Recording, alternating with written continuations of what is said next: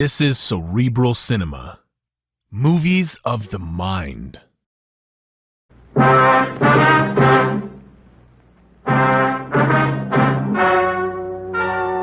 Ladies and gentlemen, the story you are about to hear is true. Only the names have been changed to protect the innocent. NBC brings you Dragnet.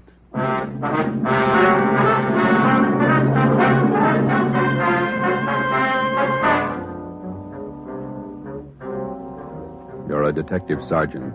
You're assigned to robbery detail. An armed gang of blitz bandits has started to work in your city. Their pace is fast, 4 and 5 robberies each night. The criminals are not amateurs. They're well armed, dangerous. Your job, get them. Dragnet, the documented drama of an actual crime, investigated and solved by the men who unrelentingly stand watch on the security of your home, your family, and your life. For the next 30 minutes, in cooperation with the Los Angeles Police Department, you will travel step by step on the side of the law through an actual case from official police files. From beginning to end, from crime to punishment, Dragnet is the story of your police force in action.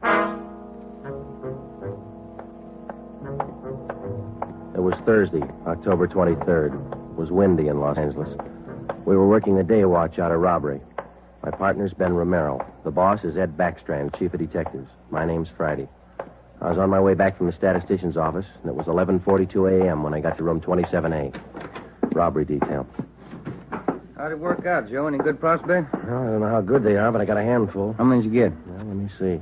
15, 18, 22. Ethel down in the stats office ran them on the IBM for me. There they are. Let's see. It's a gang of 3 men working on foot.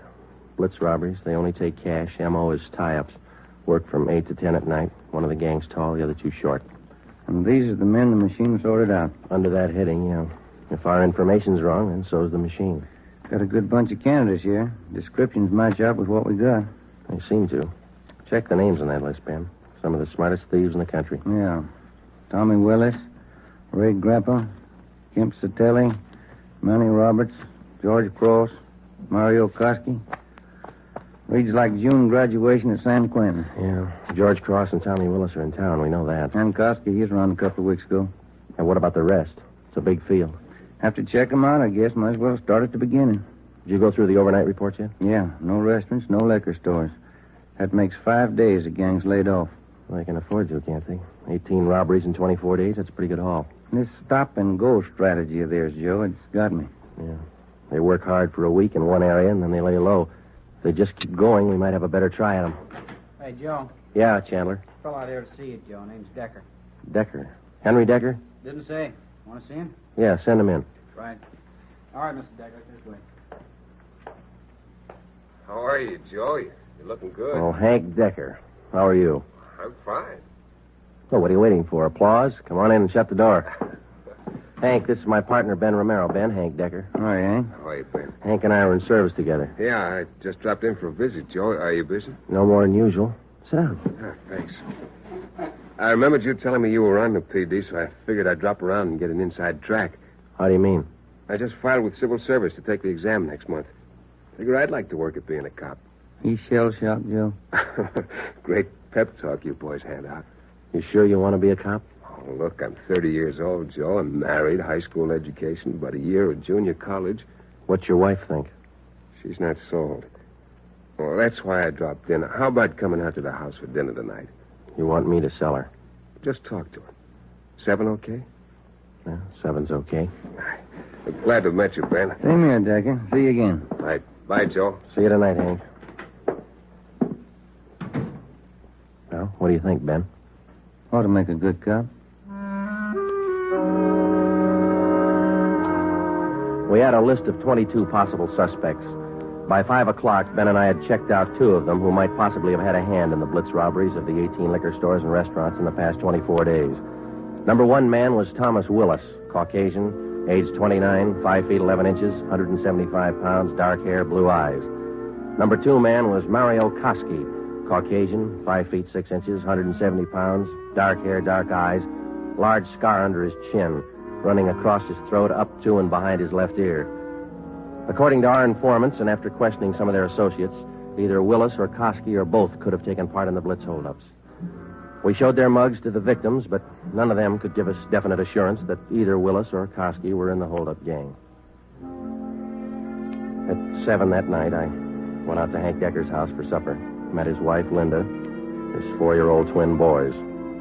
We talked about the Army, played with the kids for a while. Before we sat down to eat, we put the boys in bed. Hank was in the kitchen carving the roast. His wife closed the door to the kids' room, and we started downstairs for the kitchen. What do you think of our two atom bombs? They're fine kids, Miss Decker. Hank told me that you were worried about him wanting to join the force. I was 12 years old when my father was shot down. He was a policeman in Des Moines. He was only 37 when he died.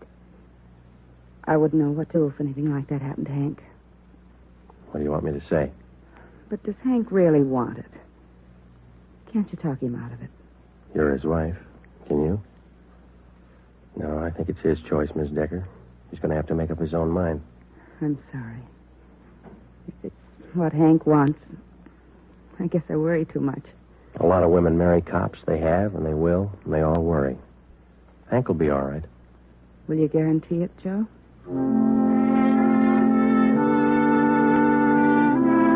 During the next month, I heard from Hank Decker only once. He was studying hard. During the same month, Ben and I were working hard, trying to find some kind of a concrete lead to break the Blitz gang. There had been no subsequent holdups which seemed to tie in directly with the gang or its operations. From the list of possible suspects which Ben and I made up, 18 names had been eliminated for one reason or another. Either they were in jail at the time of the robberies, out of the Los Angeles area, or out of the state. But 4 names remained: George Cross, Tommy Willis, Mario Koski, Julian Brock. During the latter part of the month, George Cross was booked on a minor charge, and we questioned him at that time. He showed no knowledge of the holdups. Nearly 2 months after the robberies were committed, Ben and I were still without a solution as to the whereabouts of the gang. Never known a Blitz gang like this way before, Joe. Once they get wound up, they usually go until they're caught. Yeah. Did you get out those telegram checks to the east yet? Last night before I went home. Sent out all 3. Willis, Koski, and Brock. I'd like to find just one of them. Chicago might have something. That's Koski's old hangout. Willis, too. What about Brock? He's from Kansas City, isn't he? Yeah. I got a wire, too. Might have an answer from one of them tomorrow. That's a slow job. We'll have to wait it up. Guess so. No follow-up on the victims we talked to. I'll get it. Robbery Friday. Oh, hiya, Joe. Hank Decker. Congratulate me. What for? Just passed my written exam. Got the letter this morning. How about that? That's fine. When do you take your physical? Oh, not till the end of the month. Next week I take the oral and agility tests, then the physical. If I get by them, I'm in. Well, you're going to have a full month at the police academy after the test. There's a lot of work, Hank. Oh, it can't be any worse than these tests. It's a tough 30 days out there on the Hill. Law, court procedure, evidence, combat fire target practice. You'll have to wade through all of them. You ever going to have anything encouraging to say? Yeah, when you graduate. I won't count on it. How's your job going? Slow. How's your wife feel now? About taking the job? Uh-huh. A little better. She said to say hello. Okay. Keep us posted, huh? I'll do that, Joe. Right. Bye. Hank passed his written test. Sure anxious. Brandy, Romero, got a minute? Yeah, Skipper. Come on, Joe. You got something, Ed? Yeah, those Blitz robberies you're handling. Not having much luck. We were. Gang's disappeared. Not a trace of them so far. They leave town? Oh, we're not sure, Ed. We don't even have a good description. We're guessing most of the way. What are your guesses? You've had a couple of months to make them. 12 of the holdup victims we talked to told us definitely that there were 3 men in the gang, 2 of them short, 1 of them tall. We've just been working from there. All 3 of them have dark complexions. Started with 22 possibilities and got it weeded down to 4. No, wait a minute, 3. Yeah. Tommy Willis, Mario Koski, Julian Brock. Willis and Koski are Eastern Hoods. Brock's from the Middle West. And where are they now? Haven't showed their faces around town. We're checking some of the cities in the east.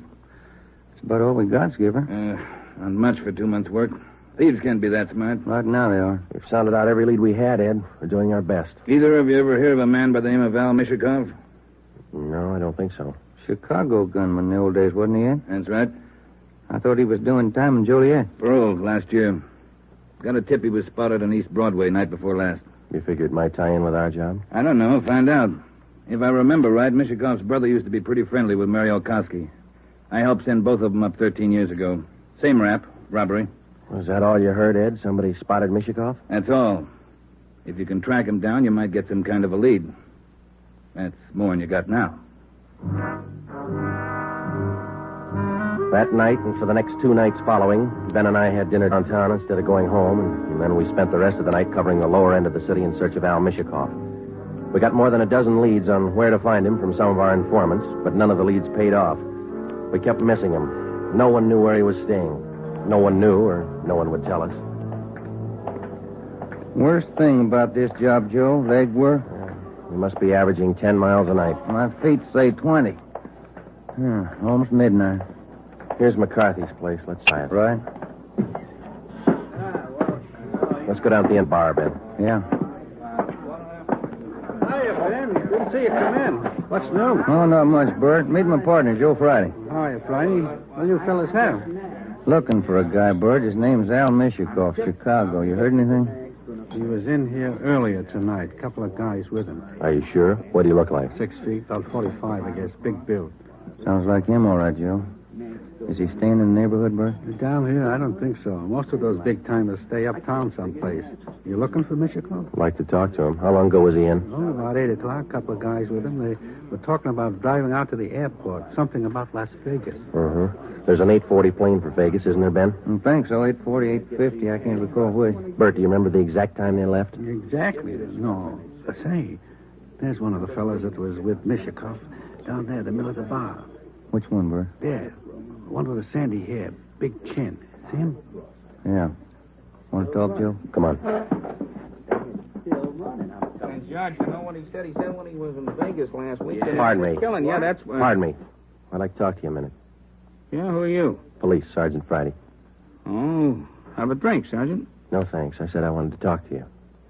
Square John, huh? Wait a minute, George. Square John wants to talk to me. Come on outside. We can talk better out there. I ain't done nothing. What's the pitch? I got a right to know. Let's go. Outside. Maybe I don't want to go outside. I think you better. Come on. All right. Quit shoving, you dumb cop, shoving people around. What are you trying to do? Let me see. All right, down this way. Car's parked up the next alley, Joe. Hey, look, what's this all about, huh? I got a right to know. You were seen with Al Mishikoff tonight. Where is he? Who? Al Mishikoff. You want us to spell it? I don't think you can spell your own name. Nobody's asking you to play smart. Where's Mishikoff? Out of town. What do you care? Here's the car. All right, inside, you. No. Look, you got me wrong. I ain't done nothing. Where's Mishikoff? You and some other guy drove to the airport with him tonight. Let's have it. I'm clear, I tell you. I just drove out with him, that's all. Where'd Mishikoff go? Vegas. Took the plane for Vegas. When? About 8:30, 8:45. What's up, anyway? Who's the guy traveling with Mishikoff? Nobody. Who's the guy traveling with Mishikoff? Koski. I just met him tonight. Mario Koski, is that the guy? Yeah, I'm leveling. I ain't done nothing. Ben, get to a phone, call the office, contact Las Vegas police. Ask them to pick up Koski and Mishikoff. When we got back to the office, we questioned the man we had picked up for almost 2 hours. His name was John Delmar, an ex-convict. He'd been paroled from Folsom Prison 2 months before after serving 3.5 years for burglary. He said Mishikoff was looking for a man to work with him and Koski. He didn't specify the work. Delmar said he refused the offer, but they parted on friendly terms. He said Koski and Mishikoff told him that they were going to Las Vegas for a few days, then return to Los Angeles. But when Ben and I checked back with the Las Vegas police the next morning, they reported that nobody answering the description of either Koski or Mishikoff was seen arriving or leaving the airport. We checked with the airlines and sent inquiries to law enforcement agencies throughout the entire area. No sign. 3 weeks went by. Still no sign. Nothing in the overnights, Joe. No, not a thing. Oh, yeah, same here. Reno, Sacramento, San Francisco. Nobody's seen him. They've got to come out sometime. We can wait. Yeah, we can wait. Gets on your nerves. Let's check with Backstrand. Maybe he's got a job for us in the meantime. You're getting as eager as your friend Hank Decker, Joe. Incidentally, how'd things turn out for him? He passed all his exams, putting in his month's training at the academy now. He should do all right. Hiya. Hi, Mike. Skipper busy? Not in his office. Won't be in till afternoon. What's the matter? He's got a lecture at the police academy this morning. Thanks, Mike. Come on, Ben. Ben and I drove out to the police academy near Elysian Park. We went out to check with Ed Backstrand on the Blitz robberies, not to listen to his lecture. When we walked into the classroom, he was just finishing up, so we sat in the back of the room and listened. It was a pretty good speech. Because of the alertness of the arresting officer, his talent for memorizing detail, and his knowledge of how a criminal acts under a given set of circumstances, the arrest was made. Well, that's about it, gentlemen. Thank you for your attention. Now, when I ran this speech over at home, my wife said it wasn't a very good talk, but at least it came out on time. Now it seems I'm 2 minutes short, so I guess I failed on both counts. If I may, I'd like to use the few minutes that are left to tell you what I think of being a cop after 24 years. For one reason or other, you men have chosen the career of a police officer. Well, let me tell you right now, without any qualifications, it's a thankless job. Maybe you can't see it now. Maybe you think I'm exaggerating. But when you graduate next week and get that uniform on, your whole lives are going to change. You're going to lose friends, a lot of them. They'll want parking tickets fixed, some other favors. You'll have to turn them down, so you'll be a heel, a fathead. When you're on the beach, you're going to meet the cream of society and the scum, the lowest. Sometimes you won't be able to tell the difference. Some of you will have to work with thugs, stupid gangsters, dope addicts, cheap women, all the human garbage you can find in a big city. You'll come home at night and take a shower to wash off the dirt, but you still won't feel clean. That's the job. When you buy a box of candy and bring it home for your anniversary, the neighbors will say you chiseled it. When you save up a few dollars and buy a new car or some furniture for the house, that's graft. People are going to want favors. They'll offer you things, a free beer or a new dress for your wife. If you take it, you're a chiseler. If you don't, you're a tough cop. Well, here's a piece of advice. Take nothing from anyone, no matter how good a friend he is. Pay for everything you get and don't ask favors. Treat everybody alike, no matter what they look like or what they believe in. You don't play favorites. There are going to be times when a few men in the department get out of line. The newspapers will play it up because it makes good reading, and the average John public will love it. Because that's the only way he can pay you back for that traffic ticket you gave him. Being a good cop is a hard job, but it's a good one. Let me warn you just once more. It's one of the most thankless jobs on earth. That's all, gentlemen.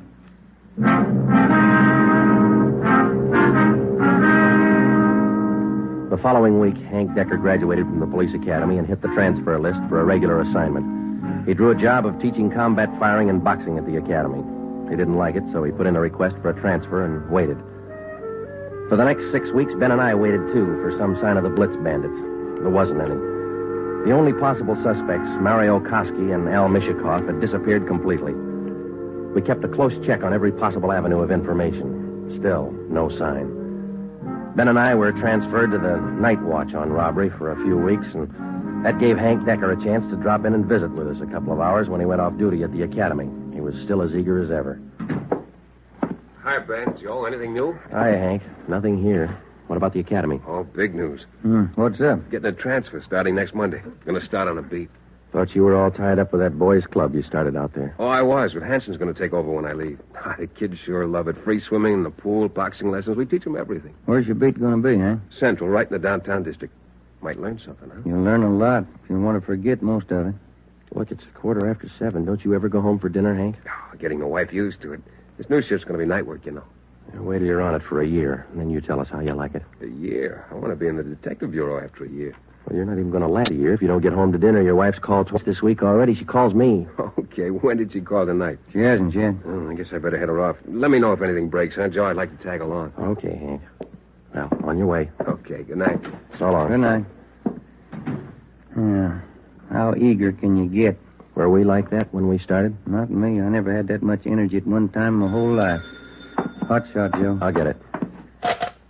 At 767 East Broadway, a liquor store, 211 and Sluggy.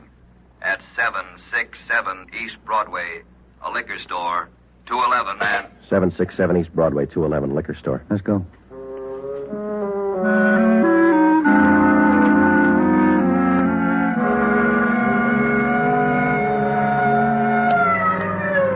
.767 East Broadway, King's Liquor Store.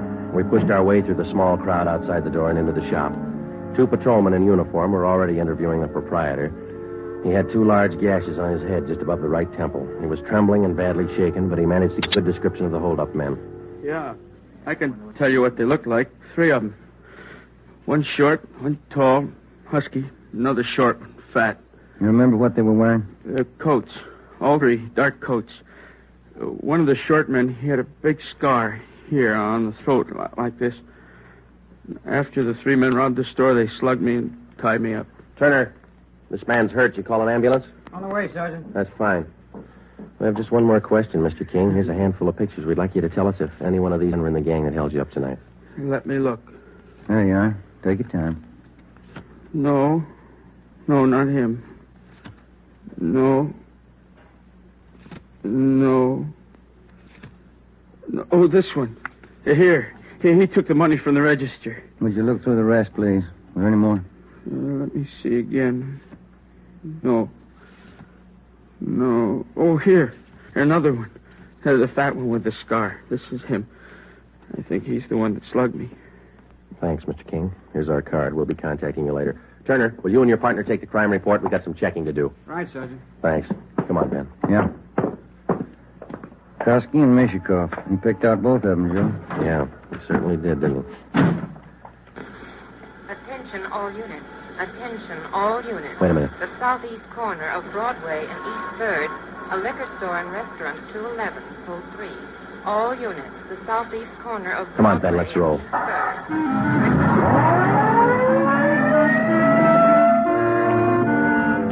When we got to the liquor store and restaurant at Broadway and East 3rd, Ben and I knew for certain that Koski and Mishikov were back in the city and working hard. Their M.O. matched down to almost the smallest detail. We put a call through to communications, and the entire Central Division was alerted. Then we called Chief Backstrand and told him the news. He assigned a special detail from the Metropolitan Unit to patrol the area until further notice. But at 9:23 p.m., before they pulled out of the police garage, the Blitz bandits added 2 more liquor stores and 1 more restaurant to their list of victims. Early the next morning, Ben and I met with Chief Backstrand in his office. You got a make on that 3rd man yet? We ran his description through R&I early this morning, Ed. Closest candidate's a guy by the name of Julian Brock. Done time here in New York. Any tie-up with Koski or Mishikov? Mama Sheet says he knows Koski pretty well. Well, that's good enough. Now, how do you think you're going to get these thieves? We've got the alert out, Chief. Special detail from Metropolitan Division's been briefed. Communications all set. All right. Here's a tip for you. Tell the men if there's a hold-up call that only the car in the area of the hold-up will handle it. These thieves are no amateurs. They may try some decoy trick. Tell the men to stay in the area they're assigned to until they receive a call. Jake? We'll take care of it, Ed. You going to be on hand tonight? And when do you figure on starting? We'll have the full detail out by 6:30. Play it safe and start at 4. Why chance missing him?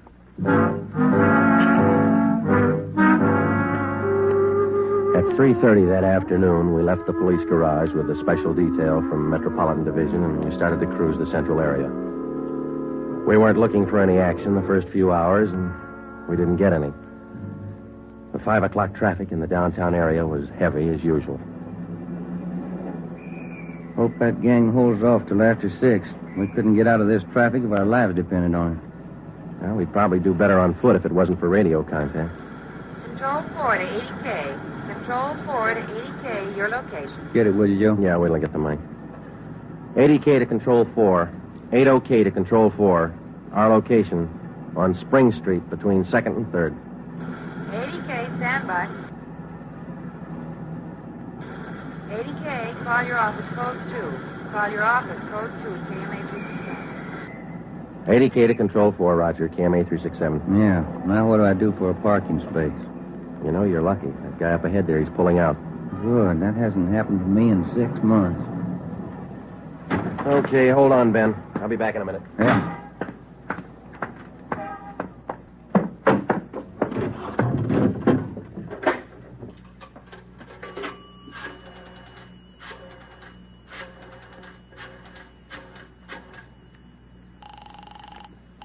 City Hall. 2511. 2511. Robbery, Chandler. This is Friday, Bill. You want us? Yeah, just a minute, Joe. Chief wants to talk to you. Hello, Friday. Yeah, Ed. Cruiser car just brought in a guy answering the description of Mario Koski. Yeah? Get over here right away and question the guy. If it is Koski, we can all go home early. Ben and I went back to the office and questioned the man who gave his name as Conrad Larkin. It was Koski's approximate height and weight, same color hair, same color eyes. The resemblance to Koski's picture was evident. We questioned him thoroughly about the Blitz robberies, and then we checked out his fingerprints. The coincidence was hard to overlook, but we were satisfied. The man was not Mario Koski. There was a phone message on my desk to call Hank's wife. I called her, and then we checked with Chief Backstrand again and started for the police garage. It was 10 minutes past 6. Hey, Ben, Joe, wait a minute, will you? Oh, hi, Hank. What's all exciting? I heard about those jobs last night, the Blitz gang. How about tagging along tonight? What's there? You suit yourself, Hank. When are you due home for dinner? I told the wife I'd eat out tonight. You sure you're not due home for dinner? No, not tonight, Joe. Did you have any luck yet? Not so far, Hank. Maybe later on tonight. Come on, here's the garage. How close did you come to the gang last night? Not close enough. 2 steps ahead of us all the way. They sure must work fast. 5 jobs in a row. All right, Hank, let's don't rub it in, huh? Hey, Ben, watch it, will you? Yeah. Woman driver. How about it, Joe? You think I can make the outfit? You talk to Ed Backstrand, he might get you a transfer after a while. Yeah, I might try it. Joe, look across the street. There's a guy coming out of the bar. Where? In front of the bar. He's standing there. Guy in the dark coat, you see? Yeah. 2 other guys behind him. Who is he? I can't be sure. Ben, you better pull up. Husky. Looks just like his picture. All right. Come on. All right, hold it, mister. We want to talk to you. Run for it, Al. Cover! Watch it, Joe! Hank, get down. Get down. 2 of them down, Ben. Other one up alley. Let's go. Did they get Hank? Yeah. All right, hold it right here. All right, Koski. Throw out your gun and come out with your hands up. All right, let's return the fire. Come on.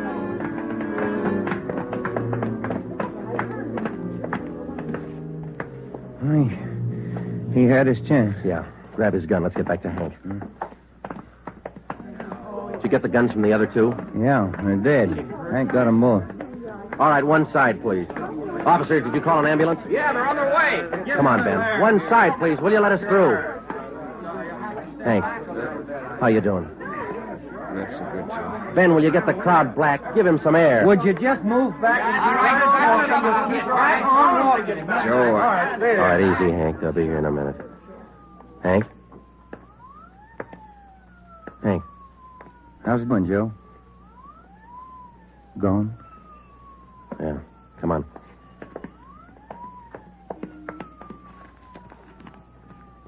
What have you got, Joe? Phone message from Hank's wife. For you? Yeah. You returned the call?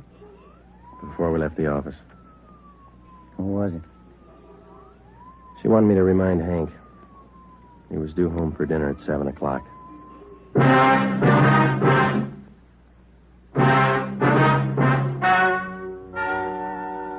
The story you have just heard is true. Only the names were changed to protect the innocent.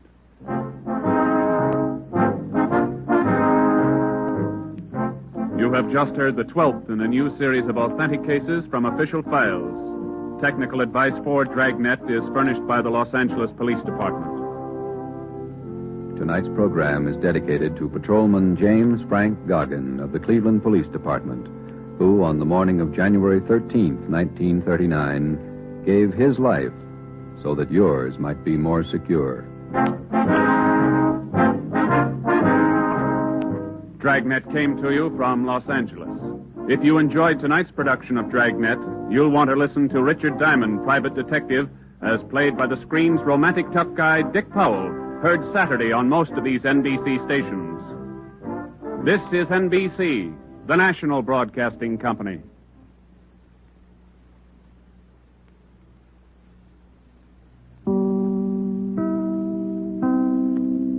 Here is another in NBC's great parade of new shows.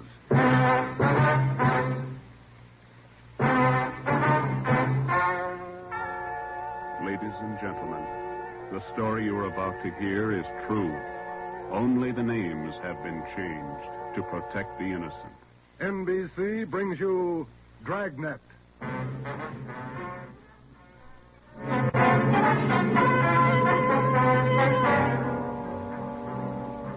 You're a detective sergeant. you're assigned to auto theft detail. In 3 months, more than 250 cars have been broken into. Property mounting well into thousands of dollars has been stolen. 2 youthful members of the gang have been apprehended. The all-important brains of the criminal ring, the leaders, are still at large. Your job, get them. Dragnet, the documented drama of an actual crime, investigated and solved by the men who unrelentingly stand watch on the security of your home, your family, and your life. For the next 30 minutes, in cooperation with the Los Angeles Police Department, you will travel step by step on the side of the law through an actual case from official police files. From beginning to end, from crime to punishment, Dragnet is the story of your police force in action. It was Monday, March 2nd. It was cold in Los Angeles. We were working the night shift out of auto theft. My partner's Ben Romero. The boss is Ed Backstrand, chief of detectives. My name's Friday. I was on the way back from the interrogation room, and it was 10:58 p.m. when I got to room 26, chief of detectives' office. Real tough kids, aren't they? Yeah, they won't admit a thing. Now, sit down. Thanks. When'd you pick him up? About 8:30 tonight in the parking lot behind the Star Theater out on Sunset.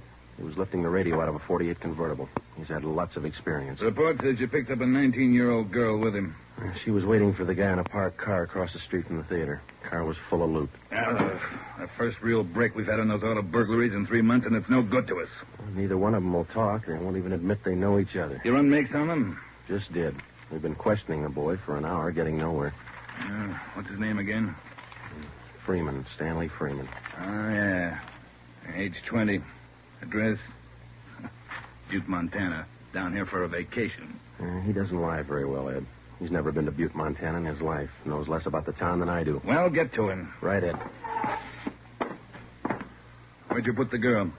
We had a policewoman take her to our office. We can talk to her when we finish with the boy. Well, what's her story? Hasn't any. She won't even open her mouth.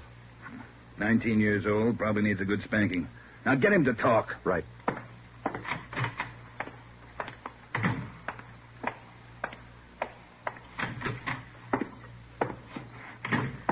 Did you run a make, Joe? Yeah, he's clean.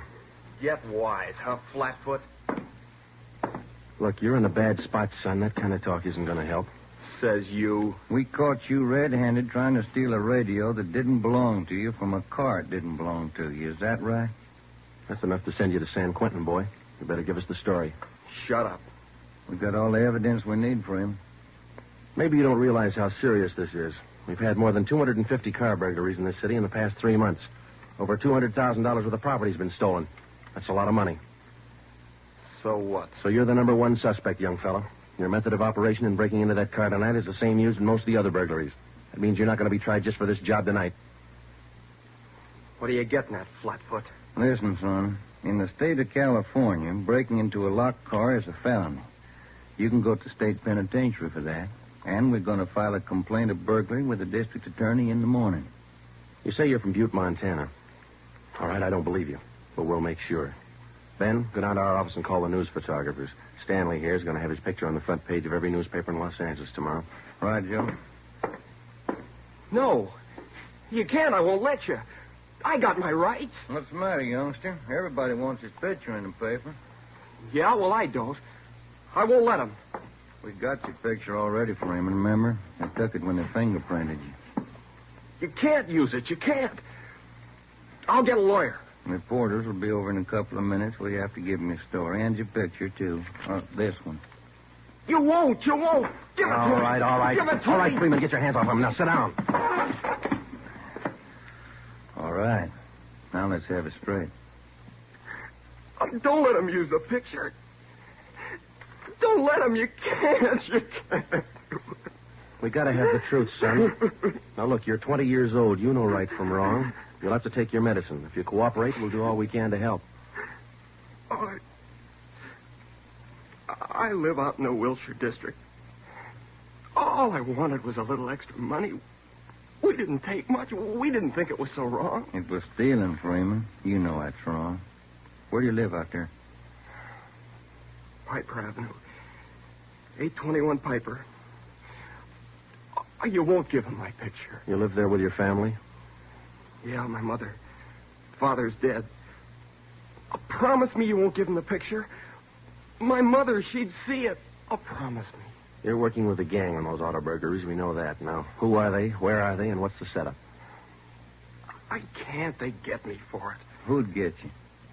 I can't tell you. I can't. Who's your girlfriend, Stanley? The one you were with tonight? Joanne. Joanne Miller. Where does she live? Piper Avenue, same as me. Lives on the same block, 866. Is that her home? She live there with her folks? Yeah. Mother and father. They work. And you got her into this. Isn't that the story she gave us, Ben? I did not. I didn't. It was her. She said a bunch of kids were doing it. It was quick money, something to do at night. She started it. All right, Romero. I'll go see the girl. You stay here with Freeman. All right, Joe. Just stay put in that chair for him.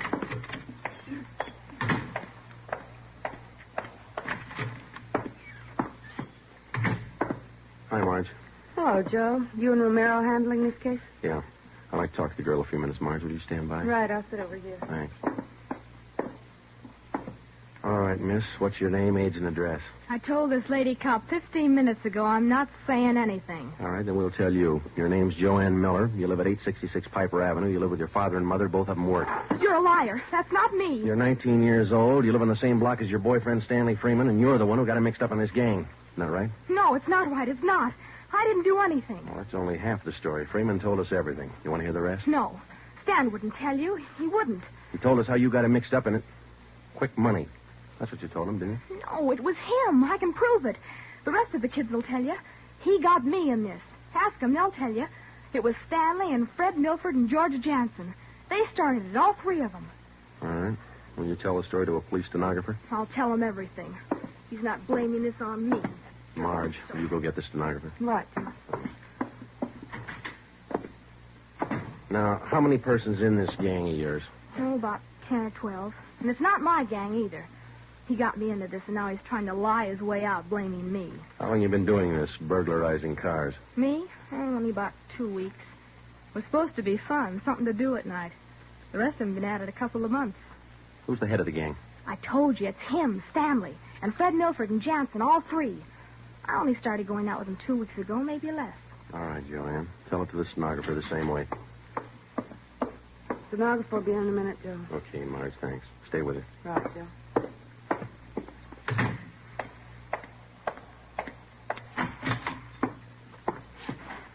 Just about a closed case, Ben. Girl gave us a full confession.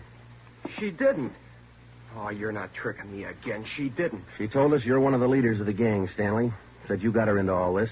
The other two are George Jansen and Fred Milford. About a dozen kids in the gang, all of them about your age. Isn't that right?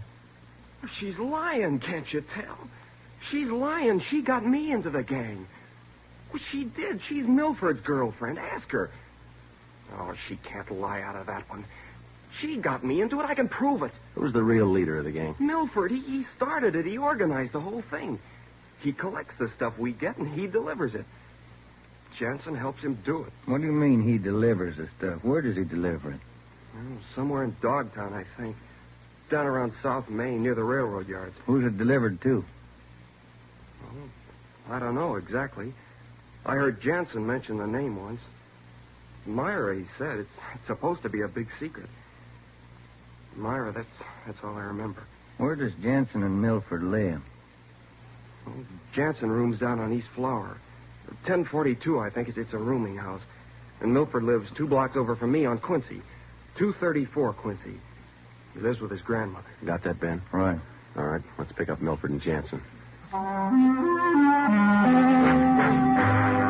It was 10 minutes past 1 when Ben and I returned to headquarters with George Jansen and Fred Milford in our custody. In Jansen's room at 1042 East Flower Street, we found 2 fur coats, a box full of new car accessories, an S&W .38 revolver, and a .45 automatic. When we picked up Fred Milford at his home, we discovered 5 deluxe car radios hidden in the garage, plus a valuable assortment of cameras, cigarette lighters, and clothing. Both Jansen and Milford refused to talk, but when we got them to headquarters and showed them the signed statements of Stanley Freeman and the girl, Joanne Miller, they broke. Milford, Where else did you and your gang operate besides the Wilshire district? No place, only out there, that's all. Same type of car burglaries have been committed all over the city. You telling us your gang didn't have a hand in them? It's the truth. Our territory was Wilshire district. We didn't go outside. You mean some other gang's responsible? I don't know. All I know is we didn't have any part of them. Is there another gang, Milford? Maybe, I don't know. You find out. It's none of my business. It is your business, Milford. You admit you and your gang committed 55 jobs in the past 3.5 months. That leaves about 200 jobs to be accounted for. That's right. You figure it out. We have figured it out. I think you and your gang of young thieves pulled every one of those 250 jobs. There isn't any other gang. That's the story the district attorney's going to get. You're crazy. There is. I know there is. Then give us the information and save yourself a lot of trouble. Well, we're not the only ones. That's all I know. Milford, do you know how many years you get for auto burglary? I told you, we're not the only ones. There must be a couple of others besides us. Vince Mahoney, he's got a gang. Where does Mahoney operate? West Hollywood and Beverly. Where does he live? I don't know. Honest, I only met him a couple of times. Where'd you meet him? I don't remember. Where'd you meet him, Milford?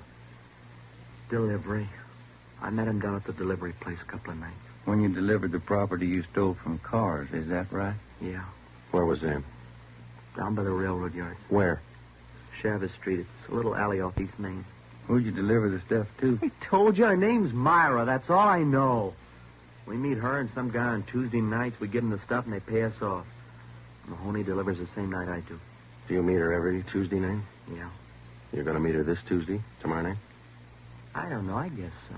Same place? Yeah. Are you the only one she deals with? Sometimes Joanne. Near Joanne.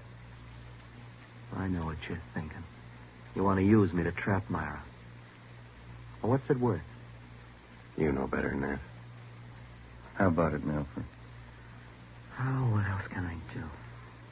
Give me another cigarette.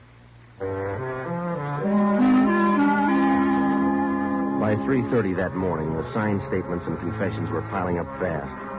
Milford gave us a list of the names and addresses of each member in his gang, and within an hour, they were all under questioning at headquarters.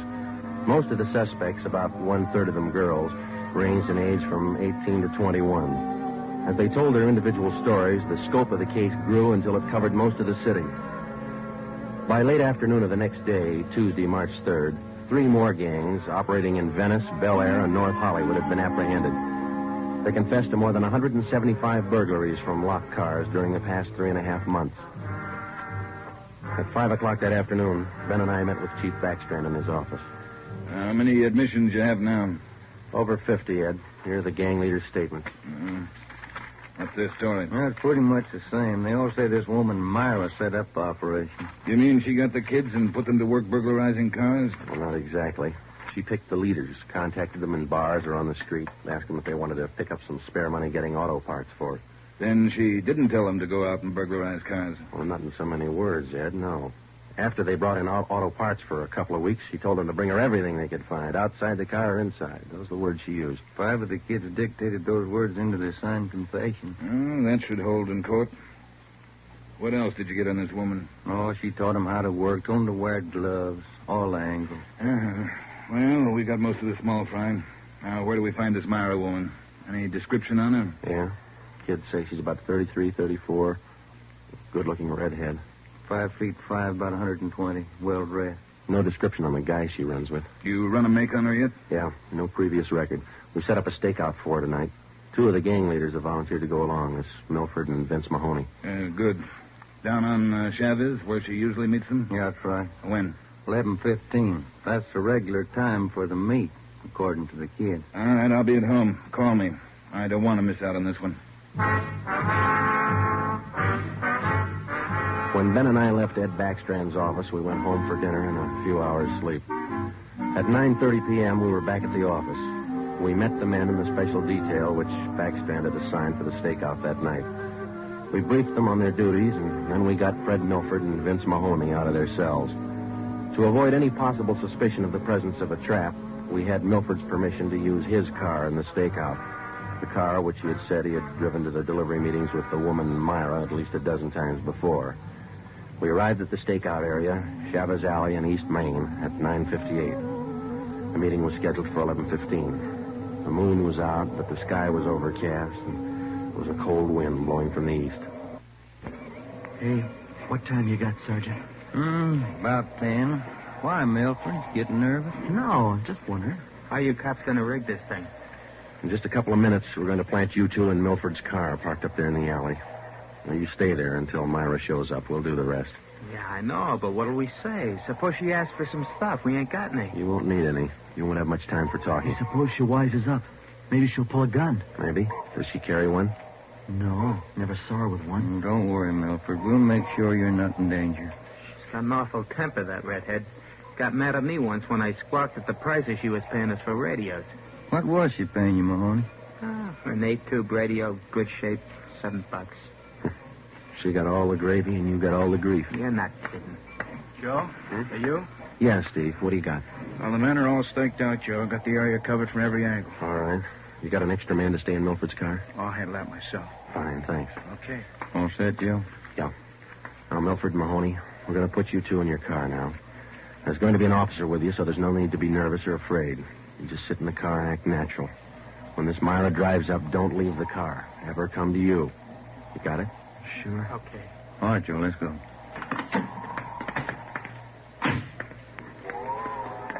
Sure is cold out. I don't even have a heater in my car. You stole enough of them. Okay, Steve, here they are. All right, boys. Milford, get in first behind the wheel. Okay. Mahoney in the middle. Now I'll sit in the back. We'll be parking that garage across the street, Steve. Got a perfect view of the alley. Okay, Ben. Check with you later. All right. Mean night, Joe. Yeah, come on.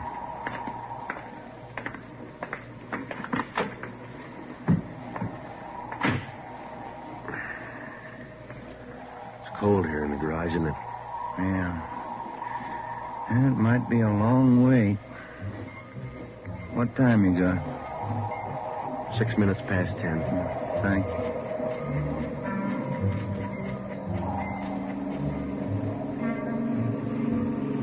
Hey, Joe. What is it? It's nothing. Thought that passing car was turning in the alley. Relax. It's early. Lonely place. Dark. Gets on your nerves.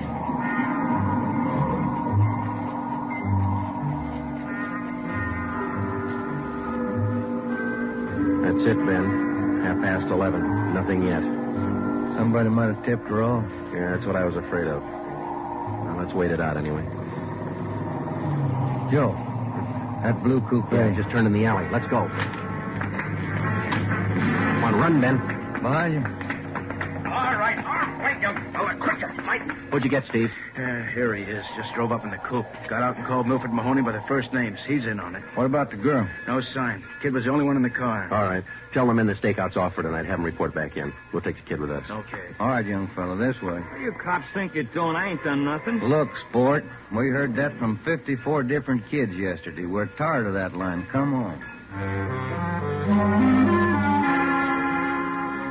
When we got back to the office, we took the boy to the interrogation room and questioned him. He gave his name as Matthew Leiter, age 21.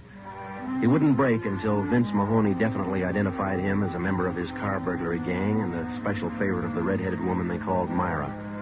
Then Leiter copped out and told Ben and I that he had talked with Myra as late as 10 o'clock tonight. He told us that she had heard that the police had picked up some of the gang members, and she asked Leiter to drive down to the Chavez Alley meeting place. He was supposed to tell Milford and Mahoney that the weekly delivery date was off until further notice. We questioned Matthew Leiter for an hour and a half. You told us a little while ago that you talked with this woman, Myra, late tonight. Yeah. Where'd you talk to her? At her home? Her home? Don't be stupid. Nobody knows where she lives. I met her at a bar. Which bar? Julius, down in Santa Monica. How did she contact you? Called me at home. She's not such a bad dame. She treats you right. Sure, that's why you're in jail. Did you ever call her on the phone? I don't know her number. None of the kids do. She's smart. She taught me all I know about the racket. You'll have a rough time getting her. Maybe, but we'll get her. Ben and I left the office at 2 a.m. and went home to bed. We reported in at 8 that morning to head back Strand. The three of us went down the street to Koken's restaurant for a cup of coffee. Nobody was in a good mood. We had most or all the small fry in the citywide burglary ring, but it seemed we were still a long way from cracking the inner circle. The latter kid said that none of them knows where she lives, what her phone number is, nothing. Pass the sugar, I think we still have a few angles to study on that score.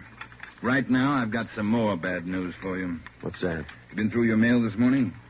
No, not yet. We haven't had a chance. I saw the overnight reports. There were 32 car burglaries last night. 32. All the way from Wilmington to North Hollywood. Now, you figure it. I can't. This girl Myra must have an army of kids working for her. How much did they get, Ed? Any idea? Rough estimate, about $3,000. Usual stuff people are foolish enough to leave in their cars. Watches, cameras, furs, expensive clothes. M.O.'s the same? Like the others. If the car happens to have a rigid handle lock, they slip a piece of pipe over the handle for a lever and break it. If that doesn't work, they pry open the wing window. Some of the windows were smashed out. Sounds like you're in an awful hurry, Joe. Yeah, maybe this Myra wants a few big nights before she peddles the stuff and gets out. If we're going to get her, we can't waste time. Any suspects picked up last night, Skipper? None. Well, where did they hit most of the car? Outside the Pan Pacific. The parking lot. Hockey game going on. Must have been 4,000 cars for them to pick over. They picked the best. As usual. Well, you better get on it. There's one way to handle it. What's that? She works fast. You work a little faster. We got back to the office, and we went over the reports one by one. Then we called the young gang members to the interrogation room and questioned them separately and re-questioned them. We got nowhere. Many of them had met Myra on the street, in a bar, but not one of them had any idea where she lived. At least that's what they told us. Ben had a hunch that Matthew Leiter knew more than he was telling. We had him brought to the interrogation room, and all that afternoon until 10 o'clock that night, with interruptions for his meal periods, we talked with Leiter. He would admit nothing more than what he'd already told us. Yeah, it's got me beat, Joe. Now, let's check with Ed. Good morning, Joe. Ben? Hi, Mike. Skipper in? Just went down the hall for a minute. Be right back. Hold it a minute, will you? Yeah. Chief of Detectives always handing. Yeah. Well, you, Joe. Oh, thanks. Hello? Yeah. He does? We'll be right over. We're Sergeant Hopkins over at the jail. Yeah? Matthew Leiter's got something to tell us. Says it's important.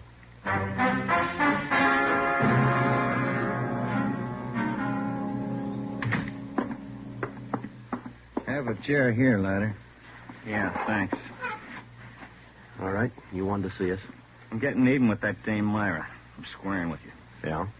She told me if I was picked up, she'd have me out in a couple of hours. She promised me a lawyer if anything happened. Said she'd get me bail. All right. Where can we find her? I don't know if she's there now, but you can find out at Francisco Motors. Big used car lot. Garage, too. It's out on Melrose past La Cienega. What's the tie-up? That's where she fenced most of the stuff we stole. Some old guy she buddies with runs the place. Big shop in the back. Store a lot of hot stuff there. Barney. Yes, Sergeant? We're through with them. Take them back. We checked with Chief Backstrand, and then we drove out to the Francisco Motor Company. We located it on the corner of Melrose and Geneva Avenue. It was a big layout. It consisted of a large used car lot sign bannering the slogan, Deluxe Auto Accessories, lowest prices in town. Along the back end of the lot, there was a large L-shaped garage. We found the man in charge, and he gave his name as Paul Hackett, the owner of the car lot. In the garage, we found the entrance to a large back storeroom. It was loaded with thousands of dollars worth of auto radios, spotlights, cratefuls of assorted car accessories. Special closets built into the walls of the garage contain racks of fur coats, suits, dresses. Below that, smaller boxes containing watches and cameras, all wrapped in tissue paper. You can save all of us a lot of time and trouble by talking to us now, Mr. Hackett. Where is Myra? I don't know who you're talking about. I don't know what you're talking about. Can you explain what we just found in your garage? I didn't know it was there. I didn't know it was stolen. Well, which is it, Mr. Hackett? Make up your mind. I bought it, but I didn't know it was stolen. You can't prove I did know. I think we can prove it, Mr. Hackett. Some of those stolen car radios stored back there, the serial numbers are filed off, and this workbench here is full of filings. I didn't know. You'll have to do better than that. How does Myra figure in? I don't know. I don't know what you're talking about. It's all right with us, Hackett. We found the stuff and we got you. If we don't find Myra, you'll be doing time for two people. Stand still. You can't. You can't do this to me. I don't know anything about it. Come on, Hackett. We're taking you in.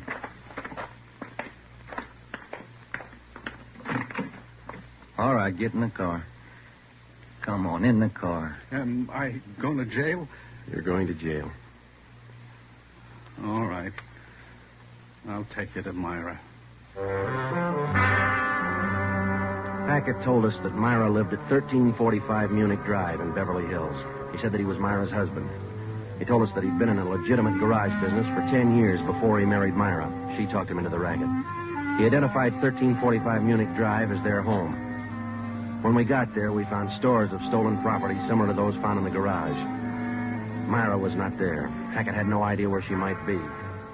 We sat down in the living room and waited.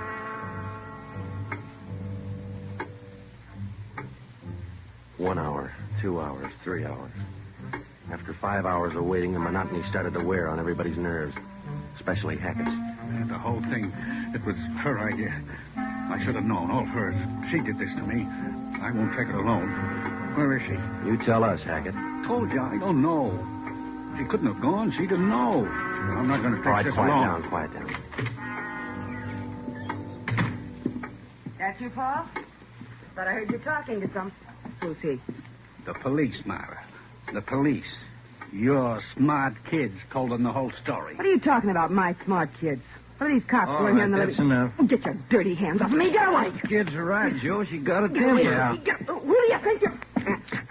There, that ought to hold you for a while. All right, come on, you two. Let's go. All right, copper. You win. Stupid husbands. How many times did I tell you? Don't touch those kids. Don't store their stuff in the garage. Don't open it for anybody. Get a lawyer. No, you knew better. Dumb jerk. The idea of having those cops camping in the living room waiting for me. Why didn't you warn me? I'm going to divorce you. That's what I'm going to do. I'll stick you for plenty. Jerk. All right, inside, you two.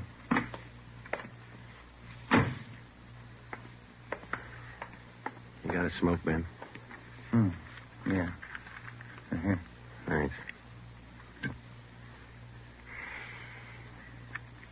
I was just thinking. What? Those kids were right. She's a pretty nice-looking woman. Yeah. Nice face. Beautiful figure. Mm-hmm. Sure talks a lot, though, doesn't she? Yeah. Hey, Joe, remind me to take home some flowers to my wife tonight, will you? The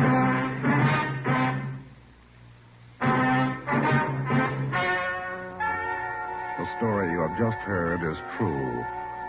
Only the names were changed to protect the innocent. Paul and Myra Hackett were tried and convicted on 7 separate counts of receiving stolen property. They are now serving out their sentences in the state penitentiary. Realizing that most of the young persons involved in the case were influenced by the strong personality of Paul and Myra Hackett, a separate investigation was made into the backgrounds and home life of the young offenders.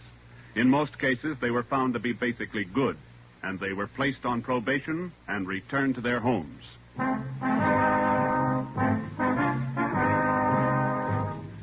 You have just heard the 13th in a new series of authentic cases from official files. Technical advice for Dragnet comes from the office of W.A. Wharton, Acting Chief of Police, Los Angeles Police Department. Tonight's program is dedicated to Detective Harry William Vosper of the Seattle, Washington Police Department, who on the night of July 21st, 1949, gave his life so that yours might be more secure. Dragnet came to you from Los Angeles. And now, an important announcement. Starting this Saturday, September 3rd, Dragnet will be heard at a new time over your NBC station. Consult your local newspaper for the new listening time. And now, speaking in behalf of the producers and the entire cast of Dragnet, we would like to take this opportunity to thank you for your many kind letters of encouragement and approval. Remember, next Saturday for Dragnet, this is NBC, the national broadcasting company.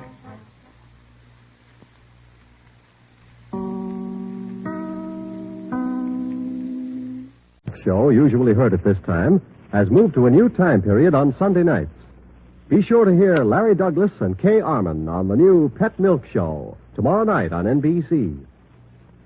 And now, here's another in NBC's great parade of new shows.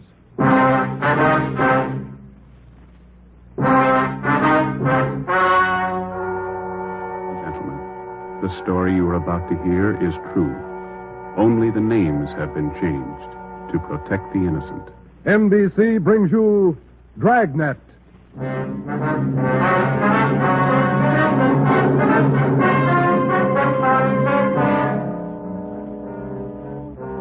You're a detective sergeant.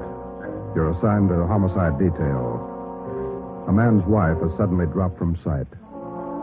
On the surface, it appears only as a routine missing persons case. You start to investigate. Suspicion grows. There is evidence of possible foul play. Your job, find the woman or find her murderer. Dragnet, the documented drama of an actual crime. Investigated and solved by the men who unrelentingly stand watch on the security of your home, your family, and your life. For the next 30 minutes, in cooperation with the Los Angeles Police Department, you will travel step by step on the side of the law through an actual case transcribed from official police files. From beginning to end, from crime to punishment, Dragnet is the story of your police force in action. It was Wednesday, September 15th. It was warm in Los Angeles. We were working the day watch out of homicide. My partner's Ben Romero. The boss is Ed Backstrand, chief of detectives. My name's Friday. I was on the way back from lunch, and it was 12:56 when I got to room 42. Homicide. Hi, Joe. Waiting for you. Hiya, Ben. Al. Hi. I hear you got something for us. Here's a report right here. Gardener by the name of Eric Kelby called in day before yesterday. Said his wife disappeared from their home out in the valley Sunday night. Says he thinks she left him. That happens every day, Barghetti. Not this way, it doesn't. Walsh and I went out yesterday to interview the guy. Story doesn't add. Why not? None of her clothes are missing. None of her luggage. She even left her pocketbook behind, full of money. Found out from the neighbors a missing woman is a 17-year-old boy by a former marriage. So what? An only child. Mother dotes on the kid. Shouldn't even say goodbye to him. How did this Eric Kelby impress you? Pretty grouchy with Walsh and me. No cooperation. Wants to find his wife, doesn't he? I don't know if he does or not. It's no help, I'll tell you that. Can I see that report a minute now? Oh, here you are. Agnes Trumbull Kelby, age 39. Kelby's her second husband. The first one died a little after the boy was born. Mm-hmm. Disappeared Sunday night from her home, 546 Lasco Road, between 7 and 8 o'clock. When did Kelby call in? Monday afternoon. Said he thought his wife might be spending the night with her sister. When he found out she wasn't, called us. Did you meet the boy while you were out there, Barghetti? Yeah, that's another thing. Kid came riding in on a bike while we were talking to one neighbors. Trying to talk to him, but the old man came out hustling him inside the house. Then he starts eating us out. What'd he say? Told us it was our job to find his wife, not to go prying into her stepson's affairs. Well, that's a new slant. How about her friends and relatives around here, Al? Any besides her sister? Walsh located a couple of her aunts. I don't think he's checked them yet, though. I'll tell you, boys, this is one I'll bet on. Maybe. You got the names of Mrs. Kelby's relatives? Oh, yeah. Right over here. Sure wish we had a chance to talk to that boy. Yeah. How's it feel to you, Ben? I don't know. Notice anything else funny about the guy, Al? I don't know. Well, here's those names, Joe. Thanks. Kelby was upset, all right. For some reason, he didn't strike me as reacting the way a normal guy reacts when his wife disappears. All right, Al. How would you react? Barghetti's worrying again. Oh, now listen, boys. It's no fooling matter. This is one I'll bet on. It's a homicide. All right. How about a copy of this report? Yeah, where'll I get the phone? Missing persons, Barghetti. Who's that? Oh. Yes. Yes. About what? Oh, sure. All right, son. 4 o'clock. Yeah. Goodbye. That was Kelby's stepson. What do you want? Thinks something's happened to his mother. In police work, missing persons detail is not a department separate in itself. It is organized as a part of the Homicide Bureau. According to Barghetti, who took the call, the boy said he suspected his stepfather, and he didn't want him to know of any meeting between him and police officers. He would meet the officers that afternoon at 4 p.m. in a restaurant on the corner of Hollywood Boulevard and Fairfax Avenue. At 3:15, Ben and I left the office and drove out to the meeting place, the Dairyland Fountain and Coffee Shop. We arrived there at 3:45. At 8 minutes to 5, the Kelby boy still had not arrived. Youngster's not very prompt. Let's wait a little while longer. Yeah. Smoke? Yeah, thanks. Want some more coffee? No, thanks. Well, I guess the boy isn't going to show. Think something's happened? 15 minutes after we left the coffee shop, we drove up in front of the gate of the Kelby nursery on Belasco Road. The house itself was set well back on the property, which covered about 4 acres. The entire nursery was surrounded by a 6-foot steel wire fence, and it looked like almost every available foot of ground inside was planted with some kind of a flower or shrub. Kelby met us at the gate. Yes? What do you men want? Police officers. Are you Mr. Kelby? Yes, what do you want? Well, if you'll shut those dogs up for a minute, we'd like to ask you a few questions. I'm busy now. Can't you come back tomorrow? Pretty important, Mr. Kelby. I think we better talk right now. All right, if you have to. Red, Giant, down. You too, Honey. Quiet. All right. Now, what do you want? Mind if we come inside? Well, these watchdogs of mine are pretty vicious. We can talk here at the gate. All right, Mr. Kelby. This is Sergeant Romero. My name's Friday. We've been assigned to look into your wife's disappearance. Oh. Did you find anything yet? Nothing definite. Maybe you can help us. Would you tell us exactly what happened the night your wife disappeared? What do you mean? What happened? Well, when did you last see her? When did you first notice she was gone? We finished up Sunday night dinner about 7 o'clock, and I laid down for a nap. Agnes went out on the front porch for some air. I woke up a little before 8 and went outside to look for her. She was gone. Nobody saw her leave, Mr. Kelby? Not that I know of. Maybe some of our nosy neighbors, I don't know. How about your stepson? Wasn't he around Sunday night? Bruce? No, went out to a show with some other kids. When did he get back from the show? About 10, I think. Why? Where's your stepson now? Who are you looking for, my wife or my stepson? Both, Mr. Kelby. Where's your stepson? Gone. I took him over to my sister's in Alhambra. Been feeling bad since his mother disappeared. Figured the change would do him good. When did you take him over to your sister's, Kelby? This afternoon. What's that got to do with it? We'd like to talk to Bruce. No, I can't allow it. The boy's too upset. I can't allow it. I'm afraid you're going to have to allow it. Listen, mister, you can get off this property right now. No cop's giving me sass. Nobody's giving you sass, Kelby. We want to talk to your stepson, that's all. He might give us a clue as to the whereabouts of your wife. And I say you can't see the boy. What's more, you cops couldn't find thorns in a rose patch. I'll get somebody else to look for Agnes. It's my business anyway, nobody else's. It's our business, too, if anything's happened to her. What are you talking about? You better get your coat, Mr. Kelby. We're taking you in for questioning. You come through that gate, and I'm going to let these dogs go, accidentally. I'd hate to shoot the dogs. Now go on in the house and get your coat. Eric Kelby turned and made his way up the path and into the house. 5 minutes later, he came out. Without a word to either of us, he came down the path, closed the gate behind him, and got into our car. On the way back to headquarters, chatted pleasantly about the weather, the nursery business, and his dogs. When we pulled up in front of the city hall, we met the reason for his sudden change in temperament. His lawyer was waiting for us at the door. We took Kelby to one of the interrogation rooms. His lawyer tagged along. We tried to question him, but the lawyer objected to 2 out of every 3 questions we asked. It was hopeless, and we knew it. So did the lawyer. We released Kelby, but we did get the name and address of his sister where the stepson Bruce was staying. After they left, Ben and I got back in the car and drove out to Alhambra to check on the boy. Well, Getty had this one pegged right, Joe. It's a real sleeper. Yeah. I'd like to know how the stepson missed that date with us this afternoon. Well, if the kid called us from the house, his stepfather could have overheard him. It's possible. Sister's house ought to be along this block, shouldn't it? Yeah, let's see. 1408, 1406. There it is, Joe. A gray cottage, 1402. Right. Well, it's a nice-looking little place, isn't it? Well kept. Yeah, it's a nice neighborhood. I wonder how the lot prices run out here.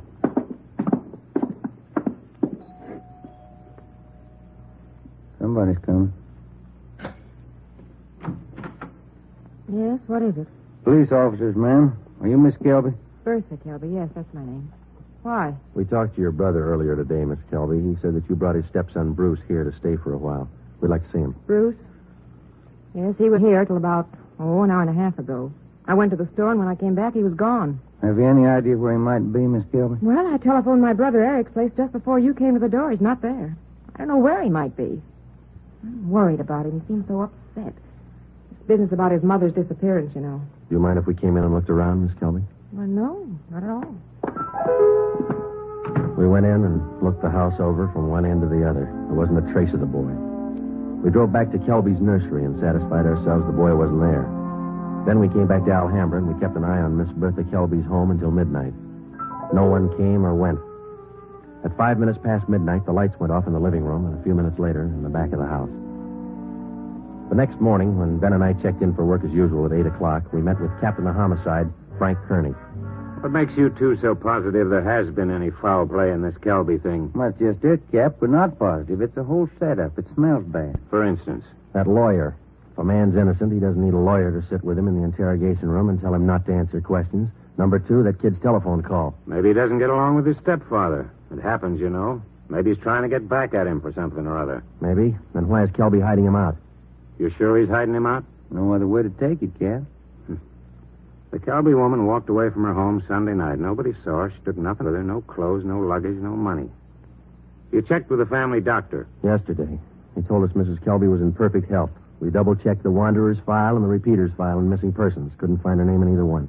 How about her relatives in town? Haven't had a chance to talk to him yet, Cap. We'll check him this morning. Well, one thing's certain. The woman couldn't have gone very far. We checked the sheriff's office, the jails, the hospitals. Sent out a teletype and an APB. Every cop in the city has her description. She's been gone almost 4 days, but nobody's seen her. How does that add up to you? It doesn't. You better move on it. Check every one of Mrs. Kelby's friends and relatives. Right, Frank. Then try the neighbors. As long as I've been a cop, neighbors have been able to tell everything about anyone.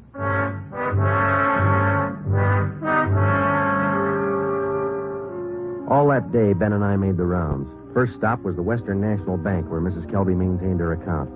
Her savings statement showed a total balance of $31,564.17. Her separate checking account had a balance of $842.71. At the Farmers Mutual, we found the record of an insurance policy issued to Agnes Trumbull Kelby. It was a 20-pay life policy covering the insured in the amount of $30,000. The beneficiary was listed as the insured son, Bruce Trumbull Kelby, if living upon the receipt of such due proof. If not, the insured's husband, Eric J. Kelby.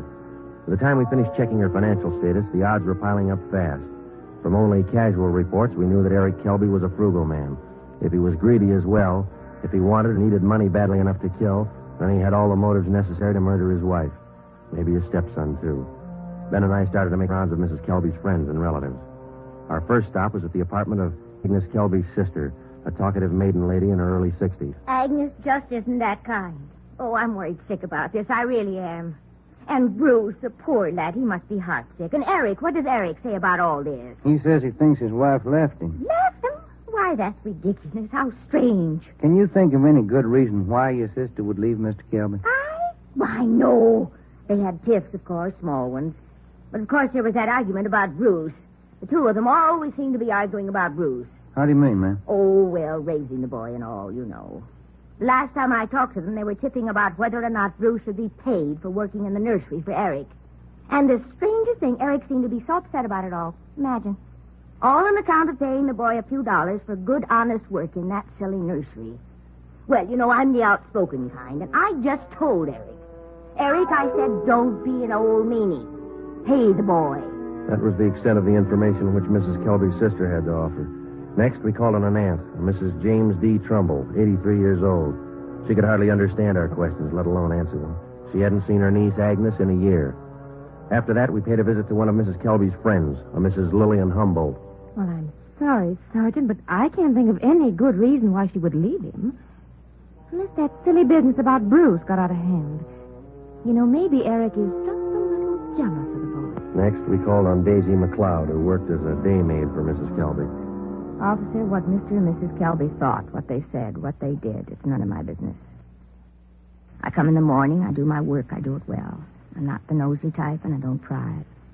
I take half an hour for lunch, and when I'm through, I take my pay, and I don't expect tips, and I take the bus home. I'm not the peeking through the keyhole kind, sneaking around corners listening. But what I couldn't tell you about that man. Exactly what do you mean, Miss McLeod? Oh, he's a hard man, you know. They're always arguing about the boy. Bruce this, Bruce that. He's a nice boy, I think. He's never done anything to me. Oh, but the Agnes. Him and her all the time. Should the boy be paid for working? Shouldn't he? Why? Why now? When Ben and I finished with a list of Mrs. Kelby's friends, relatives, and employees, we started out on the neighbors. None of them saw Mrs. Kelby after 6 p.m. the night she disappeared. 2 of the neighbors said they saw the porch light burning after 7 p.m., but both said the porch was empty.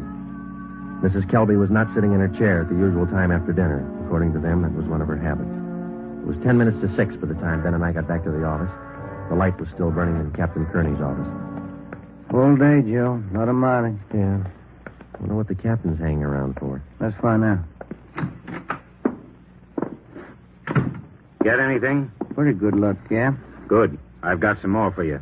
Just walked in 5 minutes ago. What do you mean, Frank? Who walked in? Bruce Kelby. He's waiting in the next room.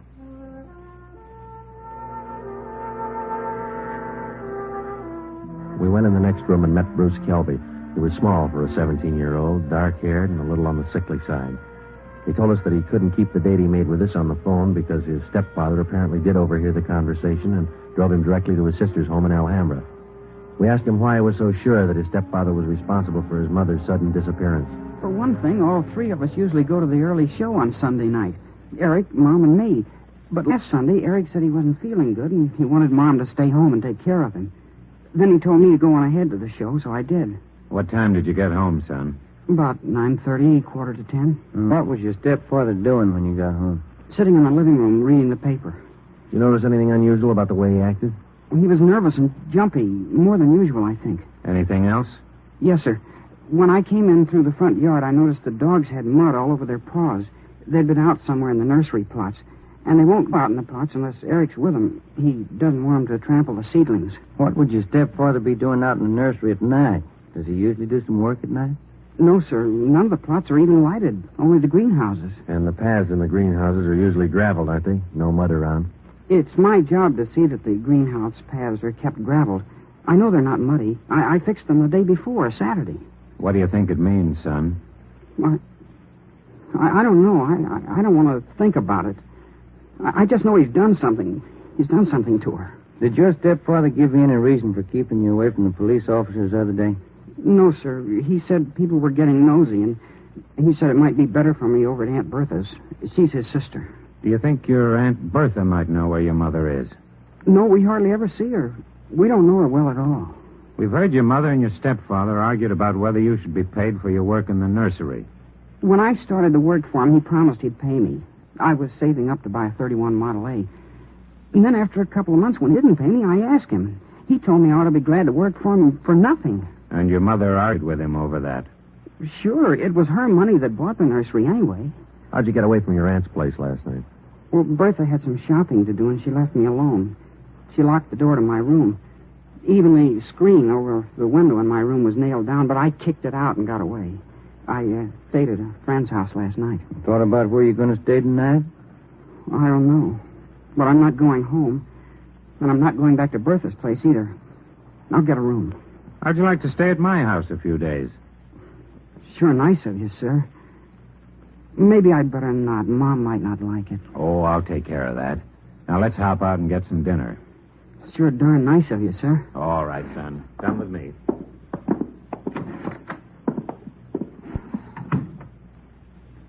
What do you think, Joe? He could be lying. Yeah.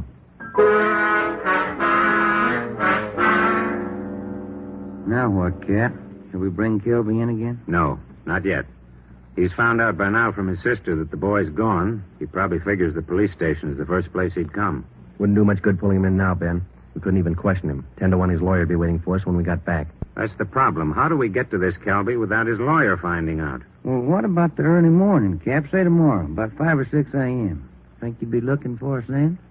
Yeah, that might do it. If we can just get by that pack of hounds he owns without waking the whole neighborhood, might work. If we could just question him alone, I got an idea it wouldn't take much to make him cop out. All right, give it a try. Get out there in the early morning and bring him in for questioning as quietly as possible. I'll be in at 6 a.m. If you want me before then, call me at home. All right, Frank. Kelby's got a smart lawyer. It's going to be plenty hard to convict him without a body and corroborating evidence. He's got 4 acres out there, Cap. You can hide a lot of bodies in 4 acres. Well, that's what I mean. This case isn't ending. It's just beginning. The next morning, Ben and I met at the office about a few minutes past 4 a.m. We had a cup of donut at an all-night restaurant, and then we started for the Kelby place out on Belasco Road. We took 4 pounds of fresh horse meat with us to keep the dogs quiet if they raised a fuss. It was 28 minutes past 4 when Ben pulled the car to a stop a few hundred feet from the gate to the Kelby nursery.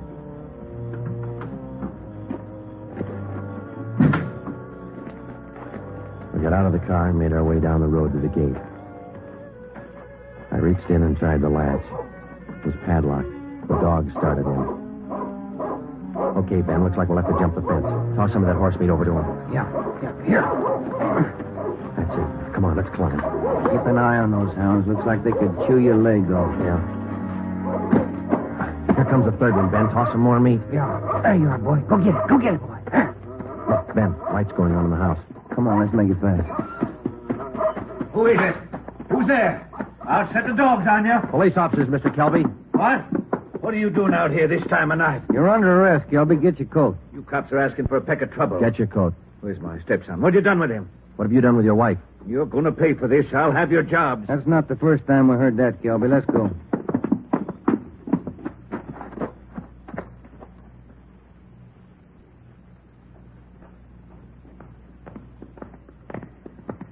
Lights burning in the captain's office. Yeah.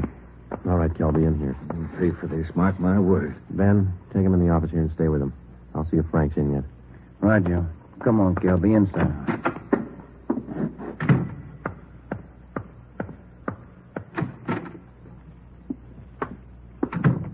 Friday? You bring in Kelby? He's down in the interrogation room. Ben's with him. Somebody saw you. Don't think so. They must have. Kelby's lawyer's sitting in the next room.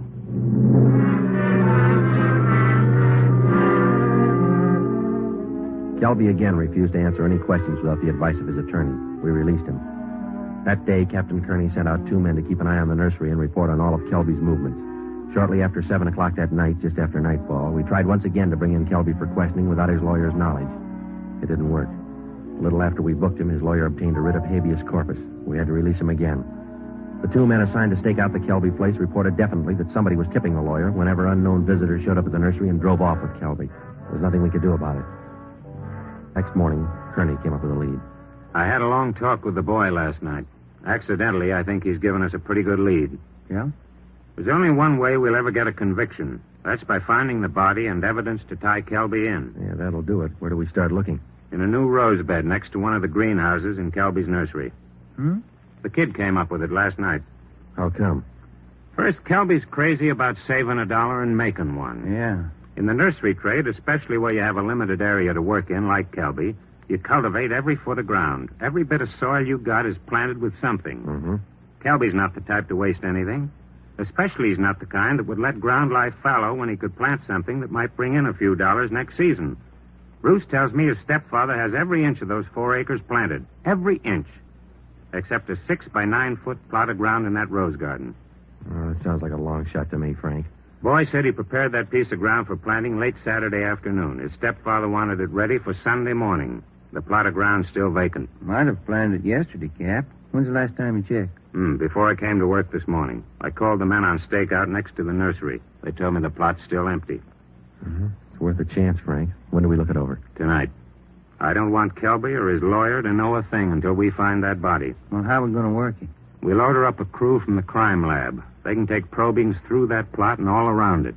They can tell us without any guesswork how deep that ground's been worked over lately. When do you want to start? Be here in the office at 8:30 tonight. If my hunches are any good, we'll find the body.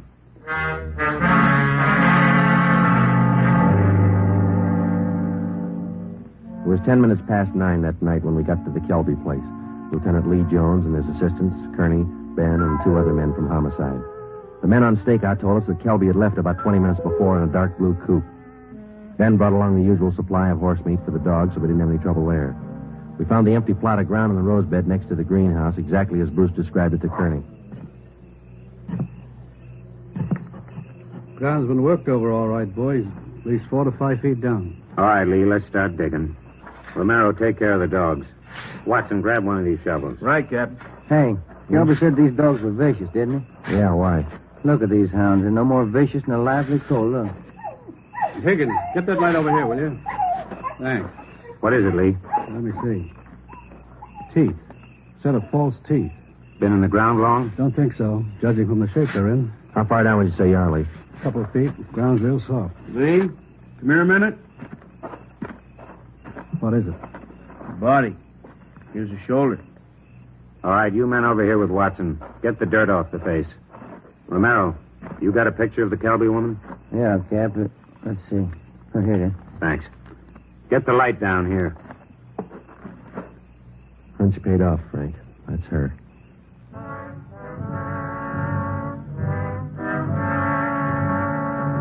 Ben and I went back to the car and notified communications to broadcast a warrant for murder on Eric Kelby. His description, together with a description of the car and license number of the car he was driving, was rebroadcast every 15 minutes. Then we went back to check the house. We found the front door unlocked. We went inside and looked around. In one bedroom, we found clothes scattered over the bed and the floor. There was only one old suit remaining in the closet. On the table next to the bed, we found an airline's timetable. We got to the phone and notified communications to alert all police details at railroad stations, bus terminals, and airlines, and then to send out an APB on the teletype. After that, we checked with the airlines. One of them told us that a man answering Kelby's description had booked passage for Mexico City. The plane was scheduled to take off at 10:40 that night from Burbank Airport. Ben's watch said 4 minutes past 10. We called the detail at the airport and alerted them. Then we drove over to check in person. It was 10:35 p.m. when Ben and I took up our positions just inside Gate 3, where passengers were boarding Flight 72 for Mexico City. He's cutting it close, Joe. Got about 4 minutes more to get flying. We waited. The crowd got thicker as departure time came closer. At 10:39, Eric Kelby came through the main entrance, across the terminal, through Gate 3 into a pair of handcuffs. I don't understand. What does this mean? We found your wife's body, Kelby. What? I don't know what you're talking about. In the rose patch next to the greenhouse. Your lawyer can't help this time. Mexico City. Would have been a nice trip. Expensive. I'll plead insanity. I didn't know what I was doing. Be a nice vacation next year, Joe, Mexico City. I'm going to talk to my wife about it. I didn't mean it. She slapped me. We were arguing about the boy. I didn't mean it. I don't know if you did or not, Kelby, but you killed her. Come on. You missed your plane.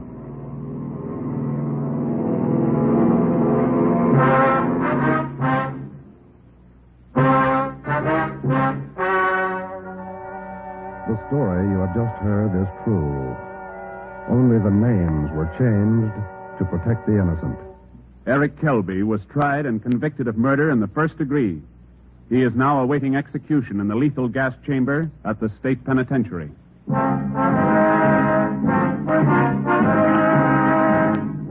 You have just heard the 14th in a new series of authentic cases transcribed from official files. Technical advice for Dragnet comes from the office of W.A. Wharton, Acting Chief of Police, Los Angeles Police Department. Tonight's program is dedicated to William J. Weston, Jr. of the Washington, D.C. Police Department, who on the evening of March 4th, 1945, gave his life so that yours might be more secure.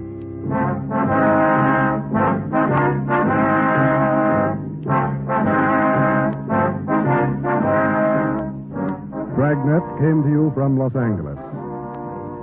If you enjoyed tonight's production of Dragnet, you'll want to listen to Richard Diamond, private detective, as played by the screen's romantic tough guy, Dick Powell. The Pet Milk Show, usually heard at this time, has moved to a new time period on Sunday nights. Be sure to hear Larry Douglas and Kay Arman on the new Pet Milk Show tomorrow night on NBC. This is NBC, the national broadcasting company.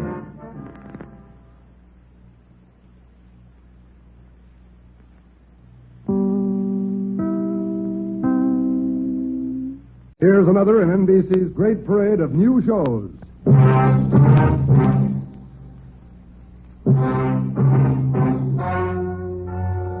Ladies and gentlemen, the story you are about to hear is true. Only the names have been changed to protect the innocent. NBC brings you Dragnet.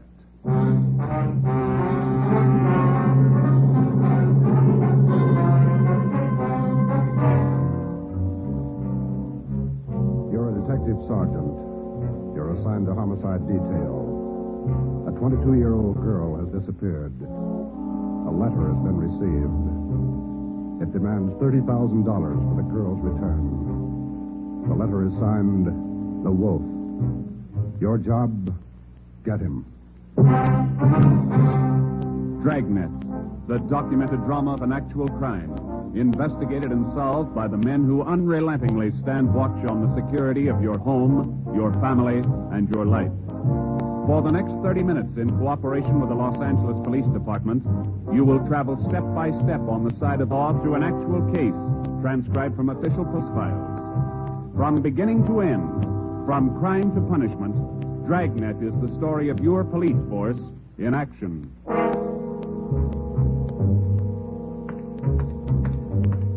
It was Tuesday, October 18th. It was cloudy in Los Angeles. We were working the night watch out of homicide. My partner's Ben Romero. The boss is Ed Backstrand, chief. My name's Friday. I was on the way back from the stats office, and it was 3:26 a.m. when I got to room 42. Homicide. Got those mugs you asked for, Joe. Here they are. Thanks, Harris. Backstrand leave yet? In a minute. I'm going out with him. What's the address out there, the Sullivan place? 814 Castro Boulevard. You go straight out Santa Monica, take a left at Castro. I remember. You ready, Chief? Yeah, Mister.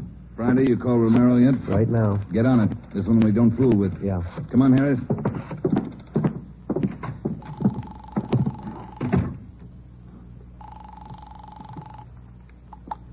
Hello. Sorry to wake you, Ben. This is Joe. How you feeling? Oh, hi, Joe. What time is it? 3:30 a.m. How do you feel? Oh, a lot better. Be back to work tomorrow. You'll be ready in 20 minutes? I'll pick you up. 20 minutes. Okay, what's up? You remember Martin Sullivan, vice president of the Third National Bank? Sullivan? Yeah, what about it? He's got a 22-year-old daughter. Or he had one. She's gone.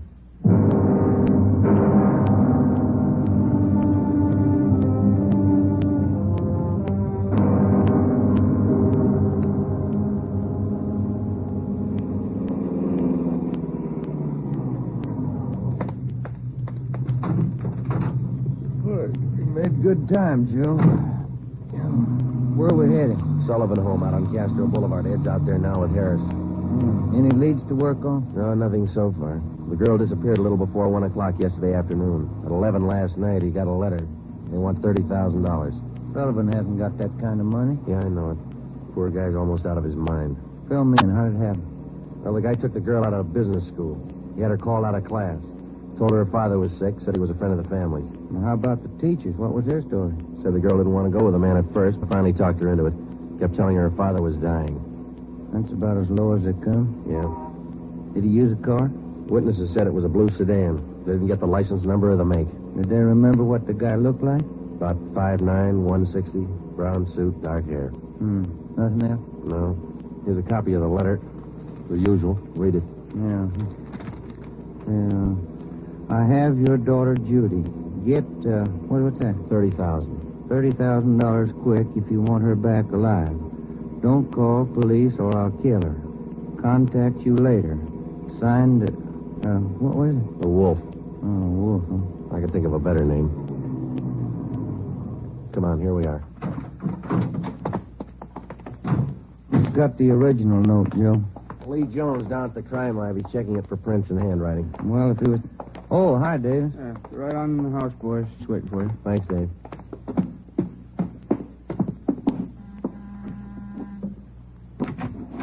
Hi, Joe. Ben.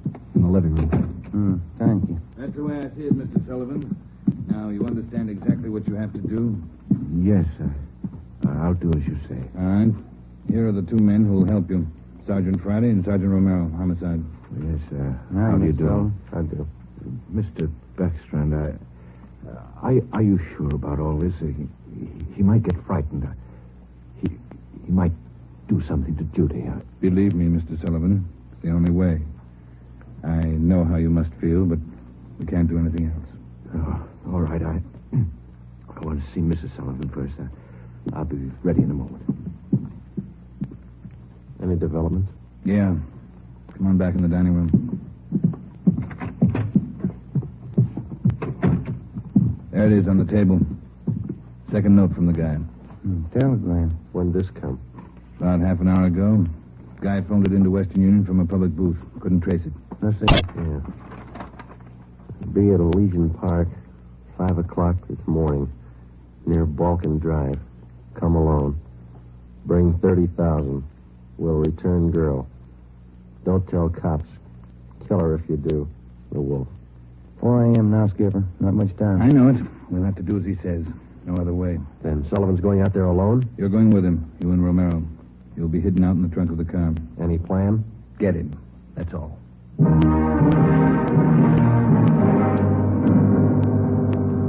Ben and I went out the back door and into the Sullivan garage. We jammed ourselves into the trunk compartment, and Harris closed the door on us. The latch was fixed so that the door could be pushed open from the inside. A few minutes later, Mr. Sullivan came out, got in the car, and we drove off. At 3 minutes to 5, we pulled up at the meeting place in Elysian Park. We waited. Nothing happened. At 5 minutes past 5, it started to thunder. That's all we need, a thunderstorm.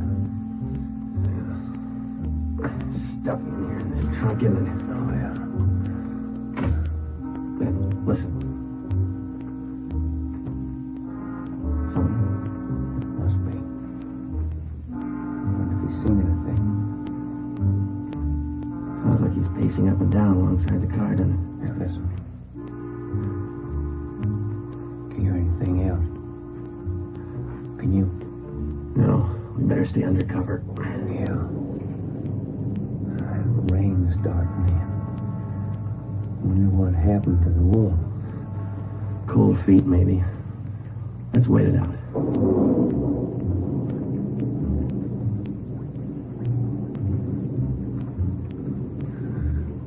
Joe. Yeah? What time you got now? Move over, but let me get my watch up. Yeah. A little past 5:30. Sergeant. Mr. Sullivan? Yes. Do you think he's coming? It's late. It's getting daylight. We better wait it out, Mr. Sullivan. Now, look, don't come back here again. If he's watching, you might tip him off. Oh, all right. All right. Poor guy. I hear it. Coming up the road toward us. Stop it. Yeah. Swing over to our car. You ready? Right. Talking with Sullivan. They're coming back here. Now watch it. Sandy, Romero. That you, Ed? Yeah, the meeting's off. Come on out. All right. Got a cramp in my leg. I'm cramped all over. Mr. Sullivan, drive back home. We'll contact you there. All right, Chief. Ben, Joe, come on over to the car. What's the story, Ed? The guy had no intention of following through with this meeting tonight. Well, how come? He told us. Phoned at 5 o'clock. Tried to trace the call. He wouldn't stay on the line long enough. What do you have to say? He wanted more money. Bragged about how smart he was. How we'd never get him. When he knows Sullivan's called in the police. Sure. Said he didn't care. We'd never get him anyway. Yeah, pretty cocky. Pretty smart. Take my word for it. He's no dummy. Control 1 to 80K. Control 1 I'll get it. 80K. 80K to Control 1. 80K to Control 1. Go ahead. 80K, go to your office, code 3. Go to your office, code 3. Dear Major 6. All right, Romero. Let's roll. More than 12 hours had passed since word of Judy Sullivan's disappearance had been phoned in a homicide. During that time, an all-points bulletin containing the descriptions of the suspect, his car, and the girl had been sent out on the teletype to law enforcement agencies throughout the area. The same descriptions were broadcast over the police radio every hour. The Sullivan home had been placed under strict surveillance, and Mr. Sullivan instructed not to contact the suspect without knowledge of the police. He'd raised almost $10,000 in cash to buy him off. The serial number on each one of the bills had been copied by a police stenographer and then rechecked by a homicide officer. So far, the Wolf, as he called himself, had made 3 separate contacts, but he'd covered his tracks well. We knew that he was somewhere in the city, 500 square miles of it, and we knew we had to find him fast. It was 18 minutes past 6 when we got back to homicide. Hi, Chief. Fellas. You got something for us, Mac? Here, this letter. Special delivery. Came in about 25 minutes ago. Can I see that, Mike? Yeah, that's him. According to the postmark, he must have mailed it right after he grabbed the girl. Listen to this. Stay away from Sullivan. If the kid's found dead, it's your fault. Stay away, the Wolf. All right, Mike. Get it over to the crime lab and have Lee check it for prints. Right, Chief. Will you find any prints on the second note, Mike? 2. Running through R&I now. Friday, Romero. Get down there and see if they got a make. I'll call out the Sullivans and check with Harris. Right, Ed. Let's go, Ben.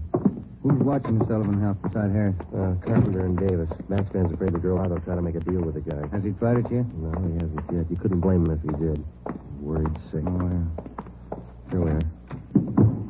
Hi, fellas. Just coming down to see you. You got something, Larry? Those 2 prints Lee Jones listed off that letter got a make on them from the single print file. That's good, Larry. Let's see, huh? There it is. Pull the whole package on them. Donald Alfred Kiefer. Looks like a real bad one, doesn't he? Donald Alfred Kiefer, male, Caucasian, age 29, 5 feet 8 inches, 170 pounds, brown eyes, dark brown hair. He had one previous arrest for forgery in Los Angeles 10 months before. Kiefer's occupation at the time of his arrest was listed as bank clerk at the Third National Bank. Ben went back into the files and pulled the crime report. Then we called Ed Backstrand. There's the answer, Skipper. At the time Kiefer pulled that forgery job at the bank, Mr. Sullivan was one of the vice presidents. Go on. Sullivan was the one who preferred charges against Kiefer and saw that he was prosecuted. Where's this Kiefer now? Let me see. He was placed on probation, and on May 16th this year, he returned to his home in Omaha, Nebraska. That's 1380 Mackinac Avenue. All right, Romero. Get Omaha on the phone and have them check out Kiefer. Right, Skipper. Friday, take Kiefer's package and this note down to Don Myers. Have him check the handwriting. And get over to the crime lab and see what Jones lifted off that last letter we got. All right, Ed. The faster we work, the faster we'll put this guy behind bars. Now move.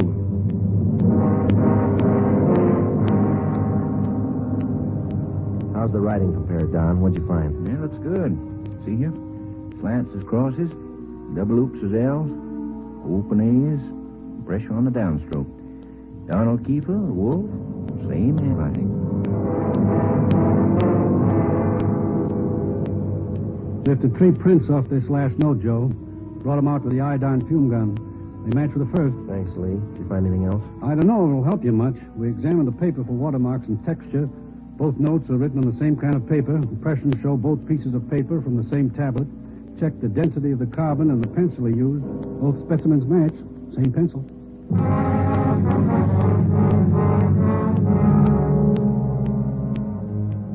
By mid-afternoon, Donald Kiefer's description had been broadcast throughout the area. Bulletins were dispatched to all departments, and an APB was teletyped to the entire state. Men were stationed at every post office in the city to watch for notes that might come through the mail. The bus depots, railroad terminals, the airports, and all the main roads leading out of the city were under strict surveillance. The entire Los Angeles area was broken down into single square-mile districts, and a house-to-house canvass was started. A squad of men were assigned to cover each square mile. Outlying towns and cities were requested to do the same. By 5 o'clock that afternoon, the greatest dragnet operation in the history of the city was underway. We were sure Donald Kiefer was somewhere inside. At 12 minutes past 5, Ben got the call back from the Omaha police. Yeah, I got it. 6 X-ray 419. Nebraska plate, right. Well, thank you a lot. Yeah, bye. They had a make on the car. Lots more. The Omaha cops are looking for Kiefer, too. Want him for a robbery there 2 months ago. Yeah? In that robbery, he used a stolen 1939 blue sedan. Nebraska license plate, 6 X-ray 419. Well, how about his family and his friends back there? They all been checked? Yeah, they said Kiefer left Omaha about 6 weeks ago. Didn't know where he was heading. Well, get that car description to communications, huh? APB, teletype, and broadcast. I'll tell Ed. Yeah, right, Joe. Right in, Romero. Yeah, Ed. What are you tied up with? Well, just got a call from Omaha. Make on Kiefer in the car. Give it to me. You two get out to the Sullivan house fast as you can. See Harris. What's happened, Skipper? Martin Sullivan's disappeared.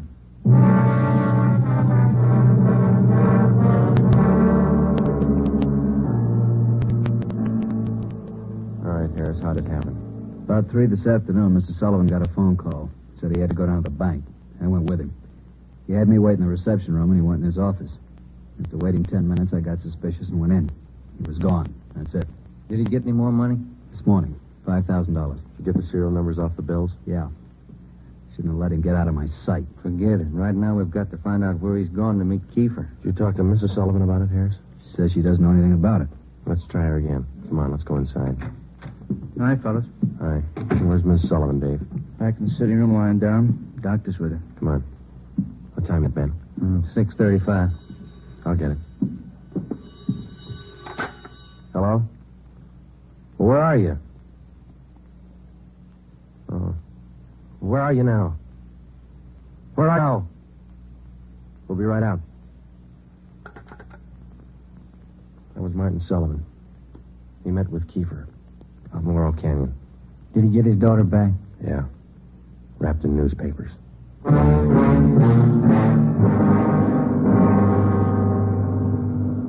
All cars in the area were notified that a contact had been made with Kiefer. We got in the car and drove out to Laurel Canyon. The entire area had been blocked off. We found Martin Sullivan standing in the middle of the road at the end of East Winding Way. 500 feet down the hill was a private residence where Sullivan had telephoned us. It was the only building in the immediate vicinity. A few yards beyond the point where East Winding Way ended, back in a clump of tall grass, we found the body of Martin Sullivan's daughter. We notified the crime lab. Chief Backstrand in the corner. Despite a severe state of emotional shock, Martin Sullivan tried to tell us the story. He said Judy was all right. I believed him. I wanted her back. Judy.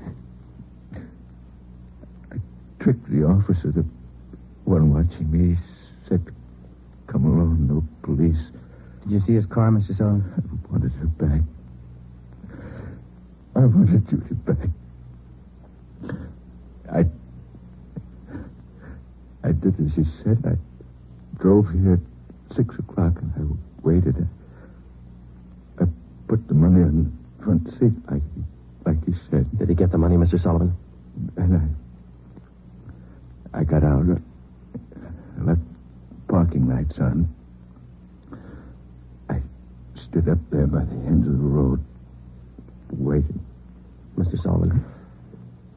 And he drove up. He took the money. Then he came up to me. He had a gun. I wanted Judy back. He had a gun. Did you see his car? He said she was up there, beyond the road, tied to a tree. I wanted her back. Mr. Sullivan, did you see his car? I went to look for Judy. He drove away. She wasn't there. By the tree. Couldn't find her. On the way back, I saw the bundle on the way back.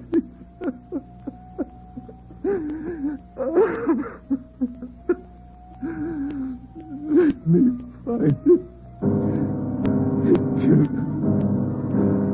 Let me.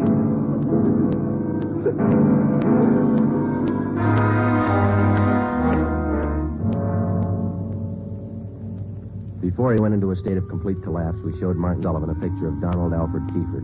He definitely identified him. The information was immediately relayed back to Central Division, rebroadcast to the entire police radio system. A teletype was dispatched to sheriff's offices, and communications were sent to police stations throughout the country.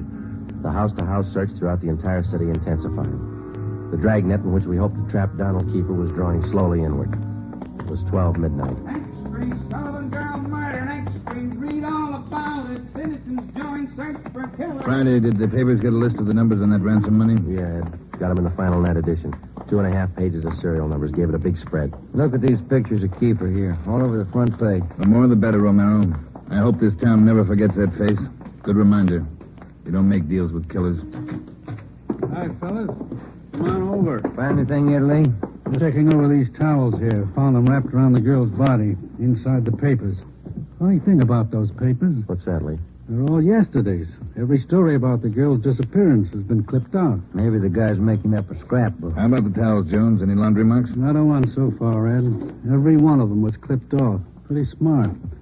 The morgue post the body in? They're doing it now. Nasty one. Yeah. Did you get any footprints or tire marks out where they found the body? Lots of them, all cast. Bossy and Taylor are checking them now. One thing. What is it, Jones? I don't know. Under the seam here. This towel. Wait a minute. Joe, that pair of snippers there. Yeah, here you are. Thanks. Pressed back under the seam. There. That's one tag he missed. Any markings, Lee? Yeah. Greenway Apartments, Los Angeles.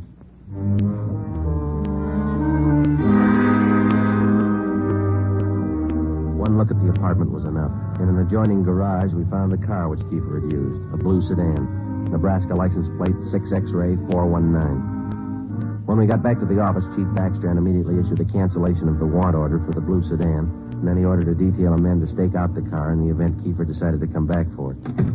Here's the coroner's report, Joe. Oh, let's see it. Cause of death, strangulation. Time of death, Monday, October 18th, approximately 2 p.m. 1 hour after he grabbed her? That can't be right. Skip in his office? No, he's out for a minute. Hey, Joe, Ben, take the call off 2503, will you? Thanks, Mike. Right. Would you give me the call on 2503, please? Thanks. Hello? Yeah. Yeah, when? We'll be right over. Some of the ransom money, Ben, just showed up. Beverly and Highland. Come on.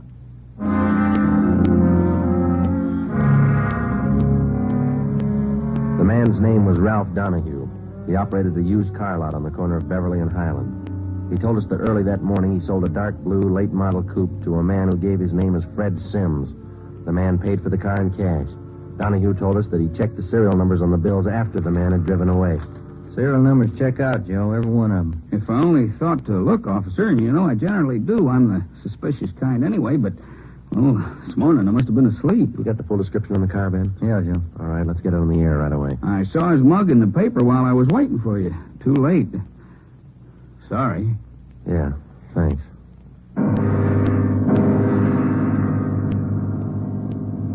At 10 minutes past 3 that afternoon, another piece of the ransom money turned up at a busy downtown department store. The clerk was unable to remember who gave her the bill. The detail throughout the general downtown area was strengthened. The house-to-house search of the entire city for Judy Sullivan's murderer went on. The afternoon dragged into the early evening. At 20 minutes to 7, Ben and I had a hamburger and a cup of coffee in the drugstore at East Broadway and 3rd. And then we got back in the car, checked with communications, and started cruising the neighborhood again. 9 minutes to 8, a man answering the description of Donald Keeper was seen crossing Sunset Boulevard just below Highland. 7 minutes later, the same man was reported near the intersection of Hollywood Boulevard and Las Palmas. Communications relayed the information. At 21 minutes past 8, our car, 80K, along with a dozen others, were concentrated in the Hollywood Boulevard area from Gower Street to La Brea, Franklin Avenue to Santa Monica Boulevard. At 24 minutes past 8, another piece of the ransom money was passed at a cigar store on the corner of Hollywood Boulevard and Hawthorne Street. The number of men and radio cars in the area was redoubled. Plainclothes officers were stationed at every intersection to keep an eye on pedestrian traffic. At 18 minutes to 9, the dark blue coupe which Kiefer had bought that morning was spotted parked in an alley just below Hollywood Boulevard and Cahuenga. We called Ed Backstrand. City Hall. 2503. 2503. Chief of Detectives Office, Hannah. This is Friday, Mike. Chief there? Yeah, wait a minute. Just going out the door. Ed, it's for you. Backstrand? Friday, Ed. Just spotted Kiefer's car, the one he bought this morning, parked in an alley off Cahuenga. Harris and I are on our way up there now. We'll take care of the car. You take care of this call. Just came in. What do you got? The theater on the corner of Hollywood Boulevard and Fairview. The girl in the box office just took in a $10 ransom bill. Yeah? She got a good look at the man who passed the bill. She says it's Kiefer.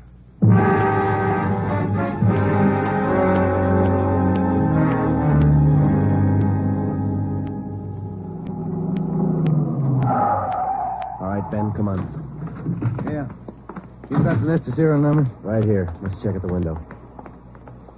Yes, sir. How many, please? Police officers, Sergeant Romero, Sergeant Friday. Oh, yes, sir. Mr. Rayburn, the police are here. Would you step around to the side door, Sergeant? Yes, ma'am. Margie, relieve Francis for a minute. Francis, come here. Bring that $10 bill with you. Sharp girl, officer, that Francis. Sharp. Here it is, Mr. Rayburn. All right, Sergeant. There you are. $10 bill and the list of serial numbers. Check out all right, Ben? That's it, Joe. Good work, man. You reported the man came in about a half hour ago. You're sure it was Kiefer? Yes, sir. I have his picture in the box office just behind the change machine. I recognized him right away. And as far as you know, he hasn't left the theater. That's right, sir. All right, Mr. Rayburn, I'm sorry. I'm afraid we'll have to interrupt the show. Anything you say, Sergeant. Anything. Ben, you keep an eye on the front exit. I'll call communications. Right, Joe. 80K to Control 4. 80K to Control 4. 80K, go ahead. Control 4, clear all frequencies. The Sullivan murder suspect, Donald Kiefer, has been located in the theater on the southeast corner of Hollywood Boulevard and Fairview. Have all units around the area. 80K, roger. Attention all units. Attention all units. Assist 80 to theater on the southeast corner of Hollywood Boulevard and Fairview. The Sullivan murder suspect has been located in the theater. Go ahead, 80K. Control 4, have all units converge in the general area, Hollywood Boulevard and Fairview. Unit 62R to block off the intersection at Hollywood Boulevard and North Cherokee. Stop all pedestrian and vehicular traffic. Unit 61A to block the intersection at Hollywood Boulevard and Hudson Street. Stop all pedestrian and vehicular traffic. Unit 71 and 72R to block the alley behind the theater. Unit 66 and 67R to assist at main entrance to the theater. Within a few minutes, the 1/2 mile area around the theater was completely blockaded. Every exit and entrance to the theater was covered. At 9:23, we met Harris and Ed Backstrand in the theater manager's office. Backstrand outlined our plan of operation. At 9:28, a detail of 14 men walked down the side aisles on the main floor of the theater and took up their posts on either side of the orchestra pit. The picture was stopped and every light in the theater was turned on. Ed Backstrand, Harris, Ben, and I went down the aisle and up onto the stage. Backstrand made the announcement. Ladies and gentlemen, we're sorry to interrupt the picture, but this is important. We're police officers. We've traced the murderer of Judy Sullivan to this theater. He is in this theater now. And we're going to search the theater row by row, and we'd like to ask your cooperation. There's no need to be panicky or afraid. Those who wish to leave now may do so. Leave by the main entrance. Each one of you will be checked as you go out the door. And for the benefit of the man we're looking for, don't try to escape. Every exit is covered and the entire area is blockaded. Don't place any more lives in jeopardy. Come on, Ben.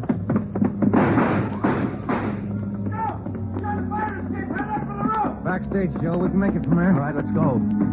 Come on, hustle it, Ben. Yeah. The next building. You'll probably try to jump for it. All right, watch it. I think this door leads out to the roof. There he goes. All right, keeper, hold it. Don't shoot, I give up. Throw your gun down. Over here. Don't shoot. Don't. Let's get him.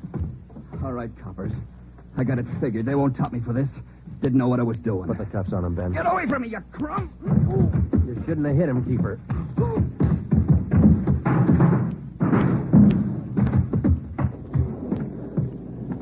All right, Ben. Try the cuffs now. Yeah. Come on, let's get him in out of the rain. What's the hurry? Why spoil a good rain?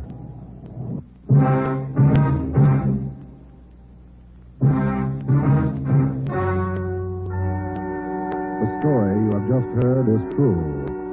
Only the names were changed to protect the innocent. Donald Alfred Kiefer was tried and convicted of murder in the first degree. He was executed in the lethal gas chamber at the state penitentiary. You have just heard the 15th in a new series of authentic cases transcribed from official files. Technical advice for Dragnet comes from the Office of Acting Chief of Police, W.A. Wharton, Los Angeles Police Department. Tonight's program is dedicated to Deputy United States Marshal John B. Glenn of Boise, Idaho, who on the morning of July 31st, 1940, gave his life so that yours might be more secure.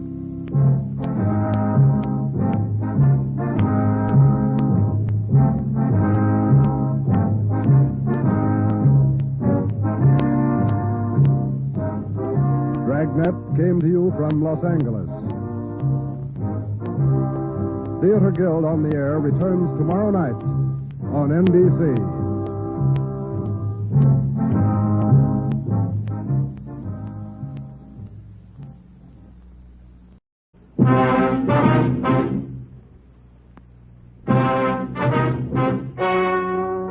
Ladies and gentlemen, the story you are about to hear is true.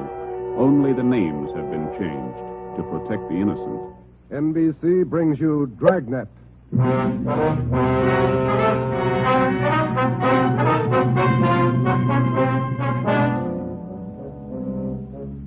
You're a detective sergeant. You're assigned to Homicide Bureau.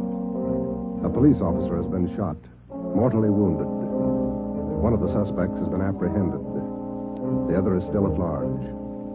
Your job, find him. Dragnet, the documented drama of an actual crime, investigated and solved by the men who unrelentingly stand watch on the security of your home, your family, and your life. For the next 30 minutes, in cooperation with the Los Angeles Police Department, you will travel step by step on the side of the law through an actual case from official police files. From beginning to end, from crime to punishment, Dragnet is the story of your police force in action. It was Thursday, November 16th. It was foggy in Los Angeles.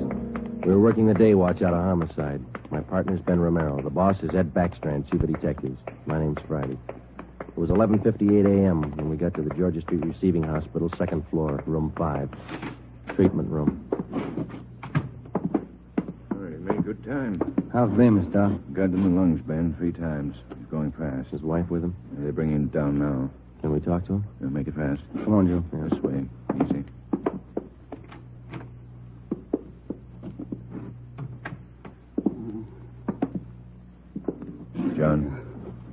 John, it's Friday in Romero. I want to talk to you a minute.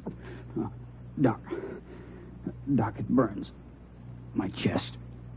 Burning up. Nurse? Yes, Doctor? The hypodermic. Yes, Doctor. Easy. All right, fellas. Don't take too long. John, it's Joe Friday. Can you tell us how it happened?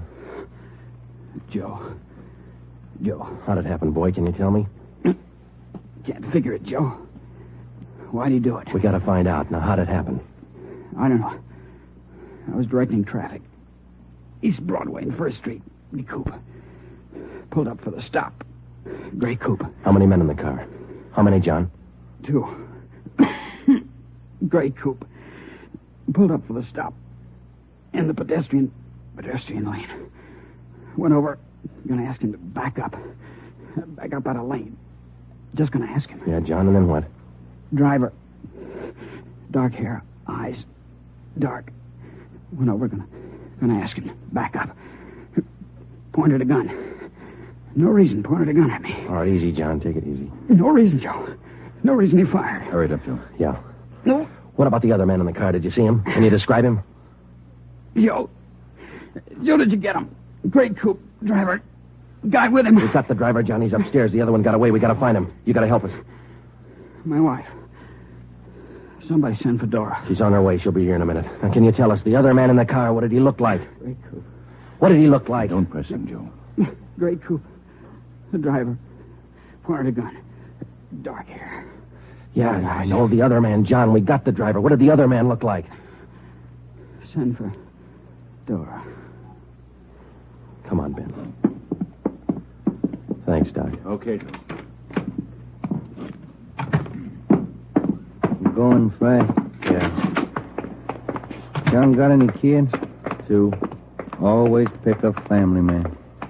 This thing's got a phony ring to it, Ben. You don't just pull a gun and shoot a man. Not if you're sane, you don't. Here's the stairs. The guy we got is as sane as they come. And how do we explain it? All I know is that hood shot John Bemis, and I want to know why. Might be a lead in that car he was driving. Maybe. Come on, here we are. Phone message for you, Friday. Came in a few moments ago. Thanks, Davis. It's from R&I. They got to make it. Take a look. No make or warrants on James Vickers, Gray. Let's talk to him. Come on.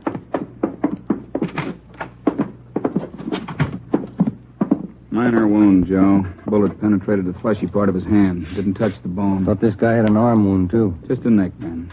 That officer you shot, Vickers, he's dying. Is he? He's a family guy. Got a wife, 2 kids. Has he? Why did you shoot him, Vickers? Ask him. We did. Then you know the reason. Said there wasn't any reason. That's right. Look, we're going to make you on this, Vickers. You know that, don't you? I don't know anything. Why'd you shoot him? Shut up. Why'd you shoot him? Joe. Yeah. Davis? Yeah? Stay with him. Bye. Doc, get us an MT slip on this guy, will you? We'll be back in a minute. Come on, man. All right, Joe. I'll have it ready. 2 big punk. Easy, Joe. Oh, easy nothing. I've seen too many good cops like Bemis cut down by punks like that Vickers. Getting mad won't help. Come on, down the stairs. Like to see Bemis? Why? Just for the record. I want to see if the doc thinks it's okay for us to bring Vickers down. I'd like to have Bemis definitely identify him as the guy who shot him. We've got 3 good witnesses. An identification for Bemis will clinch it. I want to see Vickers get everything he's earned when he goes to court. You are? Yeah.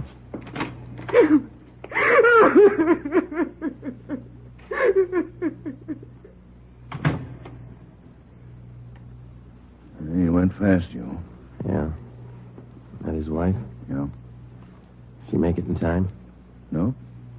Did he say anything that'd help? No, it might. He said a prayer.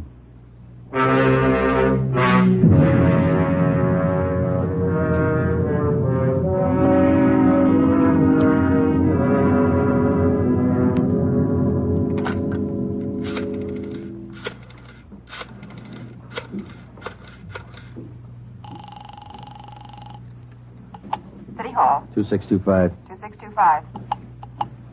Auto records, Crowley. Joe Friday, Vince. What about a make on that car used in the Bemis shooting this morning? Yeah, Joe, been trying to get a hold of you. Where are you now? Georgia Street, 2nd floor. What about the make? Car was reported stolen yesterday afternoon. Registered to Harold Simpers, 716 Everett Street. Report said the car was taken from a parking lot at Grand and Wabash. Okay, Vince, thanks. What about the guns they found in the car? Lee Jones still has them over at the crime lab. He's running them through. No word yet? No. You make out the impound report on the car, Joe? Yeah, recovery report, too. They're still dusting for prints. MT slip ready, Doc? Yeah, right here, Ben. Medical card, history, MT slip. You ready, Vickers? Yeah. All right, put out your wrists. Put the cuffs on him, Ben. Watch his hands. You saving me for the hot lights? All right, let's go. I'm not going to jail. You're in jail now. Looks like a hospital. Bars on the windows, aren't All right, come on. Give me a smoke. Here. Okay. Light. What do I get if I open up? No deal. My talk, make it attractive. Who was the other guy in the car? Hitchhiker. I always give rides. And why'd he run when we chased you? Maybe he was scared. You're part of a gang. Maybe. Who was the other guy? What's it worth? Oh, come on, Vickers. You're wasting our time. Where are we going? All right. My hand hurts. I want to call my own doctor. You hear me? Yeah.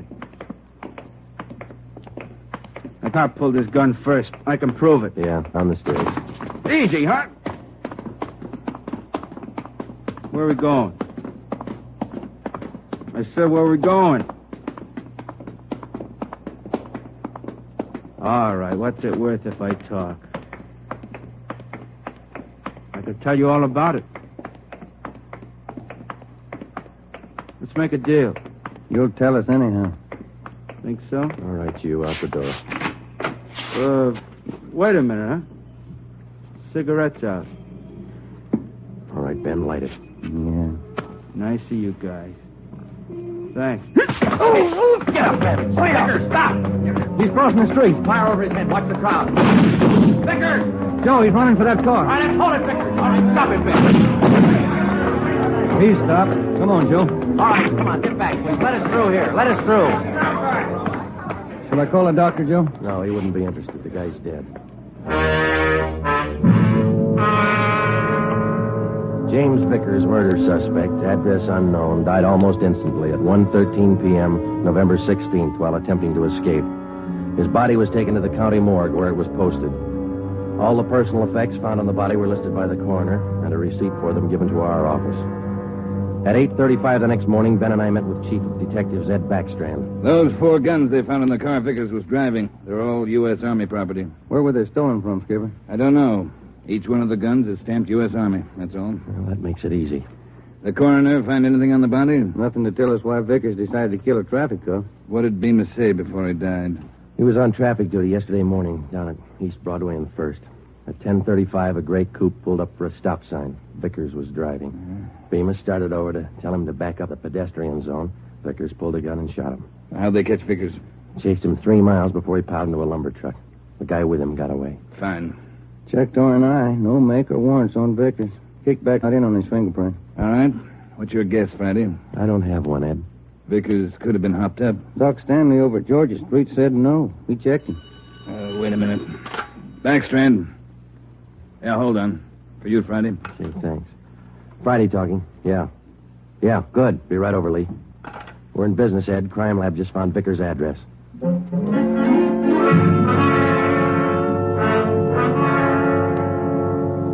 There it is, Joe. Thanks, Lee. Let's see, huh? $100 Hotel. Received a Mr. James Vickers, $6.50, room 345. Where'd you find it, Lee? Under the front seat, in with the tools. Anything else? Not a thing. How about prints? 2. Kind of smudged. Hope we can run a make with them. No prints on those 4 guns, Lee? Smeared. Not enough to classify. Yeah, this is it, Ben. That's all we got. Come on, let's see if we can make it pay off. We located the $Silver Hotel on East Grand between 16th Street and Pico. It was an old-type frame building with a brightly colored neon sign jutting out over the sidewalk just above the dark entrance. The manager's name was Luther Gage.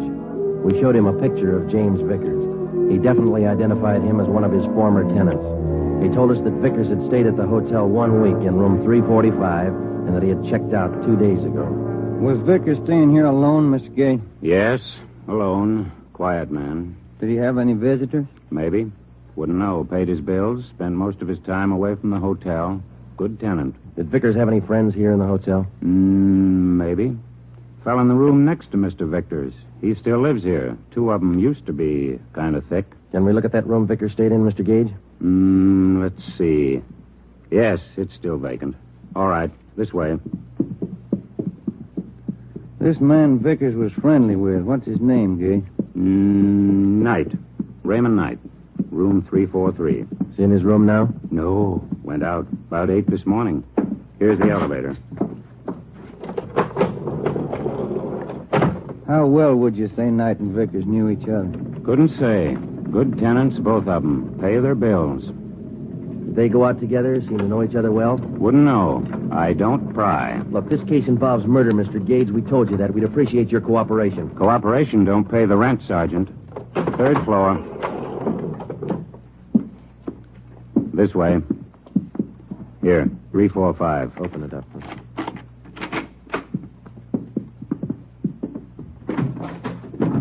Nothing. Yeah, oh, here it is. Looks pretty clean, Joe. All my rooms are clean. You didn't mean it that way, Mr. Gage. I wonder if you'd show us Knight's room now. That's next door, isn't it?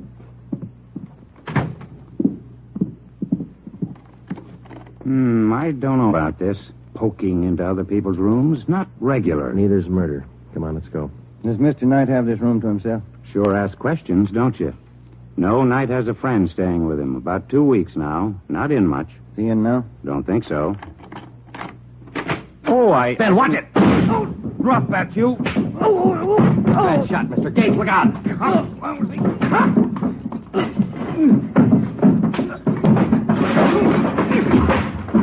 Come on, get up.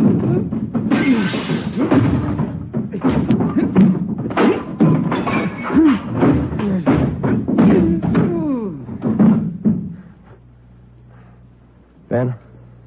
He's out cold. Look what you've done to the room. I thought you said Knight wasn't in. He isn't. This is his friend. Great friends. 45 automatic in his hand. 38 snub nose in the bureau, another 45. Look in his bag. I don't pry. He pays his bills. Good tenant. Yeah. Can I get outside on this phone? Yes. All outside calls are 10 cents. Yeah. Here. Have to keep the books straight. Sure you do. Who's going to pay for the damage? Ask Mr. Knight's friend here. Well, say... Why worry? He pays his bills. Good tenant. I called Ed Backstrand, and he sent out a special detail, take out the hotel, and bring in Raymond Knight if and when he returned. Ben and I drove to the Georgia Street Receiving Hospital, where Doc Stanley patched up the cut on Ben's scalp and treated Raymond Knight's friend for simple cuts and bruises. From papers found in his wallet and in the hotel room, he was identified as Frank Gannon, 9896 Wasatch Street, Kansas City, Missouri. When we got to headquarters, we had Gannon taken to the interrogation room where we questioned him briefly. He told us that he was a self-employed watch salesman, that he was in the city on a business trip. He admitted friendship with Knight, but not with Vickers. We booked him at the county jail for assault with intent to commit murder. The 3 guns found in the hotel room were turned over to the crime lab. We reported back to the office. Joe, my head's pounding like mad. That Gannon's a mean one. Yeah, it's a nasty crack. I got some aspirin in my desk. Might help. You're all. Hi, boys. Rough day. I don't get much rougher, Eddie. Message for you on the desk. Oh, I'm going to eat. Starving. Right, Tracy. What is it, Joe? Jones got a make on those prints he lifted off the car. Let's see. Yeah, something else in there on James Vickers. Wanted 10-14-43, desertion, U.S. Army. That could account for those stolen Army guns. Yeah. What about the make on those prints Lee found? Let's take a look. Vance Taylor's. Good solid record. 4 burglaries. 2 armed robberies. 2 assaults. Wait a minute. Here's the mama sheet. Born so-and-so, age 36. Height. Alias John Fields, Harold Grant, Tom Bissell, Joe... Hey. Yeah, alias Raymond Knight. The other man who rode in the car with James Vickers the morning he shot down Traffic Officer Bemis finally had been identified. Vance Taylor, alias Raymond Knight. Well, that still didn't explain the unprovoked murder. It didn't explain the 4 guns found in the car or the 3 guns found in the hotel room. An assortment of arms like that could mean something big, but we didn't know what. Gannon's sudden willingness to shoot it out in the hotel room meant something, too, but we didn't know what. We had Gannon brought back to the interrogation room. Hi, Gannon. Have a seat. Everything all right? I'll bet you're worried. No, we're not worried, Gannon. You ought to be. Don't make me laugh. You're tied in with Raymond Knight. That's enough for us. You send me up for it. We're going to try. Big talk. How long did you know Vickers? I didn't. Funny. His prints are all over one of those guns we found in your room. I'm not worrying. Then you better start, Gannon. Vickers and Knight killed him. If you run with him, your hands are dirty, too. I room with Knight, that's all. Knight didn't come back to the hotel. Where is he? We're not that close. You share your guns and your friends. That's close enough for us. I don't know Vickers. You mean you didn't know him? I said I don't know. We got Vickers, Gannon. He's dead. Good story. Okay. Come on, Gannon. Let's go down to the morgue.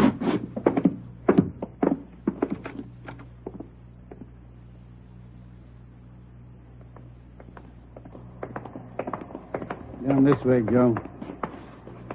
Cold today, isn't it? Yeah, it's damp. Bad sinus weather. Now, what is all this? Never seen a corpse before? No, I'm not in this. Take me back. I don't want to look. You can close your eyes. Take me back. I don't want to look. Here we are, fellas. Slant 45. This way, Gannon. I get sick. I don't want to look. Throw back the sheet, Fred. Take a good look, Gannon. No, he's Knight's friend. I'm not in it. Who is in it? I don't know. Take me out. I'm sick. All right, Fred. Thanks. Okay, boys.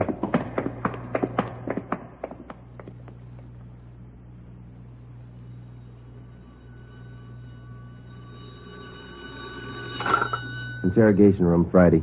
Joe, on stakeout at the Silver Dollar Hotel. No sign of Raymond Knight. Keep you posted. Okay, Dave. Thanks. How long does this go on? I can call a lawyer, you know. And you better call one right away, Gannon. They just picked up Knight at the hotel. He's incriminated you. You're a liar.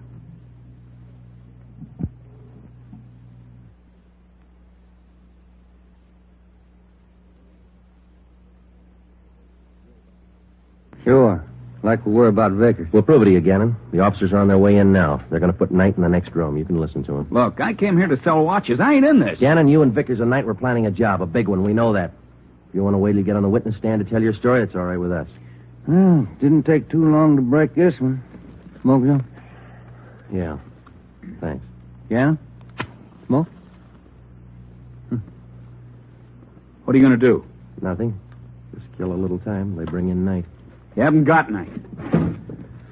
I haven't unwrapped him yet, Joe. You want to check me out? Okay, open him up. Give him a good shuffle, huh? You're going to have some time on your hands, Gannon. Want to learn a new card game? No.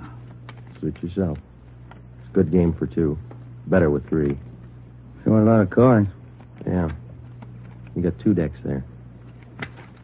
Well, first off, this game is quite a bit like gin rummy. Yeah?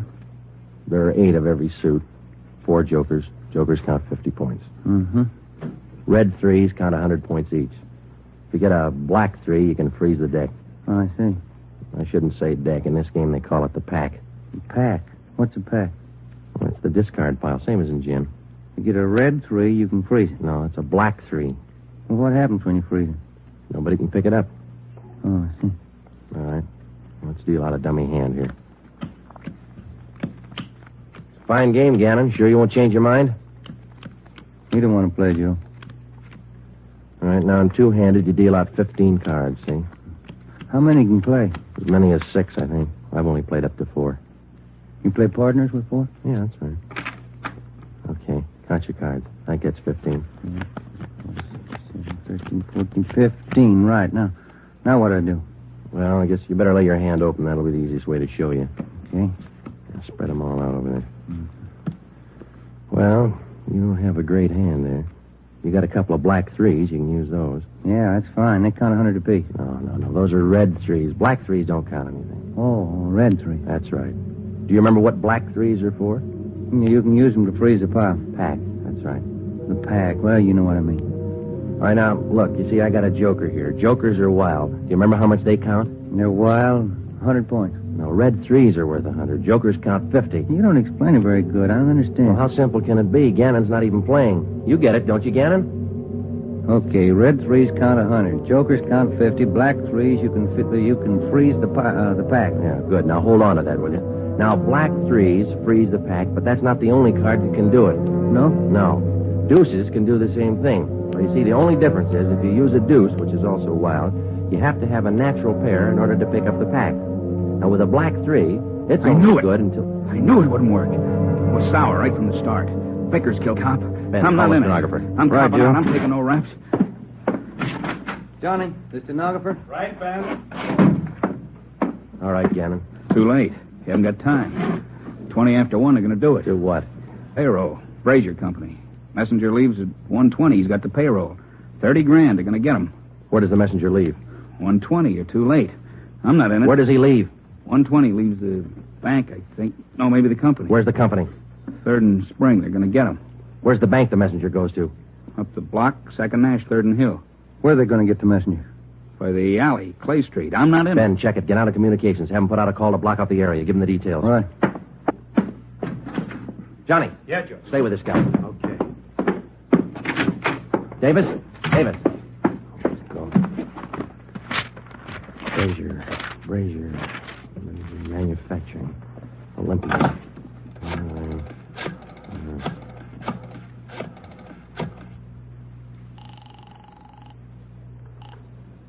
Good afternoon, Brazier Manufacturing Company. Give me your payroll division. This is a police department emergency. What's that, sir? Your payroll division. It's an emergency. One moment, sir. Come on, hurry up.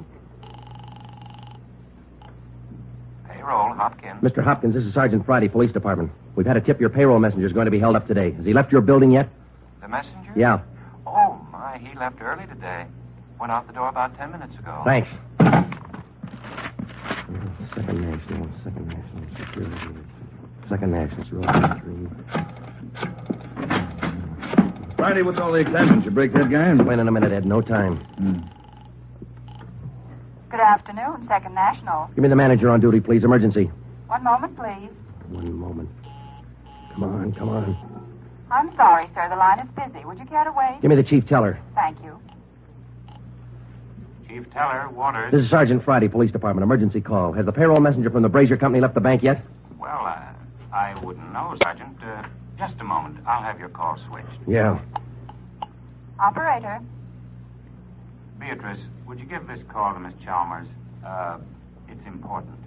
Thank you, Mr. Waters. Miss Chalmers, good afternoon. Miss Chalmers. What's the matter, Friday? You sick? Yeah, I'm sick. Miss Chalmers, good afternoon. Miss Chalmers, this is Sergeant Friday, Police Department. Has the payroll messenger from the Brazier Company left the bank yet? From Brazier's? Why, yes, not more than 2 or 3 minutes ago. And he had the payroll with him? Of course. Thanks. Got a tip on a payroll sticker, Ben. You coming? Yeah, let's go. Ben, down this way. Coming. Let's hustle it. Down the stairs.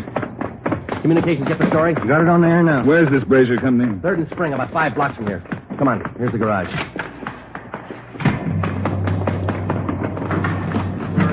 All right, come on. Hit it. Let's make time. Get the radio on. Just warming up. All units. Attention all units. On 3rd Street, corner of Clay Alley, 211. A bank messenger. Suspects are headed west on Clay Alley. Suspects are armed. Code 3. 11R. Take the call. Cars are closing in fast. 4th Street up ahead, Ben. Might meet him at this end of Clay Alley. Hold on. No, it was pretty quiet at this end. Not much you can do without... Hey, look. Coming out of the alley now. Guy with the police. Brown clothes. Guy with him. Pull up, Ben. Now, let's go. All right, you two, hold it. They're running for it. Come on. Ben, what's this back? Let's go. Come on, they're losing it. I see him up ahead. They're turning on the Hill Street. Romero, come on. Will you, Skipper? You see him, Joe? Heading for the subway terminal. Yeah, they're going into the crowd. Don't lose them. All right, I'll take the ramp to the left. Ben, go with him. I'll take the one to the right. You see him, Joe? No, I lost. Now, wait a minute. There they are, over the turnstile. Come on. Joe, they're off the platform. They're crossing the track. Ed's got one of them. Come on, over the turnstile. Come on, Ben. Joe, the other guy. Heading down into the tunnel. He's crazy. Come on, after him. Hug the side. He's trapped, Ben. There's a train coming through. You, come back. You're trapped. Ben, get out. Hug the side.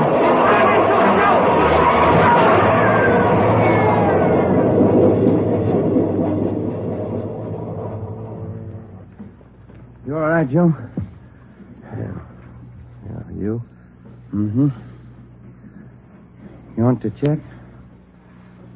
No, I don't think it's any use. Yeah. Well, let's go. Wonder why he tried so hard, Joe. I don't know, Ben. Some people are like that. You can blow the whistle all you want. You never know when to stop. The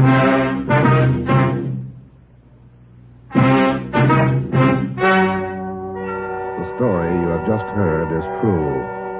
Only the names were changed to protect the innocent.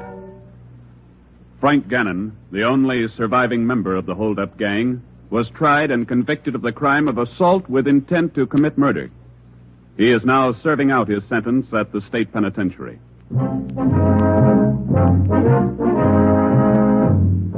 You have just heard the 16th in a new series of authentic cases from official files. Technical advice for Dragnet comes from the Office of Acting Chief of Police W.A. Wharton, Los Angeles Police Department.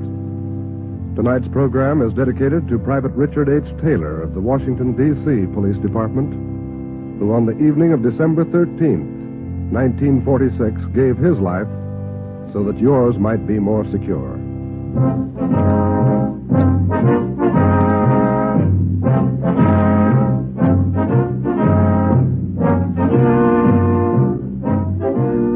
Dragnet came to you from Los Angeles.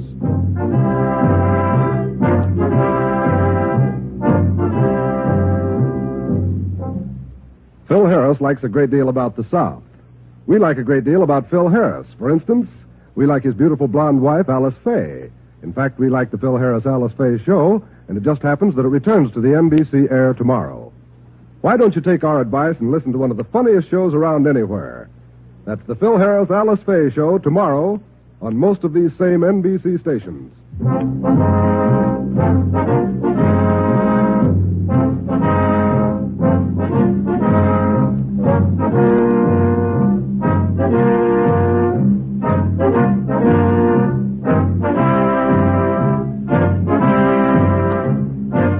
Your tune for the stars on NBC.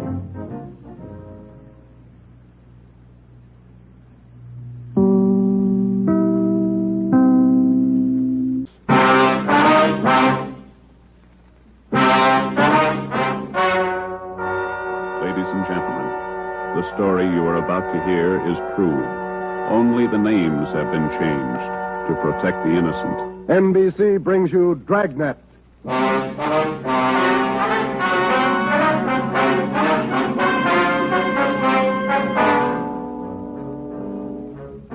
You're a detective sergeant. You're assigned to homicide. A mad killer is loose in the city. In every instance, he leaves the murder weapon behind.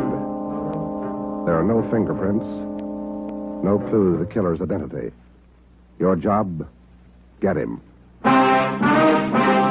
Dragnet, the documented drama of an actual crime, investigated and solved by the men who unrelentingly stand watch on the security of your home, your family, and your life. For the next 30 minutes, in cooperation with the Los Angeles Police Department, you will travel step by step on the side of the law through an actual case from official police files. From beginning to end, from crime to punishment, Dragnet is the story of your police force in action. It was Tuesday, June 3rd. It was warm in Los Angeles. We were working the day watch out of homicide. My partner's Ben Romero. The boss is Ed Backstrand, chief of detectives. My name's Friday. I was off duty reporting back in on an emergency call. It was 3:57 a.m. when I got to the basement of the city hall, the carpool. Let's go, Friday.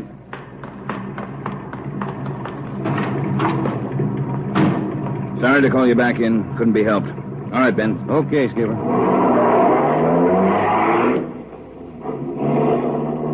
What's it, Ben? Double murder. When? I don't know. Found out about it 40 minutes ago. Got any ideas? Roughly same M.O.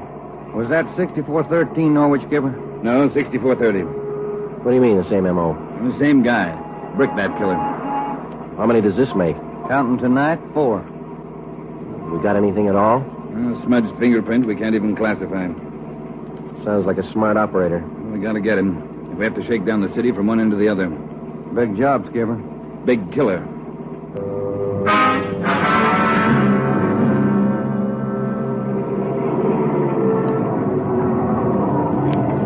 At 4:26 a.m., we pulled up in front of 6430 Norwich Drive, a small group of bungalow apartments facing on an oval-shaped garden court. 2 uniformed officers were stationed at the door to the apartment. Hiya, Chief. Hiya, fellas. We went inside. Welberg from Homicide was waiting for us. This way. In here. Well, there they are. Yeah. Mother, daughter. Joe, on the floor beside the bed. Yeah, a red brick.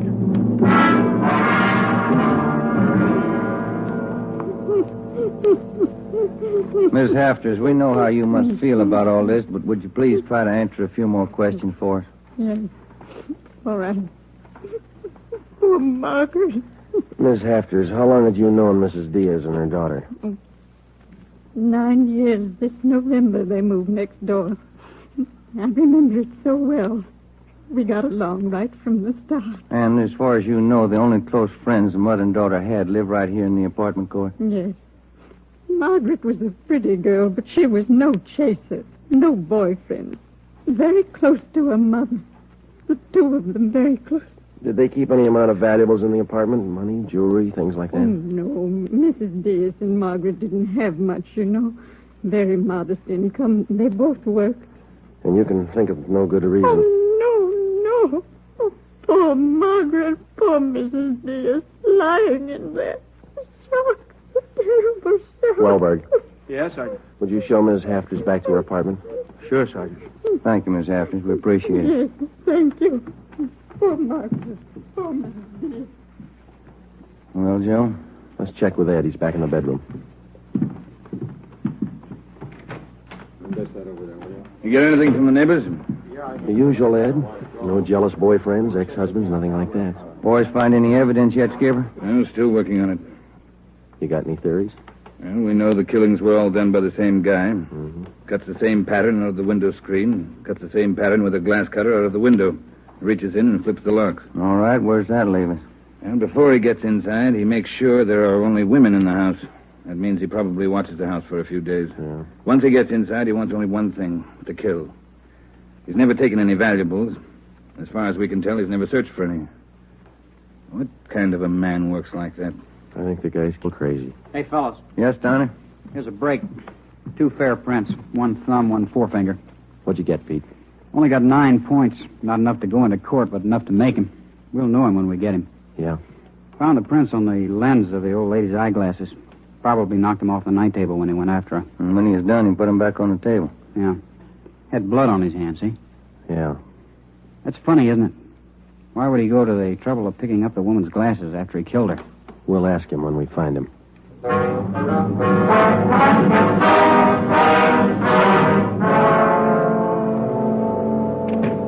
Hi, Ben. Joe. Might have something for you. We can use it, Lee. Hold it just a minute. Yeah. Crime Lab, Jones. Yeah. Yeah, all right. I'll tell him. Right, Ed. Backstrand. If you're through checking the victim's clothes by 8 o'clock, you can knock off for sleep until noon. What if we're not through? Take it up with the chaplain. Here's what I wanted to show you. Over here. A couple of casts. Bare footprint. That's right. Those from the Diaz place? Found them outside the dining room window in the flower bed. Take a look. Mm-hmm. Good cast. Size 9. 10. Missing toe there, huh? Left foot, first toe. That's lucky. Well, and the guy took his shoes off before he went in that house. That's the way it looks. You leave any other prints, Lee? 3 with his shoes on. Here they are. Here. Yeah. How would you say the guy is built, Lee? Oh, from the impression, pretty heavy man. There's no full length of stride, or I might give you an idea of his height. How about the bricks, Lee? Here they are, all 3 of them. Used this one in the first murder, this one in the second, this one last night. Leaves them around like calling cards, and there's no way to check them. You'll never get a fingerprint off a common red brick like this, Ben. Surface is too rough. Well, we got an idea of his weight. We know that the first toe's missing from his left foot.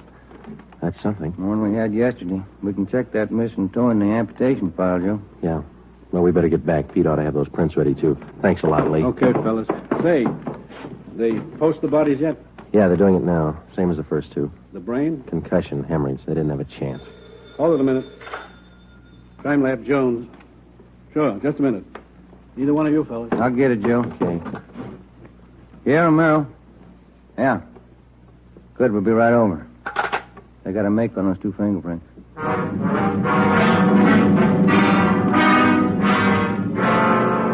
Okay, Joe. Single print file. Made him on the index finger. Let me see, Pete. Take a look, Ben. Yeah. Doesn't look like a killer, does he, Joe? Kind of nice looking. That's right, Pete. They said the same thing about John Dillinger. The name at the top of the make sheet read Carlos Richard Monterey, male, Caucasian, age 19, height 5 feet 11 inches, weight 165 pounds, dark brown hair, dark brown eyes. Last known address, 1663 Naples Street, Los Angeles. Previous arrests, 1, auto theft, February 8th, 1936. That was all. Ben and I had been expecting more. The information on the mama sheet for Monterey was 13 years old. So was the picture. So was the description. So was the address. In 13 years, a man can change in 1,000 ways. So can his habits, his appearance, his address. In 13 years, everything can change except two things. A man's fingerprints and a physical deformity.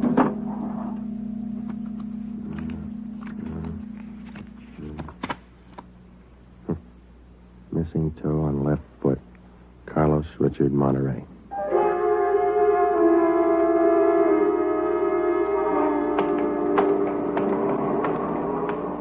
Here it is, Joe. 1663 Naples. Yeah, come on.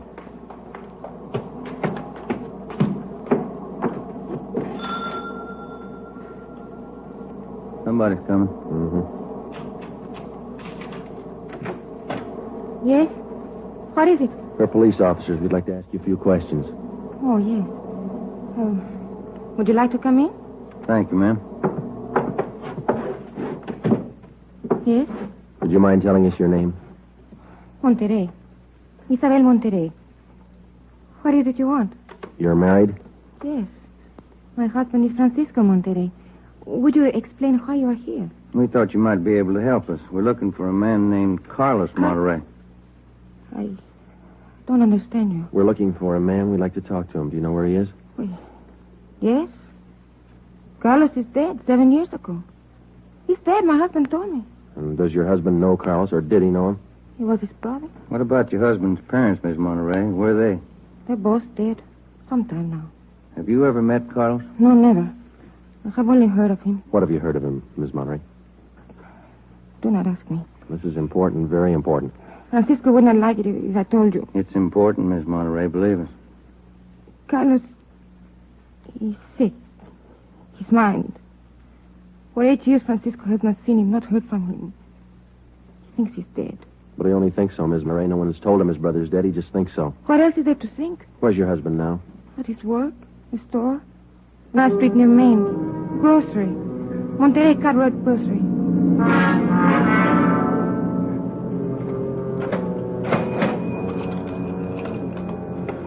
Here's your change.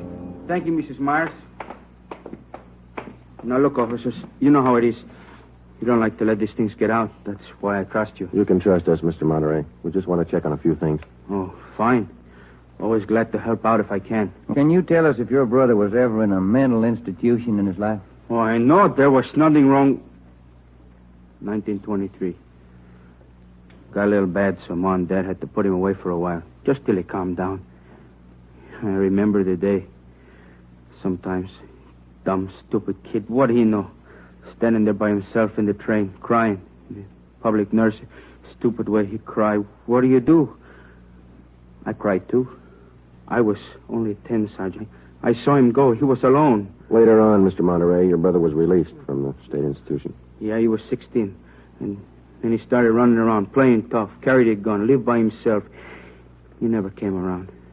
He dropped from sight about 1938. You haven't heard from him since then?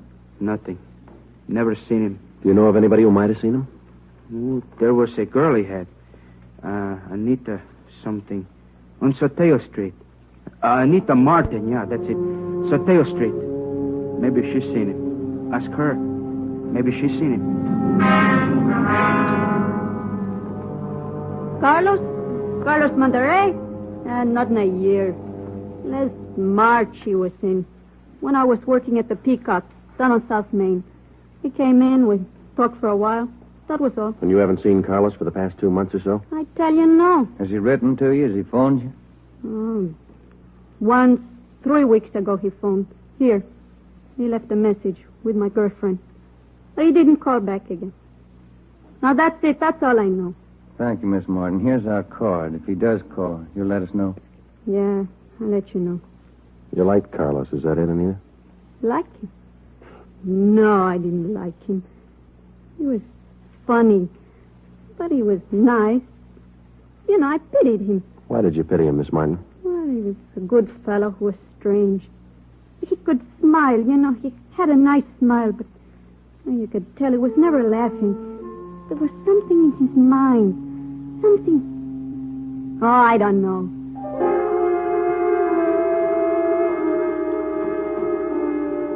At least a year, closer to 2, I haven't seen Carlos. No letters, not a card, nothing. He was in the East the last time I heard. When was that? A year ago, January. I was in here. He sent me a calendar. Sometimes he could get along fine, very well. Other times, terrible. He couldn't keep him down. How'd he manage to stay out of jail that way, Vicente? I don't know. Sometimes he should have been in jail 5 times over. You say you don't know of anybody who might have a recent picture of Carlos, a snapshot? No. No one I can think of. Okay, Vincenti, here's our card. If you do think of somebody, let us know, will you? It'll help. Sure, glad to. If I hear of anybody. What kind of a day is it outside? Hot? Hot.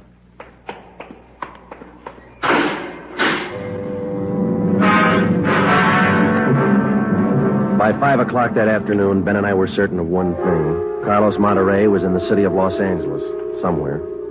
We drove back to the office and told Ed Backstrand about our interviews with Monterey's relatives and his friends. Inquiries and requests for further identification and information on him were immediately relayed to the state mental institutions. The 13-year-old picture of Monterey taken from the files was copied and distributed with a note of caution as to the age of the photograph. An APB was sent out. Stakeouts were placed at the home of Monterey's brother, at the brother's store, and at the apartment of Anita Martin. A special detail of 300 men was ordered to join the Dragnet already in operation. The details at the airport and the bus terminals were alerted, as well as the details at the Union Depot and the main post office.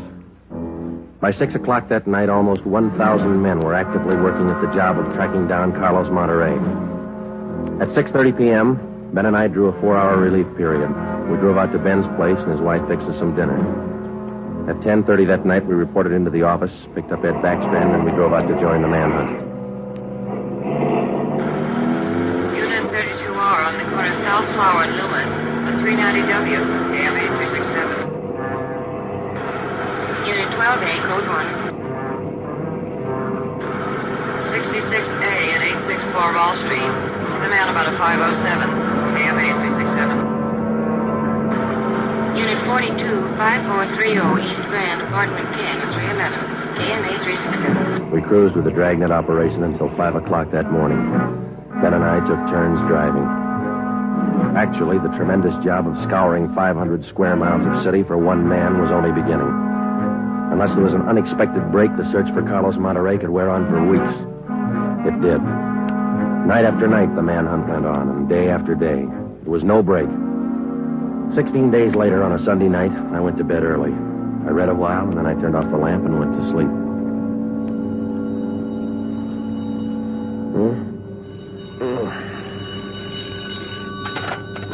Hello? Friday talking. Sorry, Joe. Get in here as fast as you can.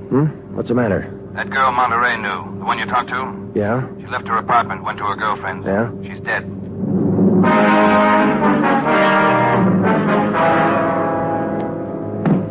There it is. Ordinary red brick. Surrounded by the body. How long's she been dead, Skipper? She was seen alive about an hour and a half ago. Got 3 bare footprints. Good length of stride. Found them down in the lot beside the house. What do they look like? Same guy. First toe missing from the left foot. The same weight impression. Should be about 5'11". That checks out with what you got, doesn't it? All right, so it's the same guy. What about those shoes we found, Lee? Yeah, they correspond. They were impregnated with foreign matter. What'd you find? Particles of lettuce leaf, dry onion skin, traces of red cabbage. Maybe a vegetable counter. Maybe. What about the city wholesale market down on Front Street? What about any market in Los Angeles? No, Lee, that wholesale market is big enough to hide anybody. Hundreds of transients work in there. Some of them even sleep there.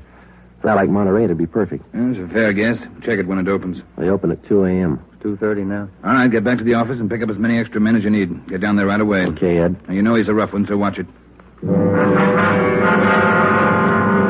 On Monday, June 23rd, at 2 minutes past 3 a.m., we pulled up at the city wholesale produce market.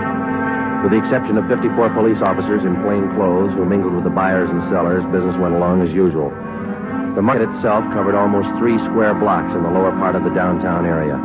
It was divided off into hundreds of individual stalls by flimsy wooden partitions. To make the search even tougher, the place was crowded. For the first 45 minutes, we had the men circulate at random through the crowd on the chance that one of them might spot Carlos Monterey from the 13-year-old picture. It didn't happen. After that, we started a systematic canvass. We talked to the customers, we talked to the managers of the different booths, we gave them Monterey's description, we showed them his picture.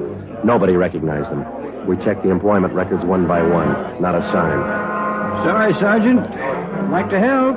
I've never seen the guy. Okay, Mr. Snyder, thank you.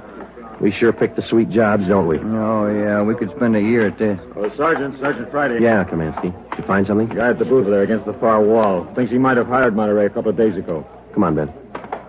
Where? Over there, Sergeant. You showing Monterey's picture? Yeah, he thinks it might be him. Mr. Fresnetti, this is Sergeant Romero, Sergeant Friday. Yes, I told your boy, Sergeant.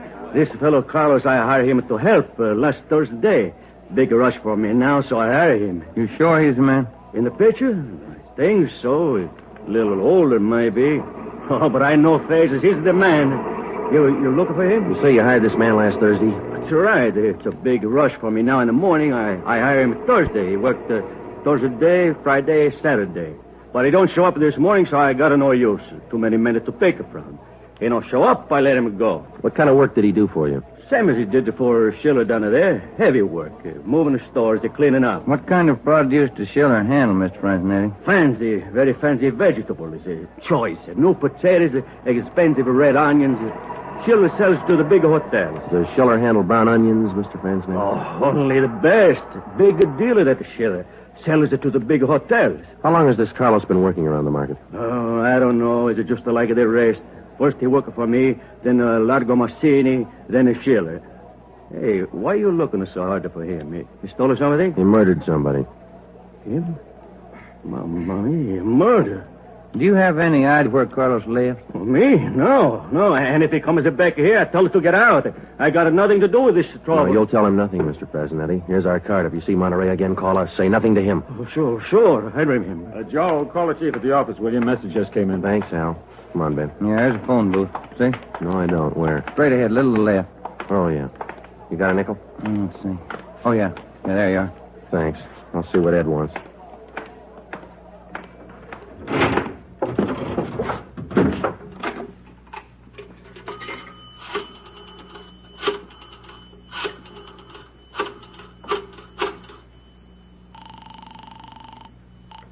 City Hall. 2511. 2511. Chief of Detectives Office, Hannon. Hi, Mike. Ed there? Ed, take it on extension 2, will you? Backstrand talking. Friday, Ed. Move fast on this one, Joe. What's up? Main post office. Carlos Monterey picked up a letter there less than 5 minutes ago.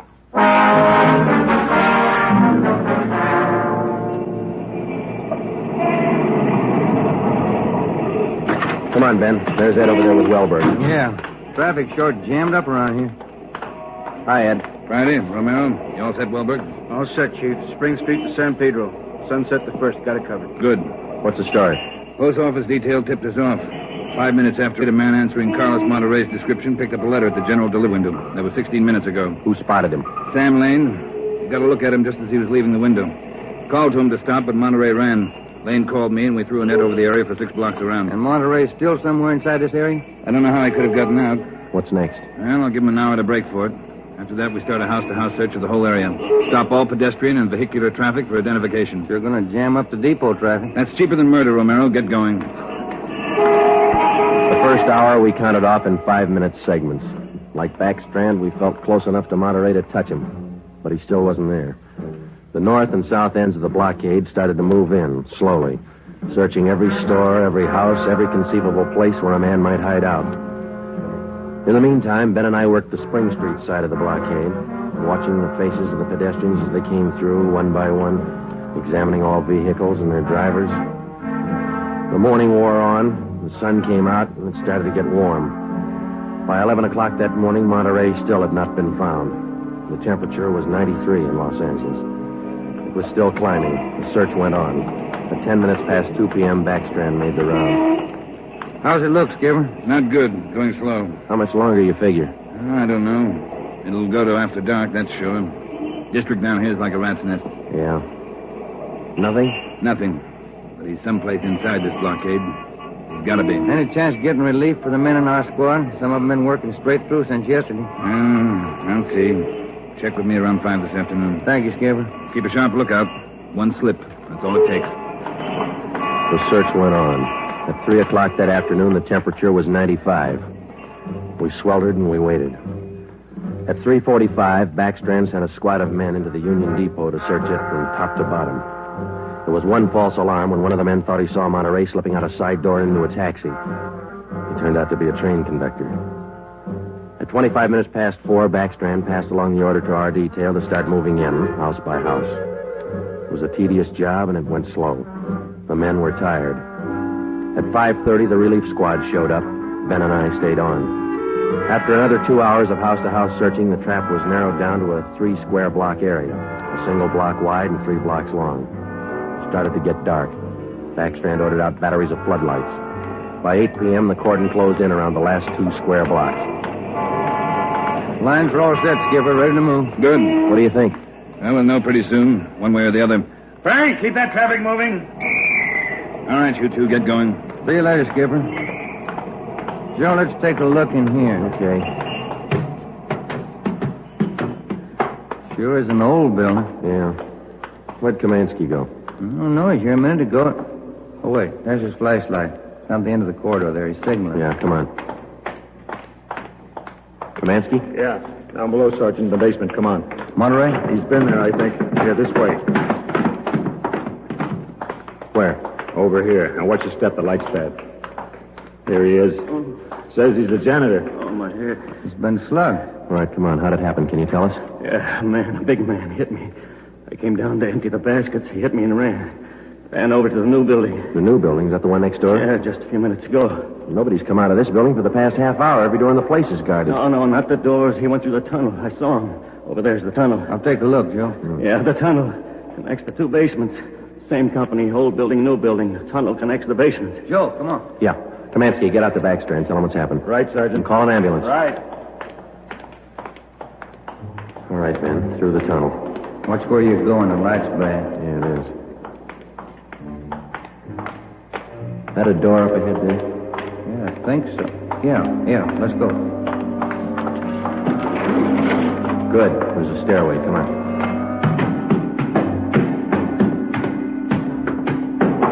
Watch the doors. Joe, the elevator. They're both on the 3rd floor. Let's head for the stairs. Ben, come on.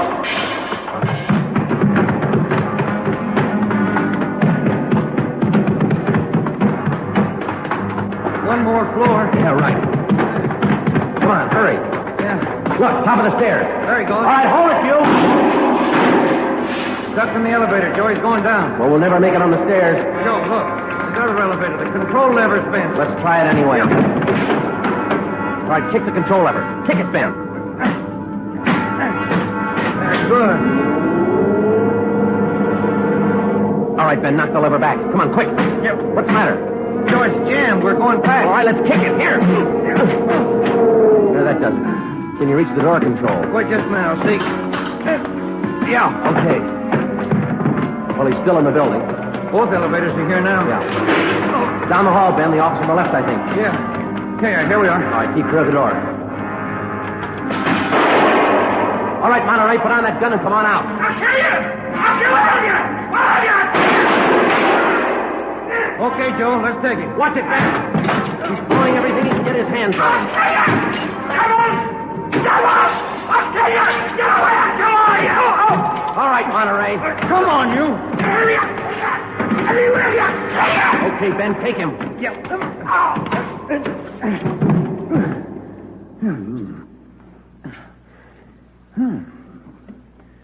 Nice looking guy. Clean cut. Yeah. Doesn't figure, does it? What's that? My wife would say he doesn't look like a killer, does he? What's a killer supposed to look like? The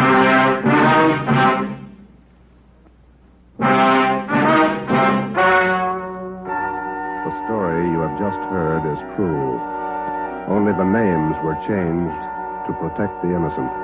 Carlos Monterey was examined by 5 different psychiatrists appointed by the Superior Court and was found to be sane. He was tried and convicted of murder in the first degree. He was executed in the lethal gas chamber at the penitentiary.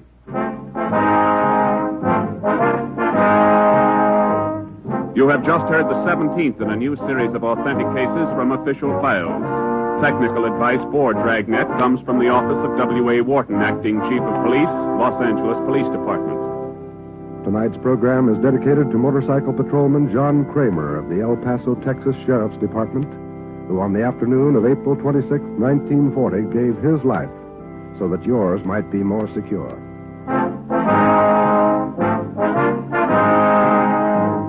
Dragnet came to you from Los Angeles.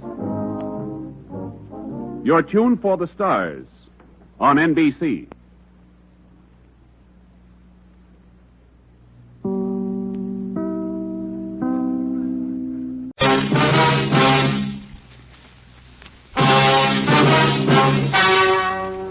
Ladies and gentlemen, the story you're about to hear is true. Only the names have been changed to protect the innocent. NBC brings you Dragnet.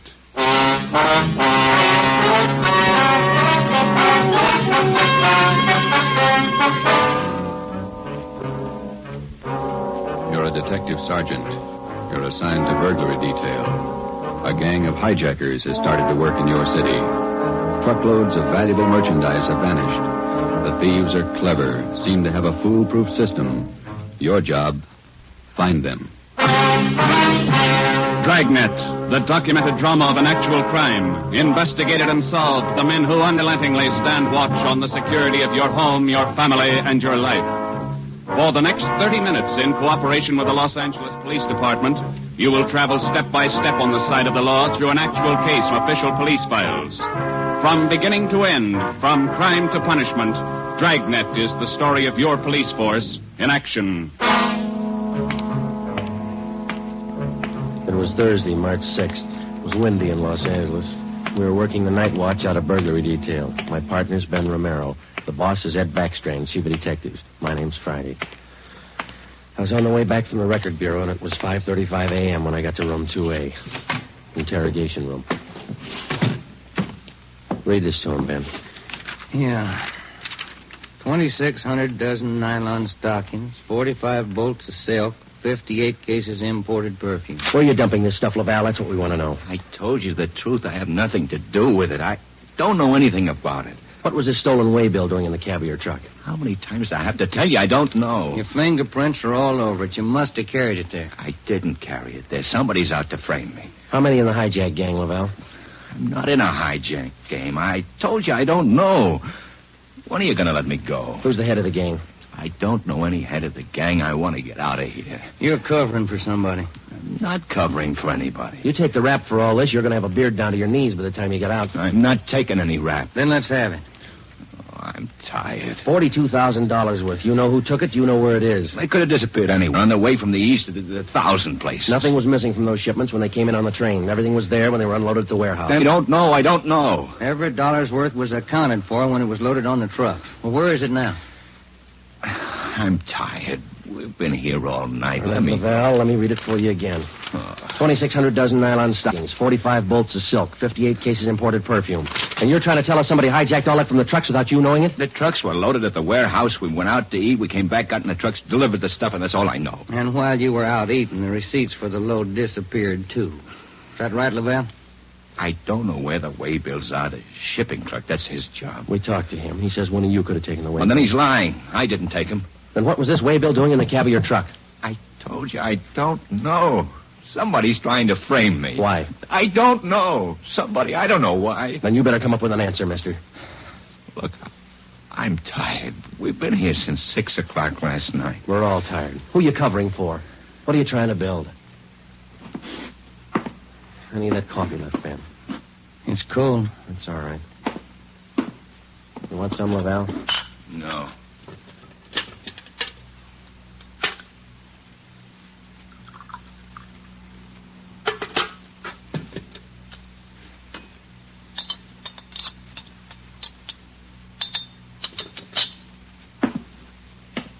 All right, now, look, let's get one thing straight. We've been here all night. We can be here all day, tomorrow, the day after, then the day after that. Yeah. We got enough to make you on this. You know that. And we're going to stay with you to tell us the truth, everything. I've told you all I'm going to tell you. If we stay here for 6 months, you got it all. This your home phone, Hillside 8321. That's right, 8321. What time's your wife get up, Lavelle? What do you mean? Ben, get an outside line. Yeah. You're not going to call my home. That's Hillside 8321, Ben. Outside, please. Don't do that. Don't. Not my wife. Please. All right. Ask the questions again. This time I'll give you the answers. Thomas Lavelle was 38 years old. He was a well-respected man in his community. Sometimes it's like that. You can question a man for hours, and he'll never give you any information. But somewhere in every man's makeup, there's a weak point. We were lucky enough to find Lavalle's. He told us that he would give us the locations where the hijacked goods were hidden. He told us the addresses were written on the ledge of a windowsill on the 7th floor of the Teamsters Union Hall. It was 8:30 a.m. On the 7th floor, is that right? Yeah. Do me a favor. Don't make it too big. Well, look, we have to walk through the hiring hall before we get to the elevators in the back. Yeah? These handcuffs. They'll see them, all the guys in the hall. They know me. Can't you take them off my wrists till we get in the elevator? Sorry, Lavelle. Well, I won't try anything, but don't make me walk in front of them with these on. Sorry. Just till we get in the elevator. Can't you do that? I don't want the guys to see me. Well, here's my overcoat, Lavelle. I'll drape it over your hands here, and they won't see the cuffs. There you are. Come on.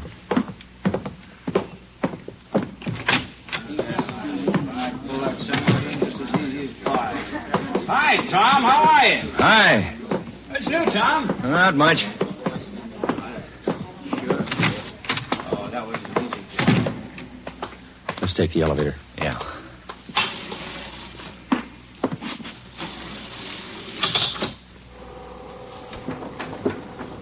Cigarette? No, thanks. You? Yeah, okay. Thanks.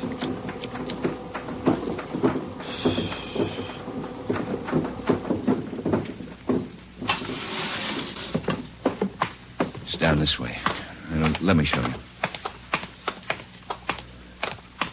To the left. A window up ahead there. Yeah, this one. I don't see anything on the windowsill. It's on the outside. Open the window and let me check. Yeah. Let me see it. Ben, grab him. He's trying to jump. Get back here. Get back. Let go, do you hear? Let go! Get him, Joe. I can't hold him. He's pulling me out. Hold on, Ben. Grab me. Joe! He's slipping. Try, Joe. Hold on. He's kicking loose. I can't hold him. Hold him, Joe. Ben!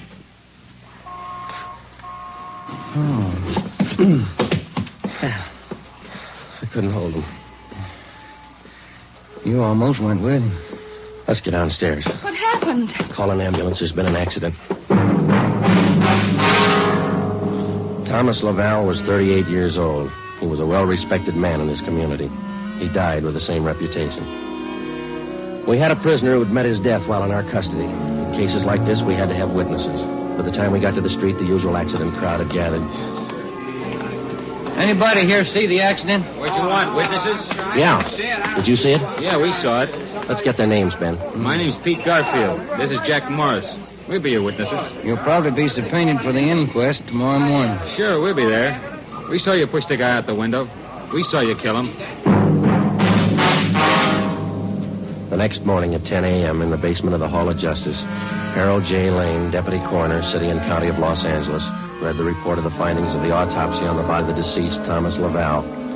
As is customary at a coroner's inquest, the identification witness was called to testify first. Elizabeth Laval, please. Raise your right hand.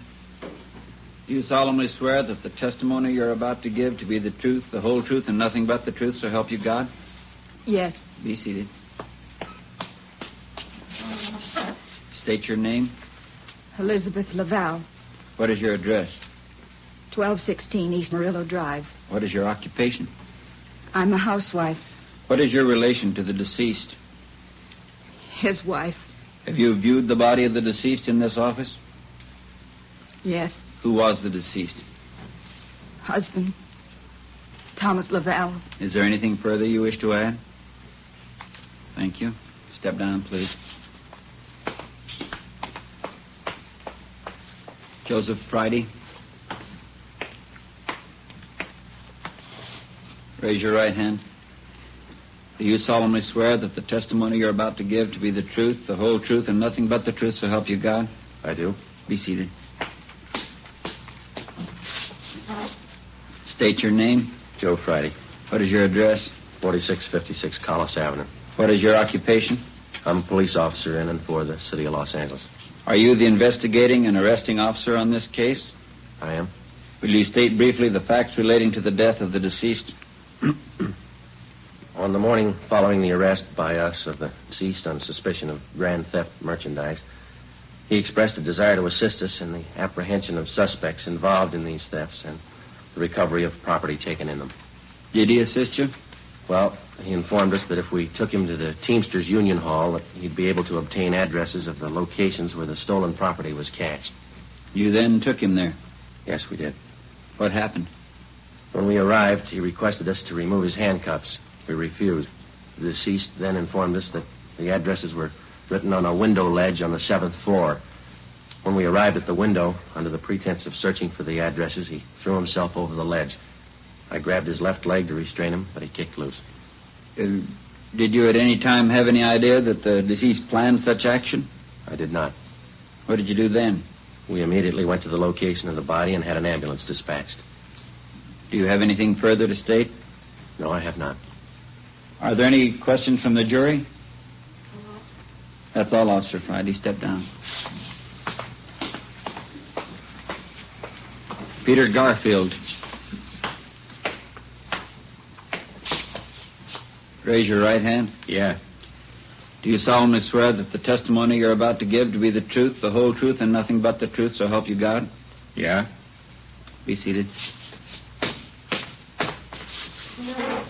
State your name. Pete Garfield. What is your address? 1654 North Pico. What is your occupation? Truck driver. Down at General Warehouse. Did you know the deceased? Yeah. How did you know him? I worked with him.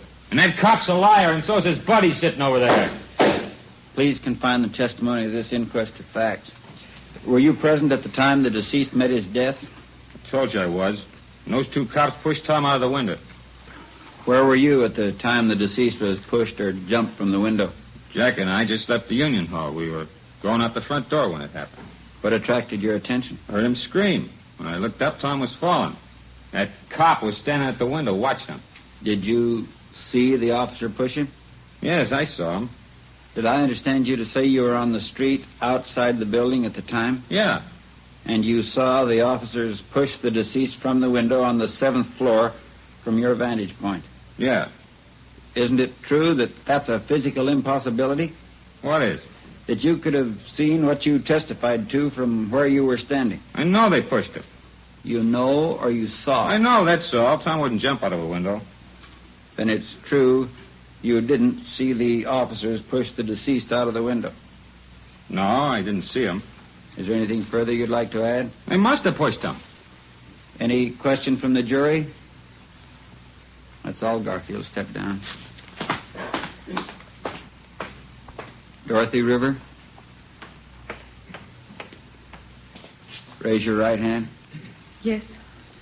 Do you solemnly swear that the testimony you're about to give to be the truth, the whole truth, and nothing but the truth, so help you God? I do. Be seated. State your name.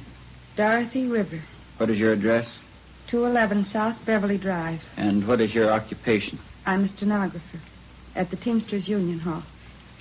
Were you present the morning the deceased met his death? I was. State where you were and what you were doing.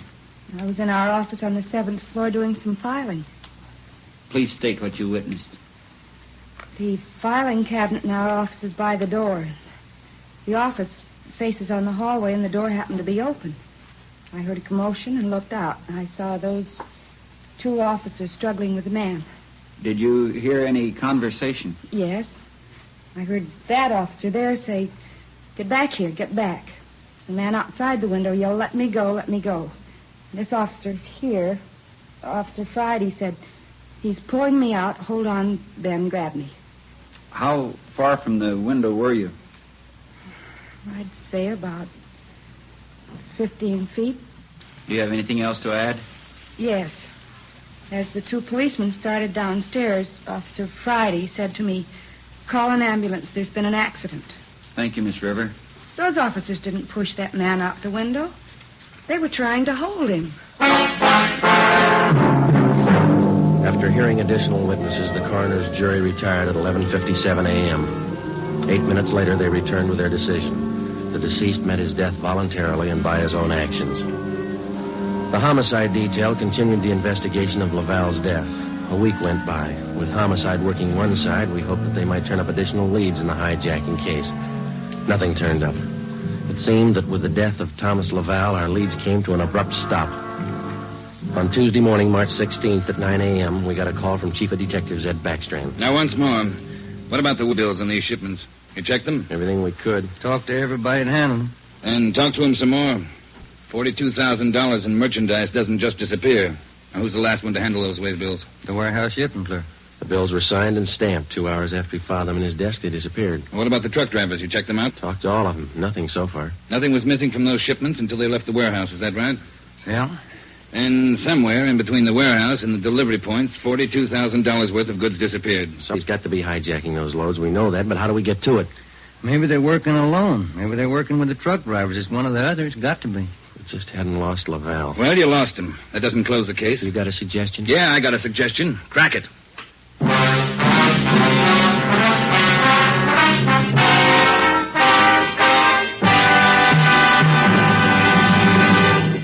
You are listening to Dragnet, authentic stories from official police files.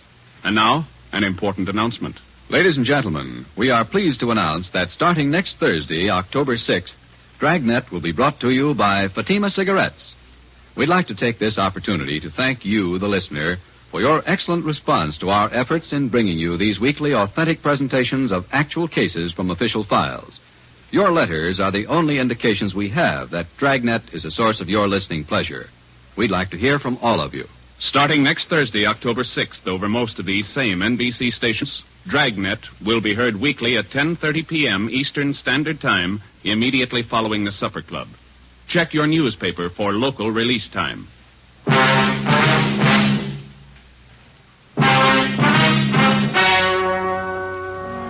We stayed on the job. Another week went by. No leads. We spent so much time at the general warehouse where the merchandise disappeared that we almost got to be a part of the crew. We got to know everybody. We made frequent visits to the Teamsters Union Hall, but got us nothing. On Wednesday, March 26th, we reported in for work at 8 a.m. Friday, Romero. Yeah, Skipper? You fooled around just long enough. They hijacked another load last night. $38,000. What outfit? Same, general warehouse. Who's your contact down there? Ray Hobart, shipping. I'll hop down there right now and get the details. Right, Ed. There are 2 ways to solve this thing. Yeah? You can get those hijackers now or wait till General Warehouse goes out of business. Get on it.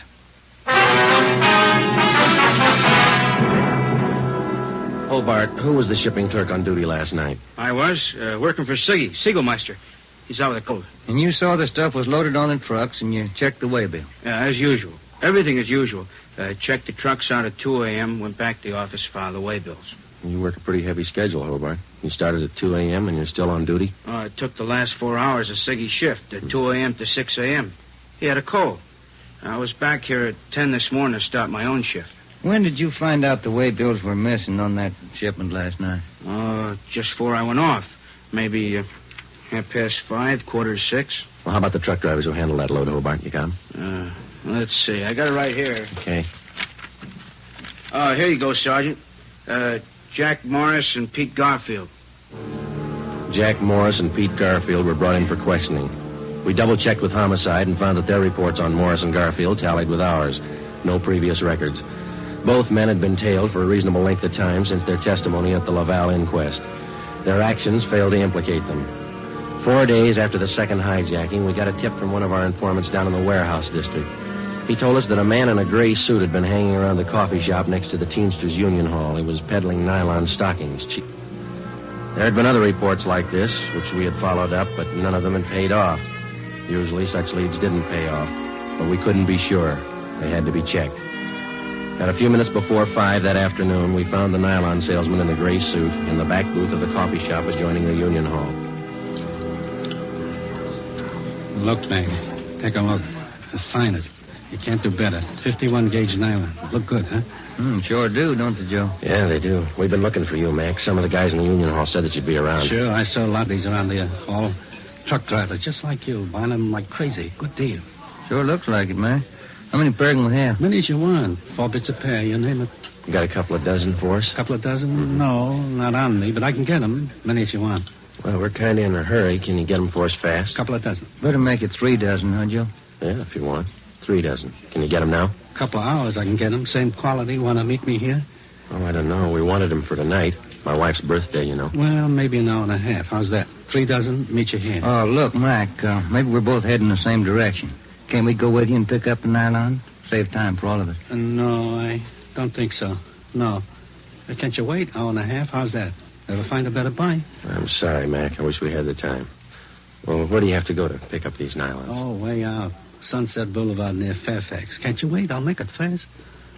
Can't we pay you and then go out and pick them up ourselves? Huh? No. Don't work that way. No. Can't you wait here? I'll make it fast. We ought to be home now, Joe. Yeah, I'm sorry, mister. We'll have to skip it. Yeah, maybe we can pick up something on the way home, Ben. Candy or something. Wife likes candy. Now, look, fellas, I don't want to see you lose out on this deal. I'll meet you halfway. How you mean? Look, together we'll go out to Sunset and Fairfax, huh? Near the place. You wait there at the hamburger stand, and in 5 minutes I'll bring you the stuff, okay?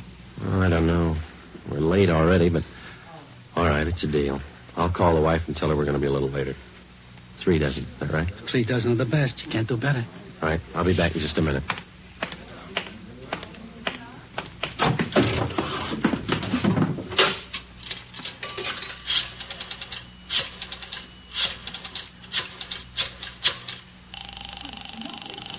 $253. 2523. Chief of Detectives Office, Chandler. Mike, Joe Friday, Backstrand there? Out right now, Joe. Well, then do me a favor, Chandler. Make it fast. Get a couple of men out to Sunset and Fairfax as fast as you can. Tell them to watch for Ben and me. You got that? Yeah, what else? We'll drive up in our car with another man. Ben and I will get out of the car and go in the hamburger stand. The other man will walk off. Whoever you get, tell him to follow that man. You got it? Right. All right. Just tail him. See where he goes, see what he does. Okay, Joe, right away. All set, Joe? She got dinner ready? Yeah, just about. We better hustle. Sure. Best deal in the world. Let's go. At 5 minutes to 6, we pulled up at the corner of Sunset Boulevard and Fairfax. It was almost dark. Ben and I got out of the car and darted over for the hamburger stand on the corner. We caught a glimpse of Barcy and Kaplan in one of our detective cars parked in a gas station on the opposite corner. They had their eyes on our man. When the traffic signals changed, the man crossed the street and headed down Fairfax. Barcy and Kaplan waited a minute, and then they took off after him. He turned at the next corner and disappeared from sight. Ben and I ordered a cup of coffee, and we sat down to wait. At 6:30, we were still waiting. At 5 minutes to 7, I went across the street to the drugstore and called the office. Barcy and Kaplan hadn't been heard from. Their car, 105K, was not acknowledging calls. I had my call switched from communications to Backstrand's office. Well, they lost him Friday. I don't know how they lost him, but they lost him. Well, who's out there now? Sullivan and Whitney took a detail out there. They're combing the neighborhood right now. Well, how did it happen? A man just doesn't disappear into thin air. That's what I keep telling you about that stuff that's been hijacked. The search for the nylon salesman went on all that night and most of the next day. From his description, we ran a make on him. No previous record. He had disappeared completely. We were right back where we'd started from. The only thing we could do was to start backtracking, re-questioning the people at General Warehouse, the truck drivers, the shipping clerks. We kept a close check on Garfield and Morris, and we went back to the only possible lead still remaining, Mrs. Laval. She could tell us nothing more than we already knew. When we left her, we started on the neighbors for the second time around. For the rest of the day, we canvassed the immediate neighborhood. We got as many opinions of the Lavals as they had neighbors. At 3:30 that afternoon, we visited with Miss Gertrude Langster, a 50-year-old maiden lady who lived almost directly across the street from the Laval house. She'd been out of town the first time we covered the neighborhood. The old saying goes, Sergeant, there's no fool like an old fool. Oh, say, if I told you the chances I had when I was a girl. Yeah, but we just... not truck drivers like that Laval man, God rest his soul, but fine, wealthy men, bankers, lawyers. Templeton Grant, you remember him? No, ma'am. I was engaged to him once. Butterfly waist, that's what he used to call me. Well, I was slim in those days. Would you like to see some pictures of me as a girl? No, thank you, ma'am. We'd just like to ask you a few questions, that's all. Could you tell us if the Lavals had many visitors to their house in the past 6 months or so? Oh, no. Funniest thing, I am the nosy type, Sergeant. I like to know everything that goes on around my neighborhood, and you can take my word for it, the Lavals never had visits. You know, Sergeant Friday, you remind me of a young man I used to be engaged to just a few years ago. Yes, Miss Langston. Now, would you tell us, please, did you have any reason to think that there was something a little out of the ordinary about the Laval? Oh, little out of the ordinary, he says, but my dear man, yes. Here he was, a truck driver, and there she was with a home furnished like the Astors. Why, I even used to see him cart some of the things home in that car of his, beautiful things, rugs and glassware, bolts of fabric. Oh, gorgeous. And he'd bring these things home after work. Is that it, Miss Langston? Anytime. Day or night, weekends, anytime. Mm-hmm. After 4, Joe, we better call office. Yeah. Now, are you sure of all that you've told us, Miss Langston? Sure. Oh, my dear man, of course I'm sure. I watched him week after week. Well, thank you. Won't you stay for a cup of tea? I'll have Josephine fix it. Josephine? No, thank you, ma'am. Well, then, perhaps a glass of sherry? Thank you, no. But there is something. Yes? I wonder if we could use your phone, please. Oh, yes. In the hall, next to the umbrella stand. Thank you, ma'am.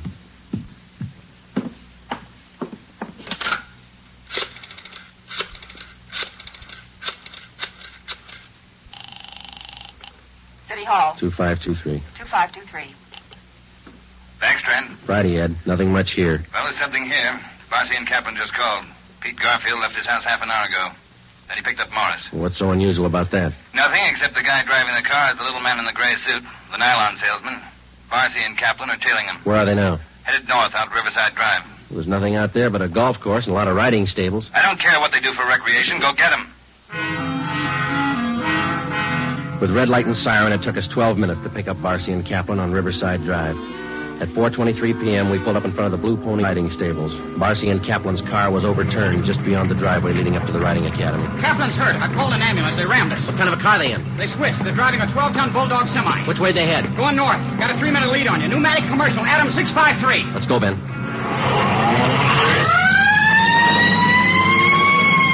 Can you see him, Joe? No, not yet. Watch that crossing. Up ahead, Joe. That's a semi. Can you read it? Wait a minute. Adam 653, that's them. Took a right on Lancashire. Don't lose them.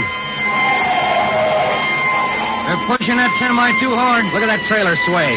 They'll have to stay on Lancashire. They're going too fast to turn now. Traffic's closing in up ahead of them. They better not turn. That's what they're doing. Look at that trailer whip. They're going over. Into that stopper.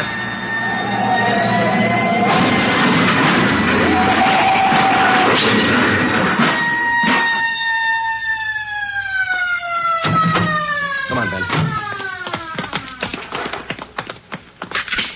You all right? Wait a minute. Let me see. Yeah, they're banged up, but they're alive. Well, there they are, Joe. Yeah. Garfield, Morris, little man in a gray suit. It's funny, isn't it? What's that? Garfield's going to swear we pushed that truck through that window.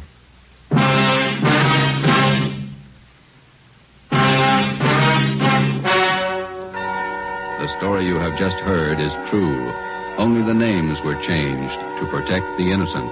Peter Garfield, Jack Morris, and John Dolfo, the stocking salesman, were hospitalized and later brought to trial. They were convicted on charges of grand theft and received sentences as prescribed by law. They are now serving their terms in the state penitentiary. You have just heard the 18th in a new series of authentic cases from official files. Technical advice for Dragnet comes from the Office of Acting Chief of Police W.A. Wharton, Los Angeles Police Department. Tonight's program is dedicated to motorcycle officer Elmer Forsman of the Fresno, California Police Department, who on the afternoon of October 6, 1946, gave his life so that yours might be more secure. Remember, starting next Thursday night, October 6th, Fatima Cigarettes invite you to listen to Dragnet immediately following the Supper Club. That's 10:30 p.m. Eastern Standard Time over most of these same NBC stations. Check your newspaper for local release time. Dragnet came to you from Los Angeles. Judy Canova joins the star lineup of Saturday shows tonight on NBC.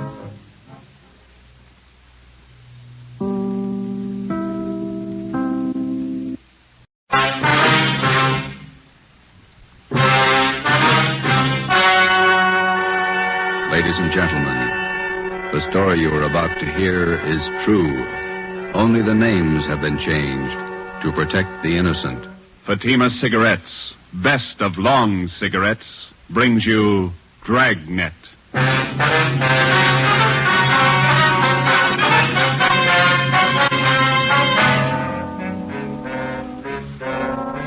You're a detective sergeant. You're assigned to homicide detail. A vicious killer has taken the life of a 62-year-old woman. Suspicion points in only one direction. The murderer was heartless, cold-blooded. Your job, get him. If you want a long cigarette, smoke the best of long cigarettes. Smoke Fatima. It's the long cigarette that contains an essential ingredient of all the very popular cigarettes, Turkish tobacco. That's why you see the Turkish symbols on the attractive golden yellow Fatima package. That's why Fatima has a much different, much better flavor and aroma than any other long cigarette. That's why Fatima doubles and redoubles its smokers. Yes, if you want a long cigarette, smoke the best of long cigarettes. Smoke Fatima. Dragnet, the documented drama of an actual crime. For the next 30 minutes, in cooperation with the Los Angeles Police Department, you will travel step by step on the side of the law through an actual case from official police files. From beginning to end, from crime to punishment, Dragnet is the story of your police force in action. It was Saturday, November 5th. It was foggy in Los Angeles. We were working the day watch out of homicide. My partner's Ben Romero. The boss is Ed Backstrand, chief of detectives. My name's Friday. It was 3:35 p.m. when I got to 42. Homicide.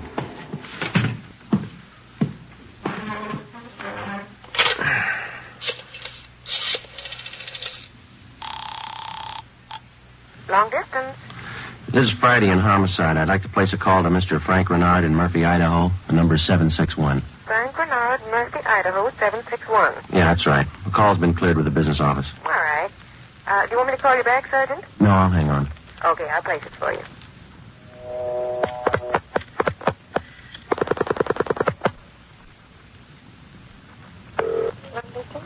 Long distance, Mr. Frank Renard, Murphy, Idaho. Murphy, 761. Thank you. Your number, please. Charge the call to Madison, 7961. Thank you. The time and charges when the call's completed, operator. Read, operator. Ready to put a man out? Yes, Murphy, Idaho, routing and personate.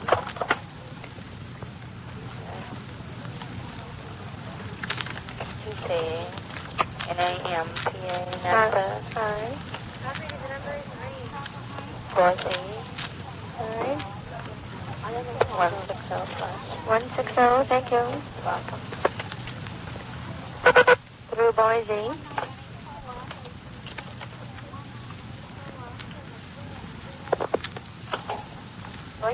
I'm calling Nampa.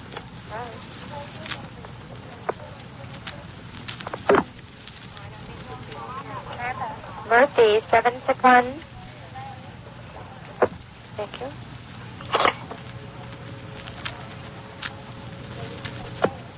Keep ringing, 761. They're ringing the number, Sergeant. Okay, thanks.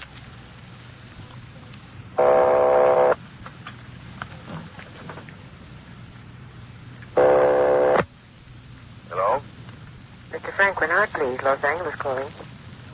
Who do you want? Mr. Frank Renard, please. Los Angeles calling. I'm Frank Renard. Go ahead, please. All right, Sergeant, go ahead. Hello? Hello? Hello, Frank Renard. Yeah, who's this? This is Sergeant Friday, Los Angeles Police Department. I've got an urgent message for you. For me? Well, what's the matter? Your wife, Dolores, asked me to call you. Something's happened to your mother. What do you mean? What's happened? I better let your wife tell you. She wants you back in Los Angeles right away. Look, what's this all about? I can't leave my job now. You better come. Your mother's been murdered.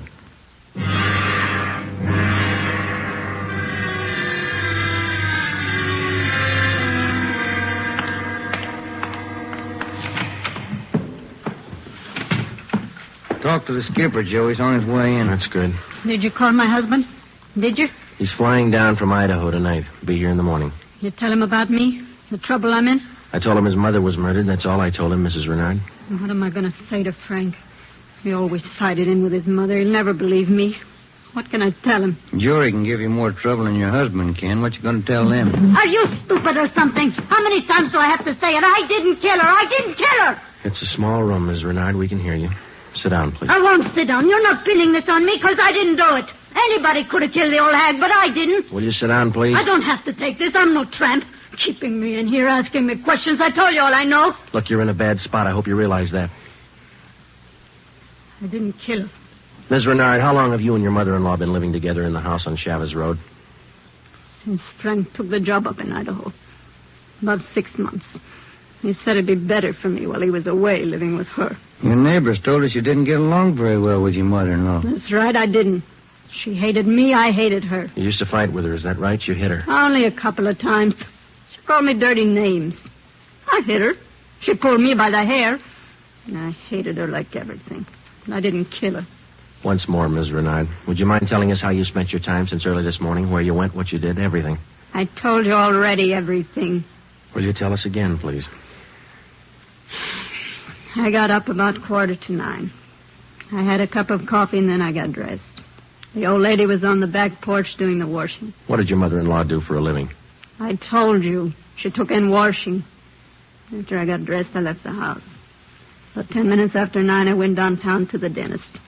He filled a tooth for me. This one here, you can ask him. What time did you leave the dentist's office? About 10:15. Maybe 20 after. You can ask him. What'd you do after that? I walked around window shopping. Did you buy anything? Talk to anybody? I told you no. What time did you get home? 12:30. I went in the bedroom. The old lady was on the floor. Blood all over. I felt her heart. It wasn't beating. And is that when you got the blood on your dress? Yeah. Now, that's all I'm going to say.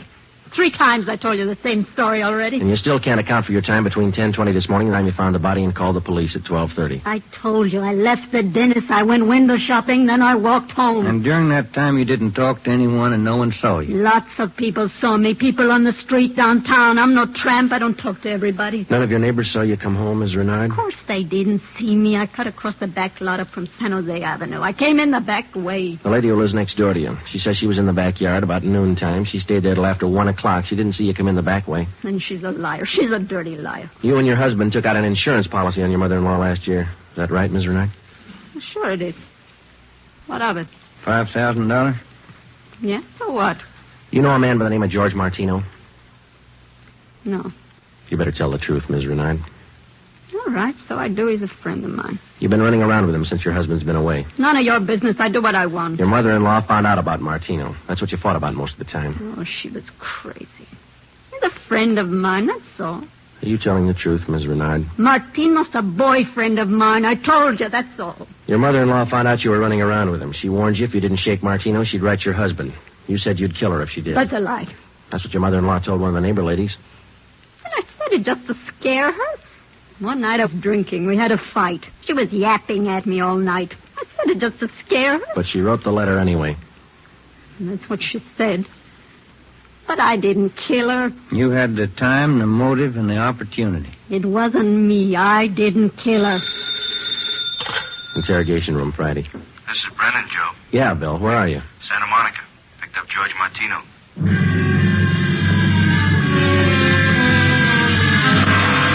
Ben and I drove Mrs. Renard to Lincoln Heights Jail, 5th floor, and had her booked on suspicion of 187 PC. When we checked back in at the office, Brennan and Wiseman, the other two men on the case with Ben and I, were questioning George Martino in the interrogation room. Ben and I stood by. Martino admitted only two things. He had been running around with Mrs. Renard since her husband left town, and he had heard Mrs. Renard express a desire to do away with her mother-in-law. After the questioning of Martino, Sergeant Brennan, Ben and I met with Chief Ed Backstrand. It was 5:15 p.m. You got everything but the murder weapon, huh? That and Mrs. Renard's confession. She ought to come through, huh, Joe? I don't know. She's scared, but she's still got a smart mouth. What about Martino, Brennan? You think he had a hand in it? I don't think so. We spent most of the afternoon talking to him. He hasn't got the guts. We took a statement. And does he have an alibi? Solid. What was the cause of death? Strangulation, multiple fractures of the skull. All motives are with Mrs. Renard, Chief. Pretty clear-cut job. No evidence of robbery or burglary, I guess. A couple of dresser drawers in the bedroom were emptied on the floor and clothes tossed all around. Pretty obvious plan to make it look like burglary. Maybe. We found 3 $1 bills in plain sight. They were on the floor near the body. If a burglar went through the stuff, he wouldn't have missed that money. And it shouldn't be too much trouble tying it up. Shouldn't be, Skipper. Friday and Romero, you follow the case through. Just a minute. Hello, Backstrand. Yeah? What? All right, I'll send him over. Lee Jones. Just finished checking the evidence at the crime lab. Yeah? He thinks Mrs. Renard's innocent.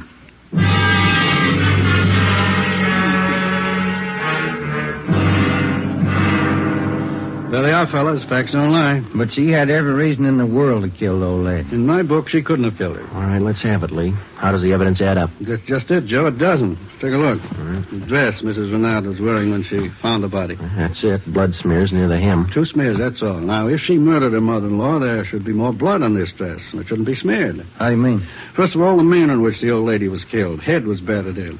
Must have bled profusely. No question about that. All right, go ahead. Whoever murdered the old lady must have stains all over their clothes. Here's the important part. Because of the nature of the wound, it would have stained in drops, not smears. Well, how can you tell the difference? Maybe these are drop stains on her desk. They're not. I checked them with a microscope. Only the higher ribs of the cloth are stained. The smears, nothing else. But a drop forms its own definite drop pattern and permeates the cloth, soaks in. No signs of that on her dress. Not a one. Now, here's the silk scarf the old lady was strangled with. Yeah? Here's what I found in the knot tied in the scarf. A blonde hair, wavy. Old lady had dark hair. So does Miss Renard. So does her boyfriend. That's what I mean. This blonde hair is one of 2 things that didn't belong at that murder scene. What else you got? This here. What is it, Lee? Small piece of plastic. Well, a gun butt, I'd say. See here? Crisscross surface, then a little smooth area here. Yeah? The killer could have hit the old lady with the butt of a gun. And a piece of the stock could have chipped off like this, huh? Miss Renard doesn't own a gun. Neither did her mother-in-law. Well, where does that leave us? I don't know, Joe. There's the stuff. You can't disregard it. Maybe you can explain it. Yeah. How? Well, first prove this dress isn't the one Mrs. Renard was wearing this morning. Then find the dress she did wear. And we know she wore this when the dentist identified it, and so did 2 of the neighbors. That's what I mean. The dress is too clean, doesn't belong. Yeah. This blonde hair, this piece of gun butt, they don't belong either. Well, then you think she's innocent. You're looking at the evidence. What do you think? 6 p.m., Saturday, November 5th. Ben and I went back to the office and met with Brennan, Wiseman, and Ed Backstrand. The open and shut case against Mrs. Renard was up in the air, but we still weren't sure that she was innocent of the murder of her mother-in-law. Ben and I drove to the Lincoln Heights jail and interviewed the suspect again. She agreed to submit to a lie detector test. We drove back to the office, contacted Sergeant Berger, the department's polygraph man, and set up a special test for the following day.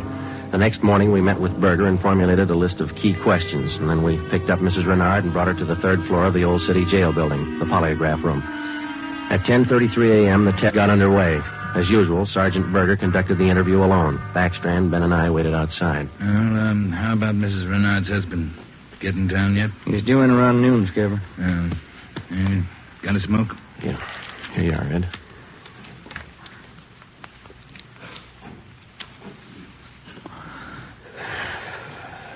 Thanks. What time is it now? 11:25. Here's Berger now. That's it, Ed. What'd you get? I can study the chart a little more. The results are pretty well defined, though. How's it look? No reaction to the key questions. What's your opinion? I don't think she did it.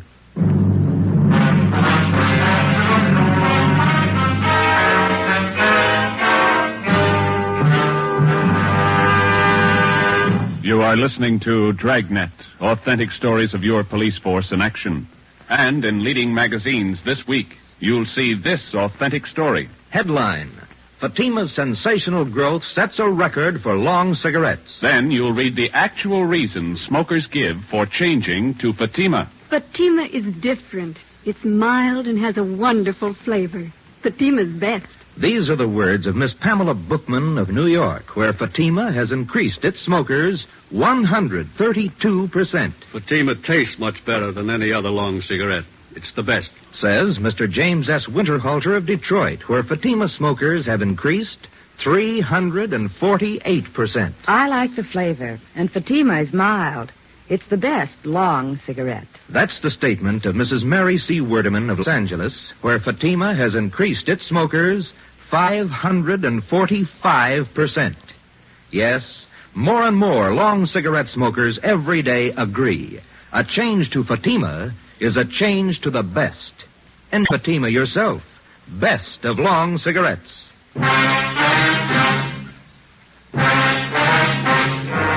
8 a.m., Monday, November 7th. Mrs. Renard was released from custody. We questioned her husband, Frank Renard, briefly. He could tell us nothing more than we already knew. Brennan and Wiseman were called back on the case, and together the four of us started over again from the beginning. We had a dead body, 2 pieces of physical evidence to work with, no idea how to fit them together, and no suspects. We went back to the Chavez Road neighborhood where the murdered woman lived and started pushing doorbells. We canvassed the neighborhood for 3 days, and we uncovered one slim lead. He was selling magazines, officer. Went door to door, right up the street here. Young fellow. Could you describe the man for us, please? Nothing to talk about. Pasty face, pimply complexion, blonde hair. 5:30 p.m. Wednesday, November the 9th. Ben and I met with Brennan and Wiseman in Ed Backstrand's office to compare notes. Together, we had more than a dozen reports of the magazine salesman's presence in the neighborhood just prior to the murder of Mrs. Renard's mother-in-law. The various descriptions of the man which we obtained from the people in the neighborhood tallied closely. About 6 feet, 170 pounds, pimply complexion, blonde hair, fast talker. About 25 years old. As far as we know, Skipper, he was the only stranger in the neighborhood last Saturday morning. Only one that people remember, anyway. How close did you trace him to the Renard house? You got your list there, Brennan? Yeah.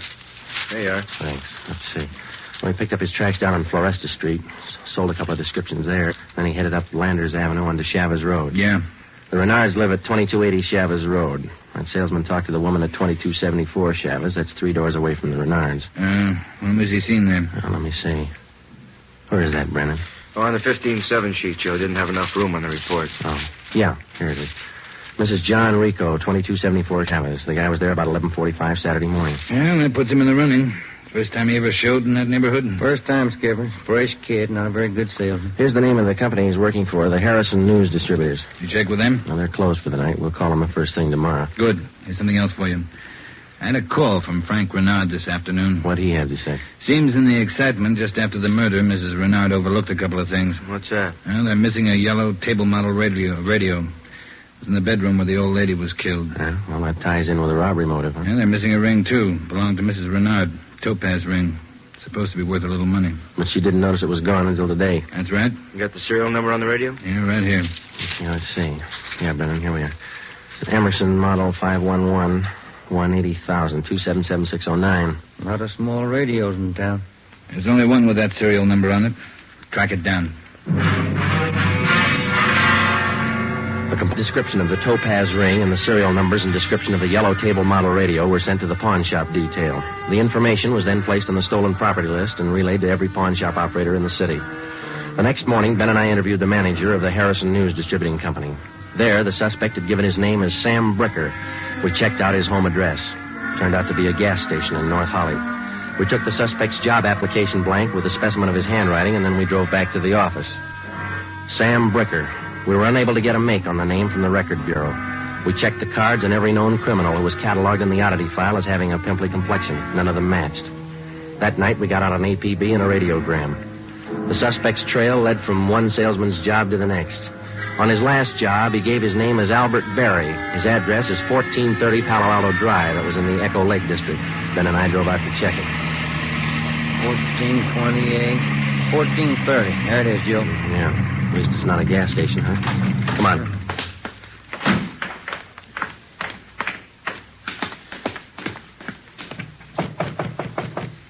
Tiresome, huh? Yeah, I could stand a change. Yes, what is it? We're looking for an Albert Berry, ma'am. Does he live here? Mr. Berry, I'm sorry. He and his wife moved 4 days ago. We identified ourselves as police officers and had the landlady, a Mrs. Catherine Hoffman, show us the apartment which Berry and his wife had occupied. It was still vacant. In one of the closets in the apartment, we found a cheap overnight bag. The lock on it was broken and one of the seams had ripped. I forgot about that old bag, and Mr. Berry told me I could throw it away. Take a look. Come in. Yeah. How long has Berry been married? Do you know, Mrs. Hoffman? No, I don't. But the way they acted, lovey-dovey all the time, I don't think they've been together long. Hey, Joe. Look, some kind of an identification tag. Yeah, let me see. Put it up here. It's a tool disc, it looks like, doesn't it?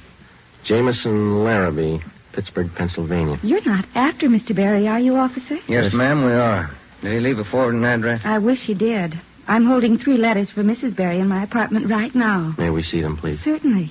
Would you step this way, please? My apartment's just across the hall. Yes, ma'am. Would you like a bottle of beer or something? No, ma'am, thanks. Let's see. I thought I put... Yes, here they are. 3 of them, Sergeant. From her folks, I think. Mrs. Berry's from Fresno. Oh, that's good. I want to copy down this return address, ma'am. Yeah, go ahead. Okay. That's C.K. Ulrich, U-L-R-I-C-K. 525 North Lamona, Fresno. Yeah, I got it. There you are, Miss Hoffman. By the way, did the Berrys say they'd call for their mail? Mrs. Berry did. That's why I'm holding on to it. All right. Just one more question. Do you remember if Mr. and Mrs. Berry had a radio? Yes, they did. A small one. Do you remember what brand it was? No, I don't. It had a yellow case. That's all I remember. Before we left, we called Ed Backstrand, and he had an immediate stakeout placed at the apartment house in case the Berrys returned to pick up their mail. Ben and I went back to the office and placed a call to the Pittsburgh Police Department. We gave them the description and the number of the tool disc which we'd found in Berry's old suitcase. They said they'd check with the Jameson Larrabee Company in the morning, and then they'd call us back. That night, Ben and I drove to Fresno and checked in at the police station up there. 2 officers were assigned to stake out the Ulrich home. We interviewed Mr. Ulrich, who identified himself as Albert Berry's father-in-law. He told us his daughter had married the murder suspect 8 months before, and he gave us pictures of Berry taken at the wedding. Ulrich told us that he'd catch a Santa Fe train out of Fresno the next morning. He wanted to be in Los Angeles to take his daughter home when Berry was apprehended. It was almost 2 a.m. when Ben and I left Fresno and started back for Los Angeles. We checked in at the office at 10 minutes past 8 the next morning. At 8:35, the call came through from the Pittsburgh Police Department. What did they say, Joe? It was a tool disc, all right. Jameson Larrabee Company, issued 18 months ago to one of their workers. They give a name? Albert Berry. 11 a.m. Monday, December the 5th. 1 month to the day since the 62-year-old woman had been beaten to death. The pictures of Berry and his wife, which had been taken at their wedding, were printed up in wholesale lots and distributed to all points. Mr. Ulrich, Berry's father-in-law, arrived in town and got himself a hotel room. We waited. There was no report from the stakeout at the apartment house. We checked back in at the office at 5 minutes to 1. I'll get it. Homicide, Friday. This is Mr. Ulrich, Sergeant. I just got a call from my wife in Fresno. I thought you'd want to know. What's that? The wife got a letter from Norma. They're living in South Pasadena, an apartment. You got the address there? Yes, sir. That's what the wife called about. It's 134 Norway Terrace. When was the letter mailed, do you know? Wife said it was marked December 3rd, day before yesterday. Get your coat on, Ulrich. We'll be right over. Ben and I picked up Mr. Ulrich at his hotel and drove to the South Pasadena address. Berry and his wife had the apartment on the top floor. Neither of them were at home. The landlord let us in with a pass key. In the bedroom, we found a small yellow radio. We checked the serial numbers. They matched. It was the same radio stolen from the Renard house. In the bedroom closet, we found 2 suitcases. We checked through them. Nothing in this one, Joe. Here we are. Look at these. What are they, Sergeant? Pair of plastic gun butts. Let's see, Joe. One of them's been chipped, see? Sergeant, somebody coming up the stairs. All right, let's get in the living room. Be quiet.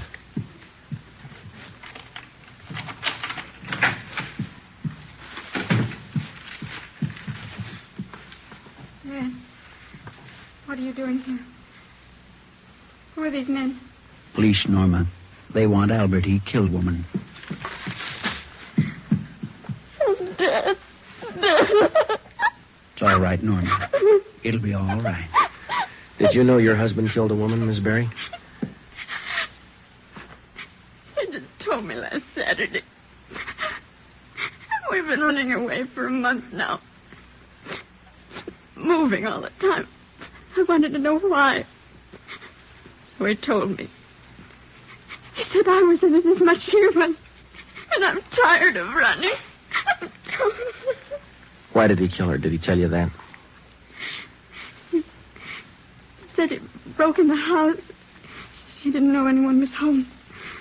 The old woman was in the bedroom. She started to cry out. He had a gun.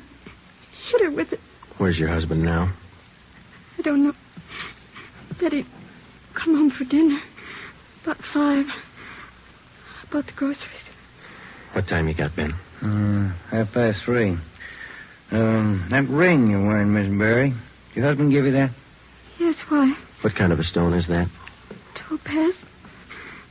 Britt gave it to me. Why? Nothing. We'll wait. 5 o'clock came and went. Barry failed to show. 5:30. Ulrich started to get nervous. 6 o'clock. 6:30. No sign of Barry. I went to the window and kept an eye on the street below. At 6:45, a light green Nash sedan pulled to a stop in front of the apartment house. A man got out and went into the main floor entrance. Bert. I'll let him in. All right. How long have you had the new car? A couple of days. Bert got it credit. What do you want me to do now? Does he have a key to the apartment here? He lost it. Okay, when he rings, let him in. Just act natural. Ben? Yeah. You cover me. I'll get the cuffs on him. Right.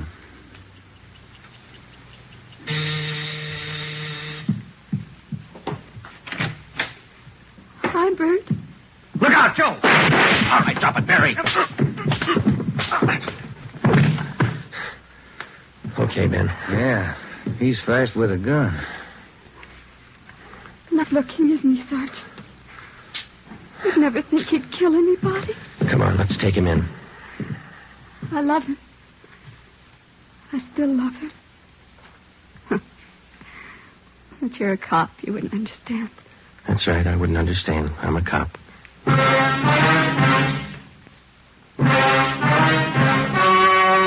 The story you have just heard was true. Only the names were changed to protect the innocent. On February 16th, 1947, trial was held in Superior Court, Department 82, City and County of Los Angeles, State of California. In a moment, the results of that trial. Earlier tonight, you heard the reports of amazing increases in Fatima smokers from New York to Los Angeles. Yes, all over the country, Fatima is doubling and redoubling its sales. And here's reason one.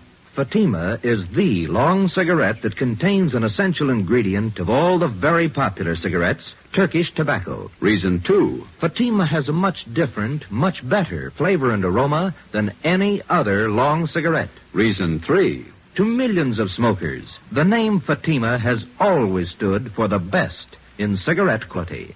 Smoke Fatima, the best of all long cigarettes.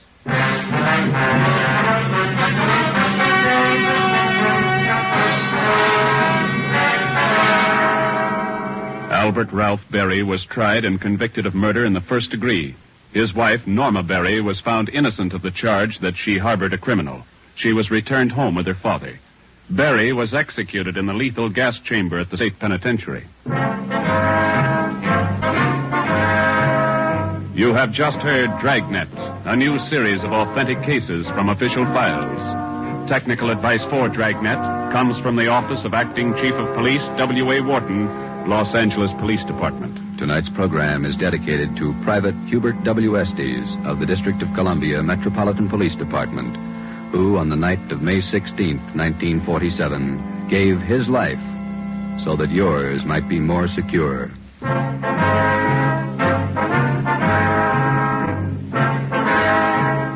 Fatima Cigarettes, best of long cigarettes, has brought you Dragnet, portion transcribed from Los Angeles. Be sure to hear songs by Morton Downey tonight on NBC.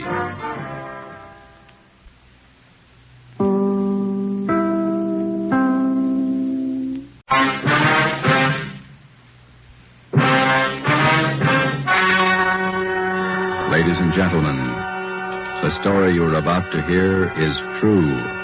Only the names have been changed to protect the innocent. Fatima Cigarettes, best of long cigarettes, brings you Dragnet.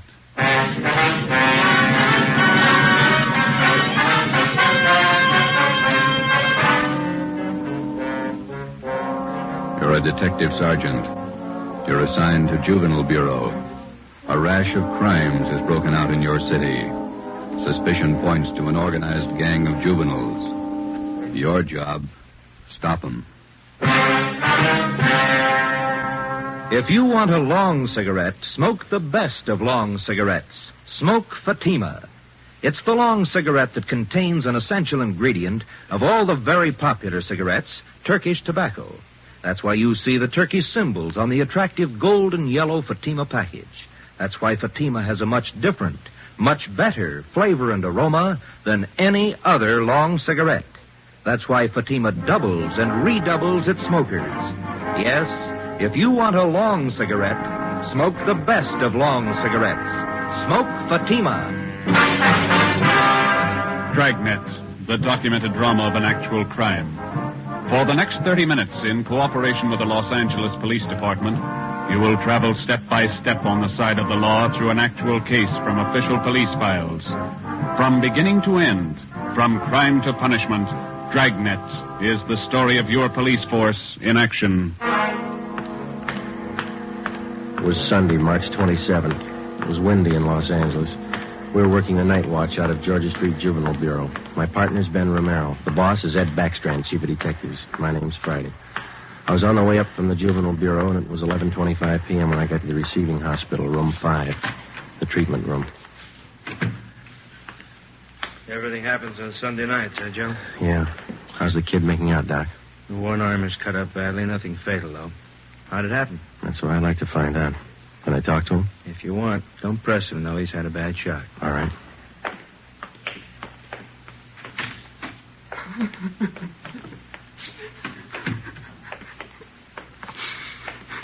Officer here to talk to you, son. I can't. Tell him I can't talk, please. Just a few routine questions, son. You're going to have to answer them sooner or later. Please, can't you see what's happened already? I can't tell you anything. Jack Monroe, is that your real name? Yeah. How old are you? I'll be 16 next July. Where do you live? I can't tell you. You know that. Now, let me alone, will you? Let me alone. You've been running around with that gang of kids on Spring Street, haven't you? The big timers, isn't that what they call themselves? I don't know anything about it. Believe me, I can't talk. You tipped us off about the burglary they were going to pull tonight. Is that where they knifed you? Look, will you believe me? I can't tell you anything. Not anything, please. He's still shaky, Joe. All right, Doc. Well, Jack, we'll talk about it later when you feel better. You see what they've done to me already? They said next time they'd kill me.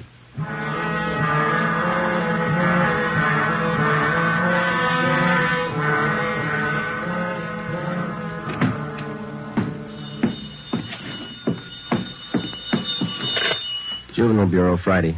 Yeah. Yeah, okay, friend. Goodbye. How'd you make out, Joe? Not very good, Ben. Captain Bowling come in yet? You checked in while you were gone, wants to see us. Okay. The kid tell you who knifed him? No, I scared him good. He wouldn't tell me a thing. You get a line on the boy's parents, Friday? I got a hold of his father. He's on his way in. How's the boy? Bad knife wounds. Nothing fatal. You know the boy? Not till this afternoon, Captain. He tipped us off about a burglary a gang of young kids were supposed to pull tonight. Did it go through? No, but 2 hours ago, this Monroe kid was found in a vacant lot down on Olympic, cut up pretty bad. The gang must have pegged him. How long is it going to take you to break that up? Well, we're just starting to get a line on him, Bob. Must be nearly 100 in that gang. And every one of them working hard. Take a look at the pin map over here. This spot here, look. All the jobs pulled during the last month, huh? The last 5 weeks, up to date. Red tabs for burglary, must be more than 100. The robberies, green pens, count them, at least 50. There's 5 more orange ones I added for the weekend, auto thefts. You bet those kids are working hard. We got a lead on them. That's more than we had last week. You have to push it harder. Here's the big reason. This line of pins, down in black. Purse snatchings. Purse snatching and rape. 26 of them in the past 5 weeks. They're pretty well concentrated in one area here. That's right. Now, what's the lead you're working on? Right there on the pin map, Captain. Huh? Well, these 2 blocks here, Bob, where Franco Alley intersects Spring Street. Well, what about it? Well, it's the only clear area for a dozen blocks around. There's not a colored pin on it, you see?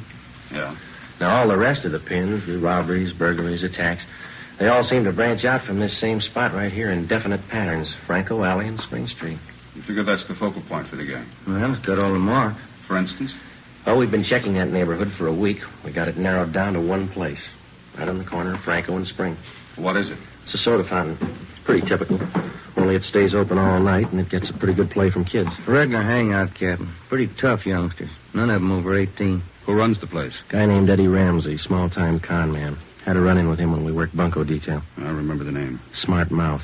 Tried to give us trouble when we talked to some kids in there last night. He's got a place set up for him in the back of the store, kind of a club room. It sounds like a good lead. What are you doing about it? Well, just a minute. Captain Bowling. Yeah?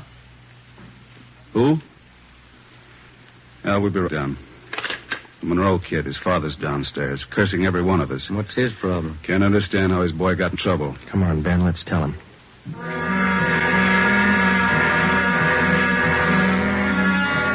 What kind of a city do we have when we can't allow our children out on the street without being stabbed or shot? What's our great police force doing when this is going on? I'd like an answer if you got one. I demand an answer. We got an answer for Mr. Monroe. Will you sit down? My boy's lying in there in that hospital bed, cut to pieces. What did you do to prevent it? Tell me. You tell us, Mr. Monroe. What'd you do to prevent it? I'm no cop. That's your job. I pay my taxes and I help pay your salary. We look out for your kids, but we don't raise them. That's What are you your talking job. about? Just a minute, Mr. Monroe.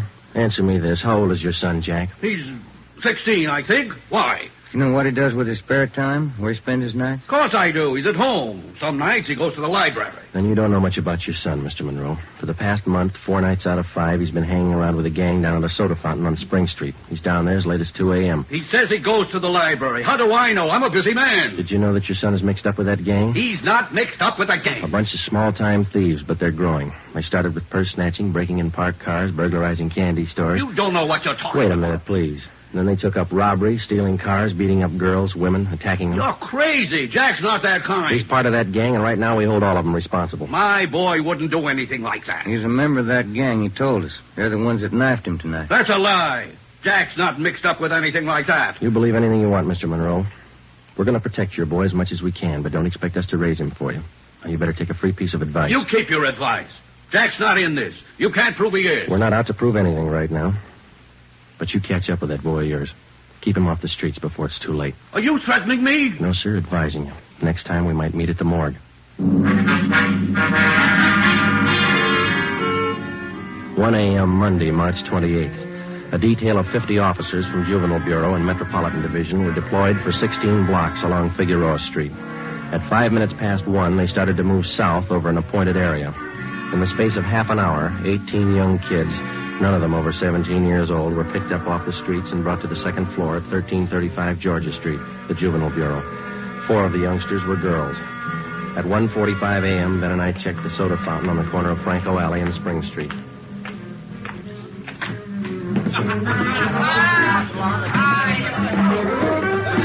Same bunch, Joe.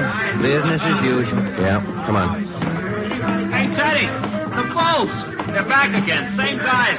Go back and tell Eddie. Hey, look, why do you guys have to keep tracking us, huh? You'd think we were crooks or something.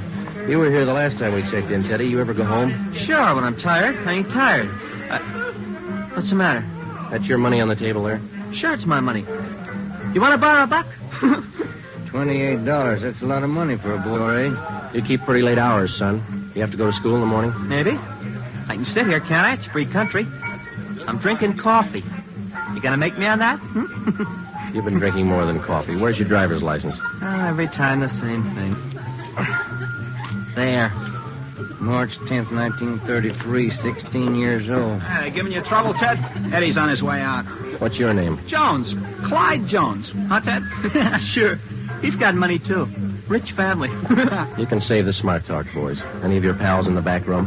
What's the trouble now, Sergeant? How many times a week do we get a checkup? Go ahead, Eddie. Read them off. We told you the last time, Ramsey. Clean up your place here or we'll ride your back till you do. I told you the last time, Sergeant. There's nothing wrong with my place. It's almost 2 o'clock in the morning. You got a dozen underage kids hanging around here doing nothing. Some of them have been drinking. Schoolboys. Better to have them in here than hanging around outside in the street. I keep an eye on them. You're not the guardian, Ramsey. This time of night, they've got no business in here or on the street alone. That's your opinion, huh? That's the law, Ramsey. Now, either you shut down that back room and keep these kids out of here late at night, or we'll go after your license. You don't scare me, Sergeant. You can't prove a thing. A couple of these kids have juvenile records. They're on probation. We can tag you for contributing. You still don't scare me. Now, why don't you leave the kids alone? That's right, Eddie. Read them off. Ben, get Benson and Bell. Right, Joe. If you won't clean up your place, Ramsey, we'll do it for you. Yeah? What are you going to do? We're pulling these boys in, all of them.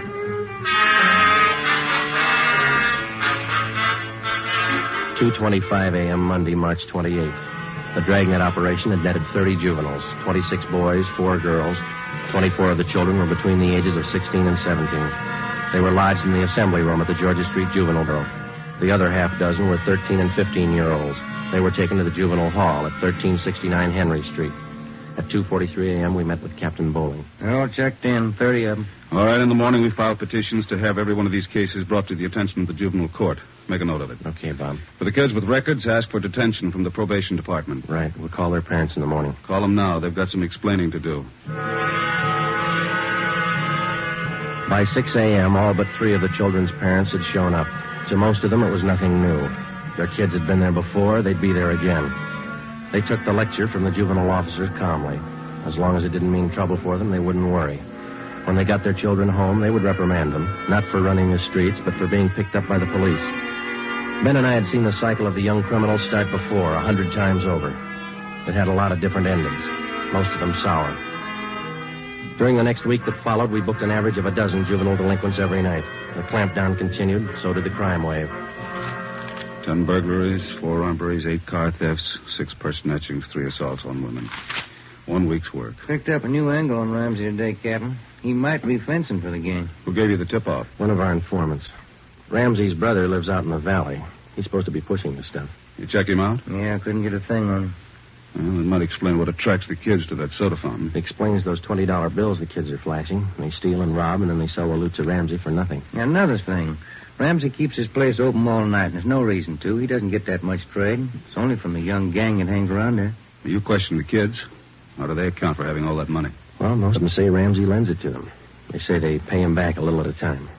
I think he's fencing for the kids. You tried to get his license? No luck, Captain. We can't prove a thing against him. And we'll do it the hard way. Sweat it out. That night, we drove out to Ramsey's soda fountain and asked him again to clean up his place, to keep the young kids out after 10 o'clock at night, to stop lending them money. He refused. There was nothing we could do. His business was a public place. He could not be held responsible for any of his patrons. In the next 10 days that followed, Ben and I haunted the sidewalk outside the soda fountain. We questioned every youngster as they entered and left. We made more than a dozen arrests. Many of the kids had been drinking heavily. We found some of them under the influence of narcotics. But Ramsey was still in the clear. The crime wave continued sporadically. Ben and I waited for our chance. It was a long time coming. Thursday, April 14th. We had dinner at Johnny Cokin's place, and it was 10:35 p.m. when we checked back in at the office. Hot shot. Grab it, Joe. Yeah. A terminal on Market Street, a 459 and shooting. A terminal on Market Street, a 459. Let's go.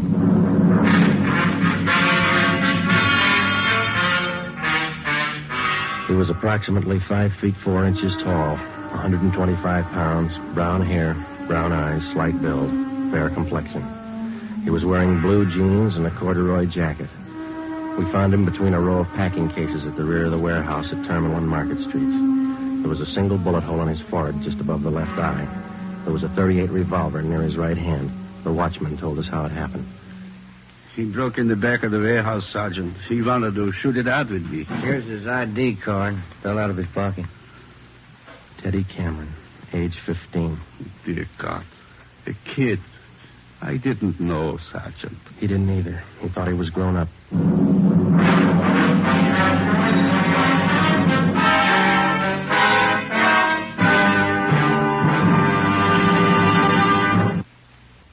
are listening to Dragnet for the solution to an actual case from official police files. Now, here's the solution to many of your Christmas shopping problems. If your friends smoke a long cigarette, give the best of long cigarettes. Give Fatima, and all is well. Fatima. The long cigarette that contains an essential ingredient of all the very popular cigarettes, Turkish tobacco. Give Fatima, and all is well. Fatima. The cigarette that has a much different, much better flavor and aroma than any other long cigarette. Give Fatima, and all is well. Fatima. The cigarette that has doubled and redoubled in popularity. Here are the authentic reports. New York Division. Fatima sales up 132%. Chicago Division. Fatima sales up 453%. Los Angeles Division. Fatima sales up 545%. More and more smokers agree Fatima is the best of long cigarettes. So enjoy Fatima yourself and give Fatima for Christmas in the attractive golden yellow carton. Everyone who smokes Fatima says that this great new long cigarette is the best of all long cigarettes.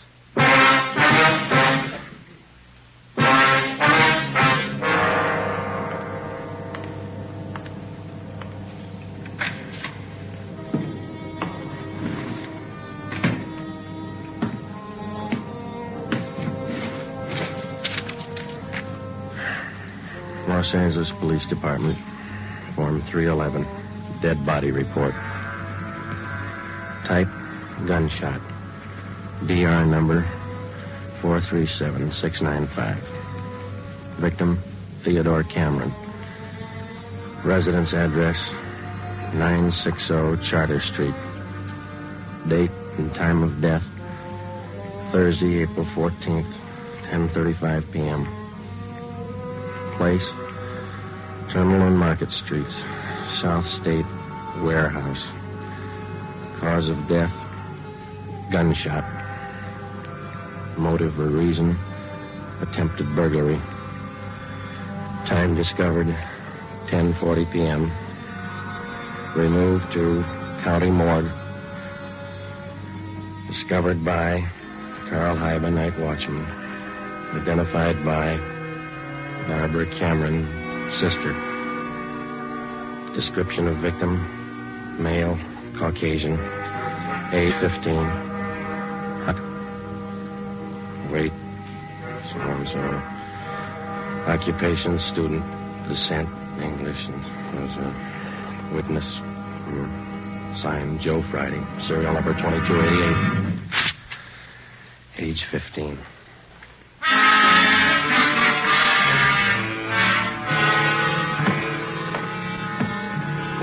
Ready, Joe? The Cameron boy's sister. She's waiting in the next room. Yeah, let's go. She taking it hard? Yeah.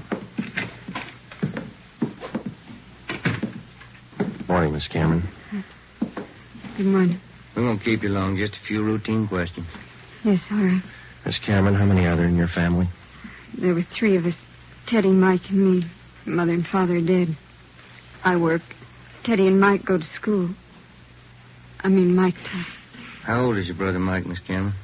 He's 14. You're the sole support of your 2 brothers? Yes. Do you have any idea who the boys were your brother Ted used to run around with? I don't know them by name. I remember seeing a couple of them once or twice. Mike would know, I think. He and Ted were pretty close, brothers. Do you know if Ted mixed with a gang of kids down on Spring Street? Maybe Mike would know that. Sergeant Teddy wasn't a bad boy. He wasn't a bum. None of us are. I tried to raise the boys like Ma told me. It wasn't easy. We made out. Yes, I understand, Miss Cameron. My salary didn't have too much, but we got by. Yeah. I figured on getting married. I'm 31. It'd be good for the boys, especially Teddy. He's dead, isn't he? Yeah. I couldn't be in 2 places at once. Hold a job and watch the kids. That's why I thought maybe a husband. I'm sorry to press, Miss Cameron. Do you think your brother Mike can tell us about that Spring Street gang? Now, Mike could know. Where can we find him? Staying at a friend's house. I got the address in my bag. Here. That's 2514. I don't write numbers too well. Thank you, Miss Cameron. You've been very helpful. I'll get somebody to drive you home. Oh, do I have to go? Would it be all right if I just sit here for a while? That's all right. I'm tired. Real tired. 2514 West Serrano Street. That was the address Barbara Cameron had given us. It was the home of Mr. and Mrs. Jean Brewer, high school friends of the dead boy's sister.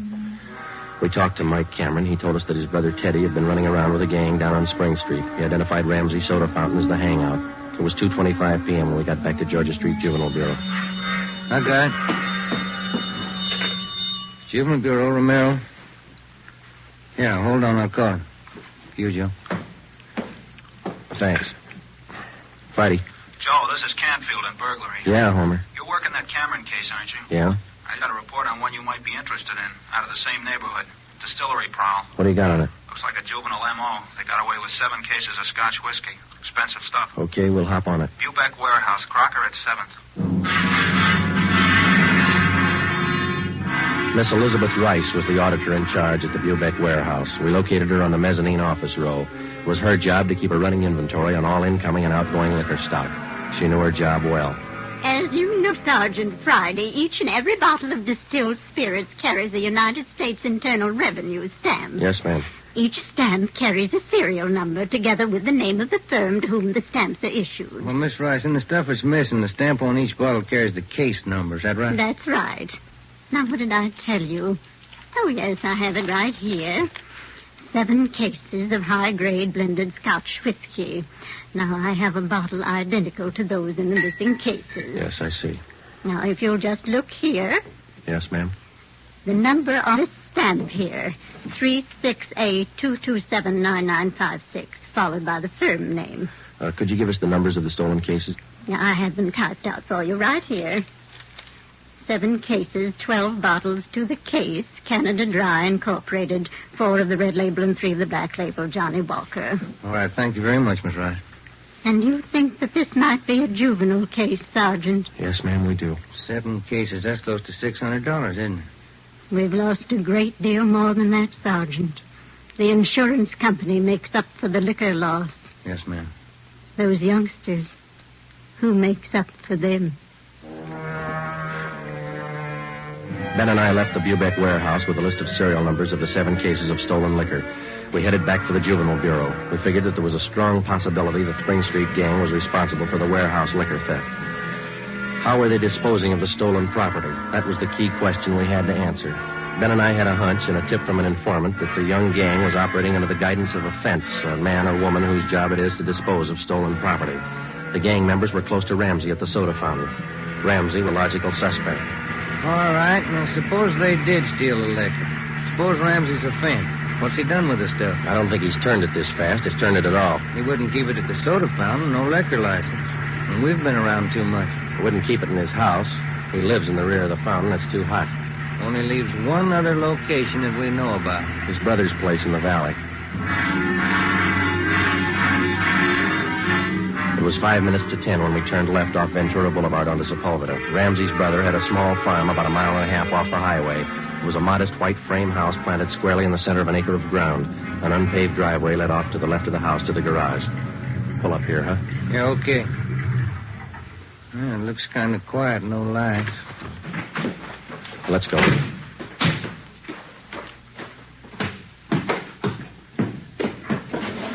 Mud sticks to everything. Now, where's the doorbell? Oh, here it is. You got your flashlight? Yeah, what? Here's a note somebody left. Oh, it's on the bum again. Here, I'll strike a match. Okay. Can you hold it a little closer? Can you read it? Yeah. Harry, wife and I have gone to the drive-in theater. Before you put the truck away, get 3... Can you hold that match closer? Oh, no, wait a minute. Yeah. Get 3 cases out of the garage and take them into town. Ed is waiting. Please try to make it by 11:30 tonight. Let's see. It's signed George. The address is here. And there's the garage. Yeah, come on. 3 cases. Could be eggs, Joe. If it is, we wasted a trip.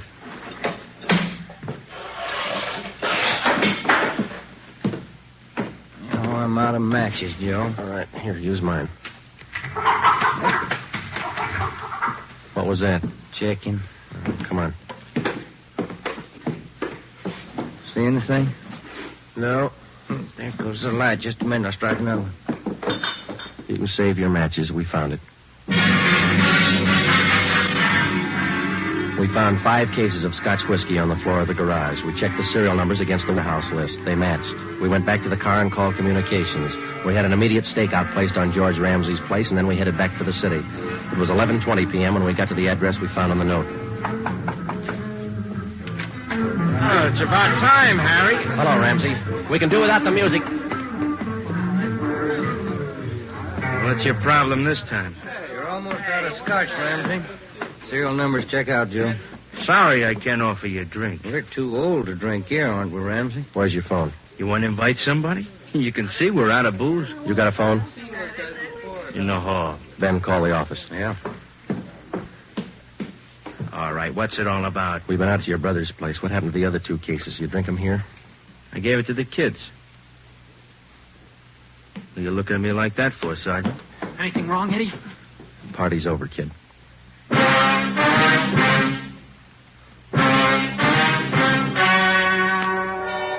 The story you have just heard was true. Only the names were changed to protect the innocent. On June 5th, 1949, trial was held in Superior Court, Department 74, City and County of Los Angeles, State of California. In a moment, the results of that trial. Earlier tonight, you heard the reports of amazing increases in Fatima smokers from New York to Los Angeles. Yes, all over the country, Fatima is doubling and redoubling its sales. And here's reason 1. Fatima is the long cigarette that contains an essential ingredient of all the very popular cigarettes, Turkish tobacco. Reason 2. Fatima has a much different, much better flavor and aroma than any other long cigarette. Reason 3. To millions of smokers, the name Fatima has always stood for the best in cigarette quality. Smoke Fatima, the best of all long cigarettes.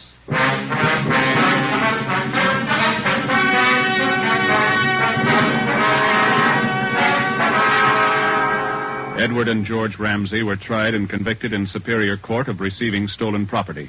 After serving their terms as prescribed by law in the state penitentiary, they will be returned to the county jail where they will serve a 1-year term for contributing to the delinquency of minors.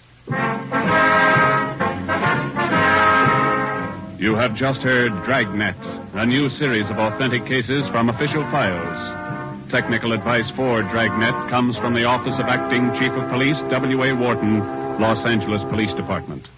Honoring the city of Greenwich, state of Connecticut, and the men who make up the Greenwich Police Department, another of America's great law enforcement agencies. One of these men, Chief John M. Gleason, FBI National Police Academy graduate, who dedicates his life to making yours more secure.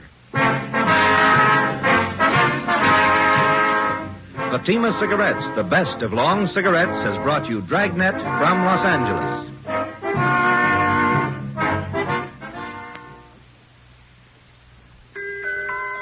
This Christmas, give the gift that makes every pipe smoker happy. A Christmas humidor of Mellow Granger. Granger is made just for pipes by the tried and true Wellman method. Rough cut to smoke mild and cool, and humidor packed to stay ever fresh. Yes, make this Christmas a Merry Christmas for all the pipe smokers on your list. Give them each a Christmas humidor of Mellow Granger. Listen to Dragnet next week and be sure to hear Morton Downey tonight on NBC.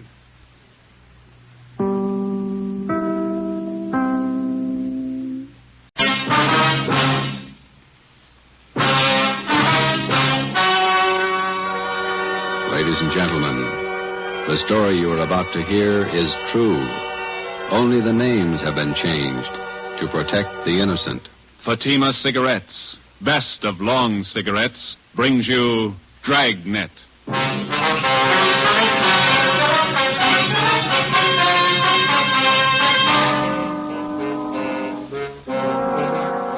You're a detective sergeant.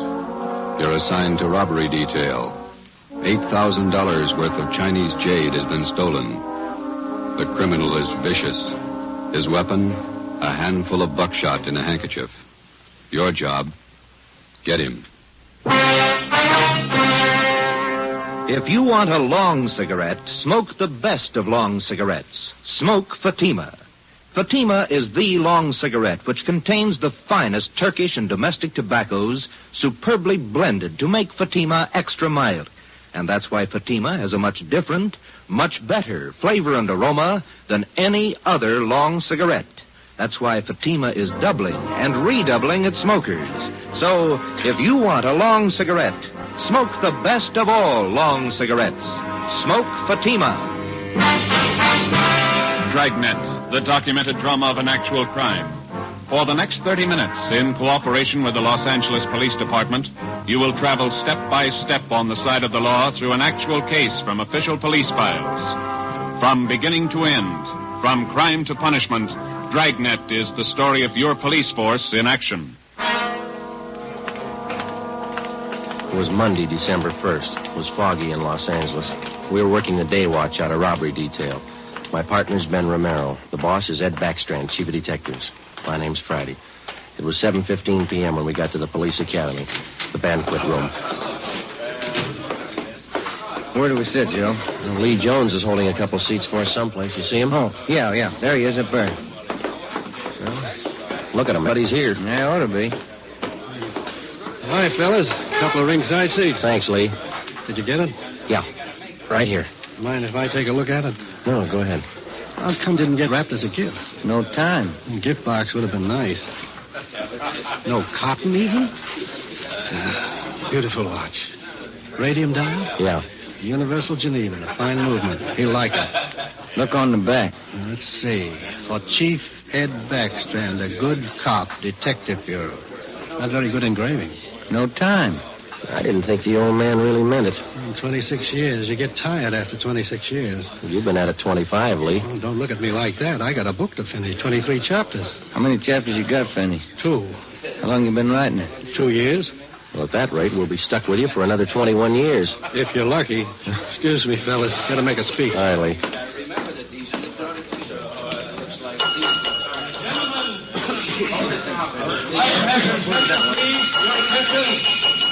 To get the proceedings underway here, before we introduce the man of the hour, I'd like to pass along a little story you might get a kick out of. I was driving down from Utah last year, stopped off at a hotel in Elko, Nevada. When I went up to register for my room, there was an Indian ahead of me. The clerk asked this Indian fella to sign his name, and the clerk handed him a pen. The Indian made an X on the book. The clerk looked at him for a minute and said, "Say, aren't you Chief Deerskin? Haven't I seen you in the movies?" The Indian nodded his head and looked a little upset. "Oh," he said. "Oh, we make a lot of movies in Hollywood." The clerk smiled and said, "A lot of people in Elko here like to get your autograph, Chief." Then the Indian grabbed the pen up again and he said, "Me no like a autograph, honest. Me no want to be bothered." Then he drew a circle around the X he made. The clerk said, "Why you do that, Chief?" The Indian said, "Me no use the right name." Oh, hey, Joe. Yeah, there's Rogers over there. He's motioning to where? Oh, yeah, excuse me a minute, Ben. The chief who's retiring tonight. He's been using his right name for 26 years, and he's proud of it. And we're proud to have been associated. You want me, Rogers? A phone for you, Joe. You can take it on the extension After outside. 26 Thanks, Pete. years of service, he's retiring from the Los Angeles Police Department. We're going to miss him. Gentlemen, a fine officer, Chief Ed Backstrand. Where's the phone? What it is. Thanks. Friday. Joe, this is Gonzalez. Yeah, Jess. Sorry to bother you, but Powers said I should call you. Yeah? I need some liquid. Something big? Pretty big, yeah. Too many loose ends. Pena and I can't pull them all in. When do you want us? As soon as you can get down here. That important, huh? A man may die, Joe.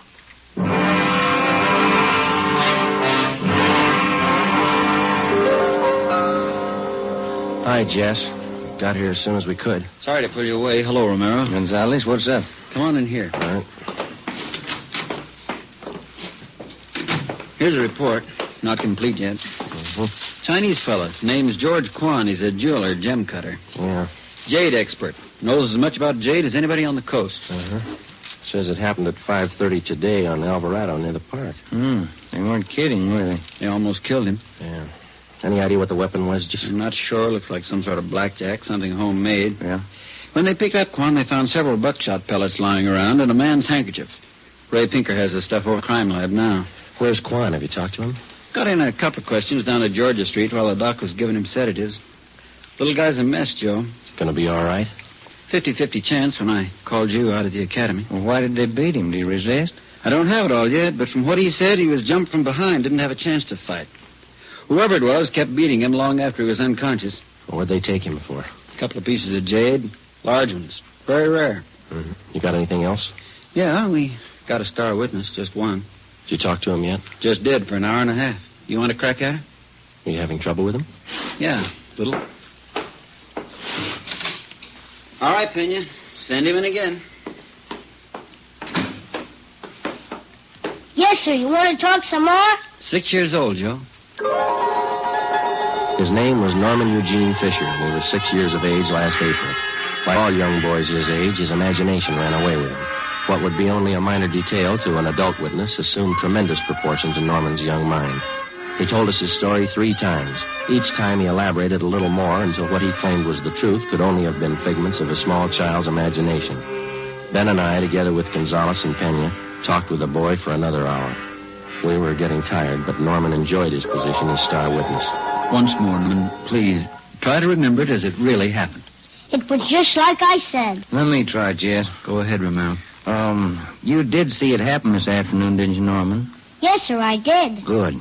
Now, you were on your way home from the store. Oh, no, sir. I was running away from a man. He was chasing me. But you just told us, Norman, that you were on your way home from the store. Oh, no, sir. That was yesterday. But you told us. Listen a minute, Ben. Norman, how old are you? Next year I'm going to be 21. No, that's not right. 21, that's older than I am. Well, when I am 21, I'm going to get a hot rod. Fastest car in the world. 10,000 miles an hour. Sure you will. But how old are you now?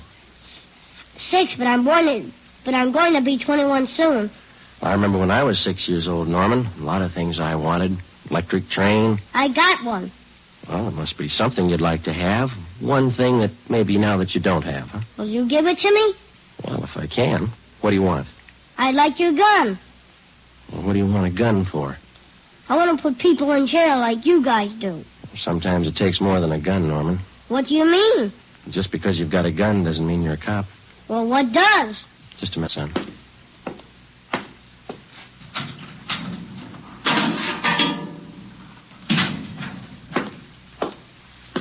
Here you go, Norman. A good cop uses this more than a gun. Gee. It's a real police badge. It's mine. Official? Official. Can I hold it? Go ahead. It's yours. When I wear this, I'm a real detective. Well, that's part of it. The other part is to tell us what you really saw today. Now, how about it, huh? There were 4 men, like I said, and they all had machines. No, wait a minute, Norman. I thought you said you were a detective now.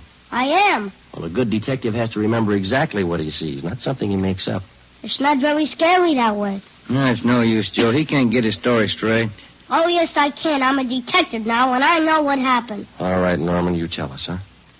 I was on my way home from the store. I saw this truck stop down the street. What did the truck look like? I don't know. It was a funny kind of truck. Had a wood back. You mean like a dump truck? Kind of, but it was a small truck. Old kind of car, like he took out the back part and put wood boards like a truck. You mean whoever owned the truck cut the back end out and made it look like a truck, huh? Yeah, that's the way it looked. Anyway, this truck stopped by this Chinese man, and the man got out, and the man started to hit this man. And the man fell on the sidewalk, and the man kept hitting him and hitting him as hard as anything. Well, what was he hitting him with? With his handkerchief. There he goes again. No, I don't know. How about that, Jess? Good tie-in. Go on, Norman. Well, that's all I saw. No, I mean after the man hit him, what did he do? Oh, well, he grabbed a bunch of stuff from this man's pocket, and he went into the truck and he speeded away. Norman, you're a good detective. I want you to think real hard now. Do you know what a license number is? Yeah. Good. Do you think you could remember the numbers on that truck? If I knew what they were, I could. In school, we're just having numbers now. I only know up to 7, but there were 2 7s in it. You getting all this, Jess? Yeah, keep going. Norman, you've helped us a lot. Can you remember what the man in the truck looked like? He had a big head and he looked mean. All right, just one more thing now. Can you remember the color of that truck? It looked black, but the back part had black and white stripes. I don't know how you did it, Joe. Well, what do you think? I'll buy it. Me too. All right, Norman. Your mother's waiting outside for you. You can go home now. You're a real detective. Can I wear my badge now? You bet you can. Okay. Say, Yes, sir? as soon as I arrest somebody, will you put him in jail? With the help of an outdated police badge, no longer official, we had the statement of a 6-year-old boy with a healthy imagination. We had an idea he was telling us the truth, but we had no way of being certain. Since he was the only witness, we had to accept his word and hope that he was putting us on the right track. The quickest way to make sure was to see if some of the details in little Norman Fisher's story would check out. Jess Gonzalez and Manuel Pena took the job of trying to locate a homemade pickup truck with 2 7s in the license number. They started by checking all the late 3.8 forms, the vehicle theft and impound reports. The next morning, Ben and I called the General Hospital and talked with Dr. Sebastian. He told us that the victim, George Kwan, had improved sufficiently to allow a brief interview. It was 10:14 a.m. when we got to Ward C, General Hospital. Doctor tells you a little better this morning, Mr. Kwan. Yes, sir. I shall be all right, although it is quite painful at times. We're sorry to bother you, Mr. Kwan, but we've got to have a little more information on the robbery. Oh, I will tell you all I can, sir. I should like to recover the missing jade pieces. It is a great loss to me. Did you get any kind of a look at the man who hit you? Oh, he attacked me from behind, knocked me to the pavement. I made an attempt to get to my feet, but he struck me again and again, here at the base of my neck. You didn't see him at all, then? No, sir, I did not. Do you have any idea who could have done this? Unfortunately, no. I cannot think of anyone. What was stolen from you? We know it was jade, but can you give us a more detailed description?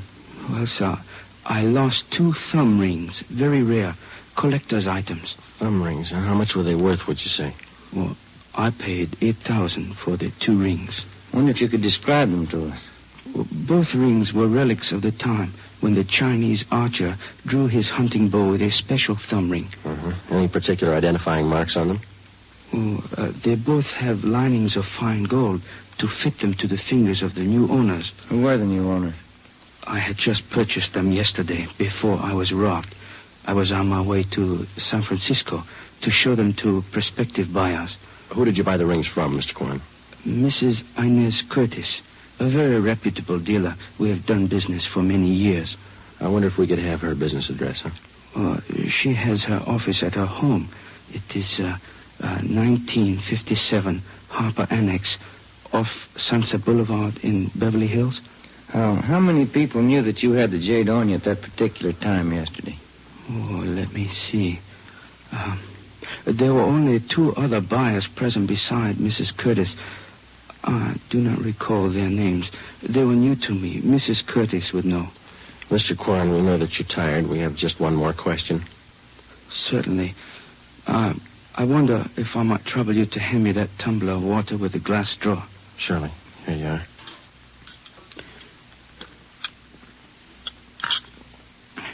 Thank you very much. You're welcome. Now, those thumb rings, Mr. Kwan, would there be any practical disposition of them other than selling them as they are? Well, hardly, Sergeant. To anyone who really knows the value of jade, it would be unheard of to change them in any way. I see. Well, thank you, Mr. Kwan. We'll do our best. You know, Sergeant, we Chinese place a great sentimental value on our jade. We'll do everything we can to recover it. Thank you. May I tell you my favorite quotation on jade? Yes, sir. It is from the writings of Tong Jung Tso. He wrote, "The magic powers of heaven and earth always combine to form perfect result. So the pure essences of hill and water become solidified in precious jade." Ben and I drove out to 1957 Harper Annex, the residence of Mrs. Inez Curtis. There was no one at home. We left one of our cars. It was 12:22 p.m. when we got back to Central Division. Here's a phone message for you, Joe. What's it say? Call Jess Gonzalez. He's out to Wilshire Division. Okay, thanks, Ben.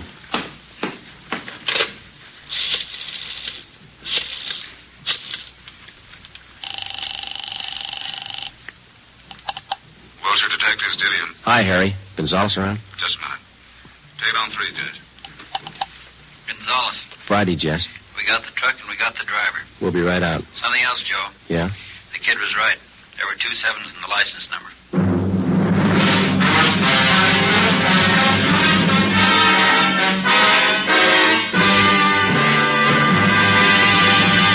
You are listening to Dragnet for the solution to an actual case from official police files.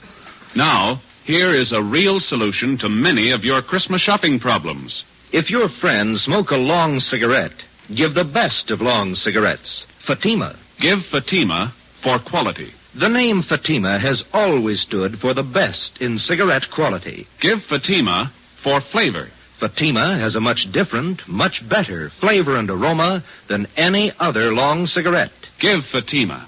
They're extra mild. Yes, Fatima is the long cigarette which contains the finest Turkish and domestic tobaccos blended to make Fatima extra mild. Yes, extra mild. So give Fatima for Christmas in the attractive golden yellow carton. It's the long cigarette that has doubled and redoubled its smokers. More and more smokers every day agree Fatima is the best of all long cigarettes.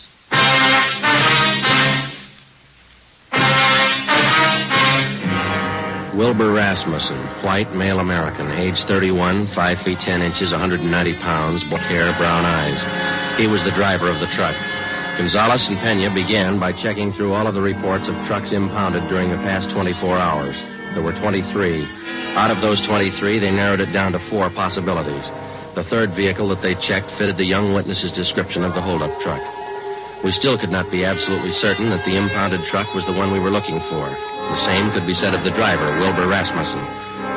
The net result of checking impound reports doesn't always result in the apprehension of a suspect, but in this case we were lucky. The driver had been picked up for drunk driving. It was 1:30 p.m. when we checked in at the Wilshire Division. Hi, Jess. Where is he? You're a little late. What do you mean? He's gone, released on bail. Who furnished the bail? The woman he works for, Mrs. Inez Curtis. Well, that doesn't figure, Jess, or does it? Why not? How many people knew Quan had the Jade? That's not my guess. Quan vouches for her. He's been doing business with her for years. What do you think, Joe? It's your show. I'm just tagging along. Well, one thing's sure. Just a minute. Wilshire Detectives, Gonzalez. Oh, yeah, Pena. He did? No, meet me back here. Friday and Romero are here. Right. The Fisher kid just identified Rasmussen's picture. The identification of Wilbur Rasmussen by 6-year-old Norman Fisher was far from sufficient to take the case to court. We had to have evidence, lots of it. Rasmussen had been given a thorough shakedown, his apartment and the truck. There was no sign of the stolen Jade rings. Gonzalez told us that the truck had come from the U-Drive truck rental on Figueroa Street. We checked with Mr. Crockett at U-Drive. Let me have another look at that picture, boys. Yeah, here you are. What'd you say his name was? Rasmussen. Wilbur Rasmussen. You want to know if he rented a truck from Miss Wayne? Yesterday, maybe the day before. No, not this fella. Never seen him. Before we left U-Drive, we checked over the rental contract on the truck in question. The deposit check for the truck was signed by Mrs. Inez Curtis. The truck was checked out at 6 a.m. The rental contract, the actual release form showing to whom the vehicle had been rented, was signed by a Harry Wilson. Rasmussen's name did not appear on any of the usual rental forms.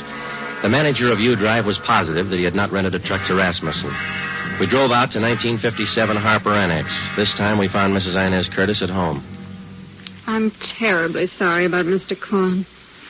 Does he have everything he needs in the hospital? Yes, ma'am. How long did you say this Harry Wilson had been working for you? 6 or 8 weeks. But I'm sure you're wrong about him. We're not accusing him of anything, Miss Curtis. We just want to talk to him. He certainly came to me well recommended. He was a nice man. When's the last time you saw him? Day before yesterday. He asked for his check, said he was quitting. Told him I was sorry to see him go. I'm anxious to get that guest house finished. How about Rasmussen, Miss Curtis? How long has he been with you? Wilbur's been with me for about 7 months. Good worker, but he drinks too much. Feel sorry for him. You've rented trucks from the U-Drive company right along? Oh, yes, from Mr. Crockett. We had to have a truck to haul our building supplies. I'm saving an awful lot of money contracting this myself. It's a great saving. Yes, ma'am. The deposit on this last rental, did you give that check to Wilson or to Rasmussen? I sent both of them down to pick it up. Like I say, Wilbur's been drinking rather heavily lately, and I think Harry's the better driver of the two. Do you know which one of those men was driving the truck about 5:30 in the afternoon day before yesterday? Well, how would I know that, Sergeant? All I know is that I sent both of them down. I told Harry to drive. Yeah, I see. Miss Curtis, were either of those men present the day you sold the jade rings to Mr. Kwan? No, they have nothing to do with my gym business, whatever. Did either of these men know about Mr. Kwan's purchase? Well, that's possible. They knew he was here. I'm sure they saw him come in.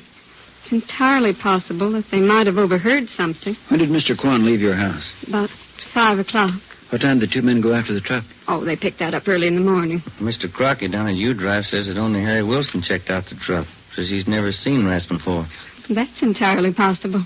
Like I say, they might well have made other arrangements. Were there any other people present when Mr. Kwan bought that jade?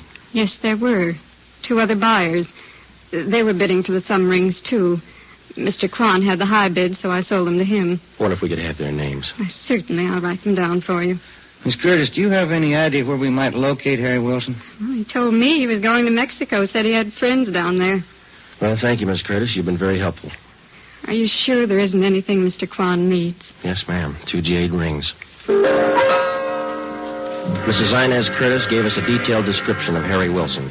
She also gave us the names and addresses of the 2 other buyers who were present when Mr. George Kwan his purchase. We checked them out and found them to be equally as reputable as Mrs. Curtis. They could tell us nothing of the robbery. We went back to the office and got out an APB and a radiogram on Harry Wilson from the description given us by Mrs. Curtis.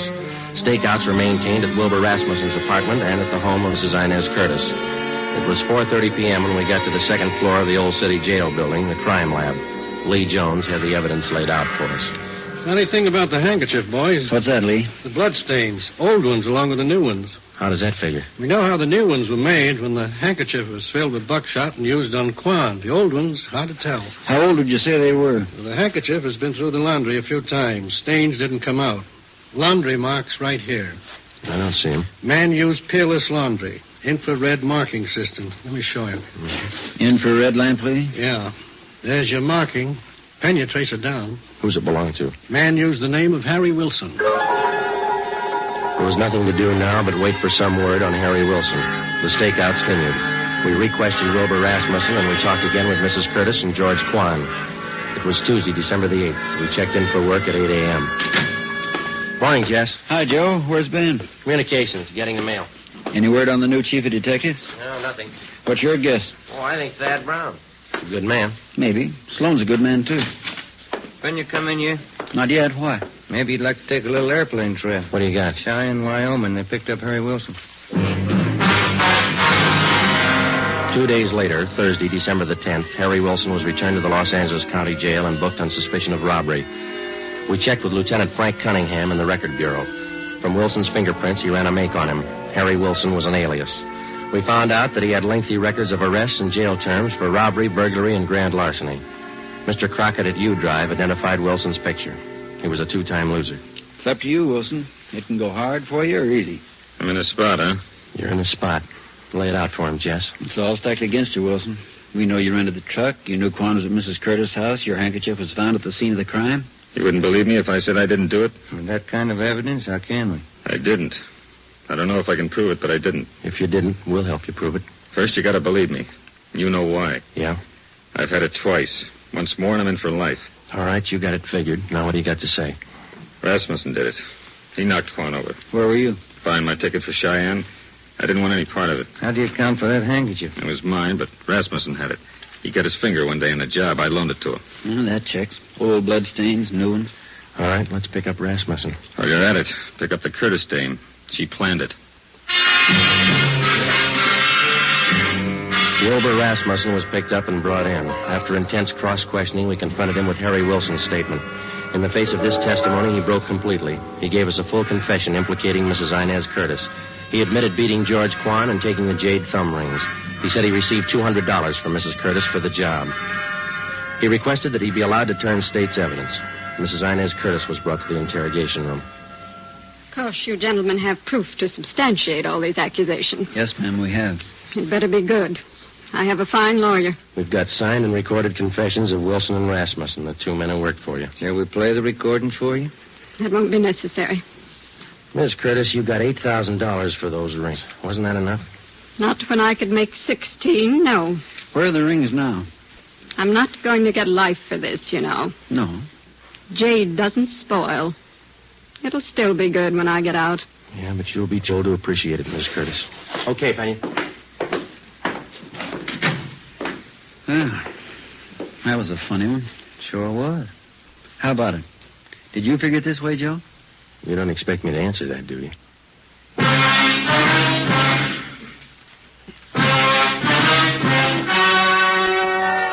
The story you have just heard was true. Only the names were changed to protect the innocent. On March 2nd, 1949, trial was held in Superior Court, Department 82, City and County of Los Angeles, State of California. In a moment, the results of that trial. Now, here are authentic reports from all over the country that tell the story of Fatima's sensational increase in popularity. New York Division. Fatima sales up 132%. Chicago Division. Fatima sales up 453%. Los Angeles Division. Fatima sales up 545%. Yes, more and more smokers agree Fatima is the best of long cigarettes. So enjoy Fatima yourself and give extra mild Fatimas for Christmas in the attractive golden yellow carton. Everyone who smokes Fatima says that this great new long cigarette is the best of all long cigarettes.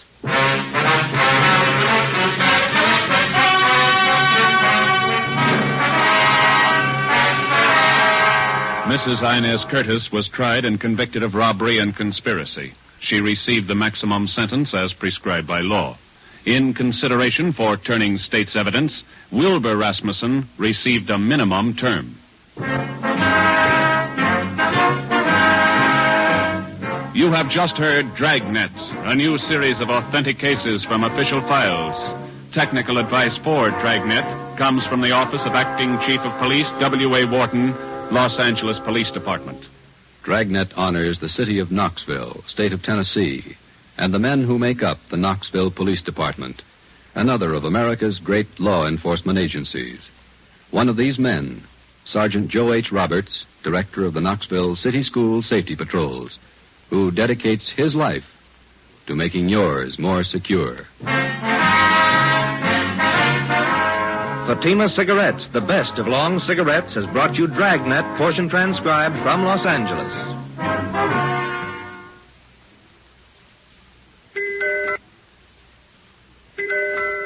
Let that merry tune remind you to get him the big Christmas humidor of smooth, sure fresh velvet pipe and cigarette tobacco. It's a double pleasure to any smoker when you give this generous humidor of velvet. It smokes cool and sweet in both pipe and cigarette. In every way, the gift for him is a Christmas humidor of velvet, America's smoothest smoke. Be sure to listen to Dragnet next week. Your tune for the stars on NBC.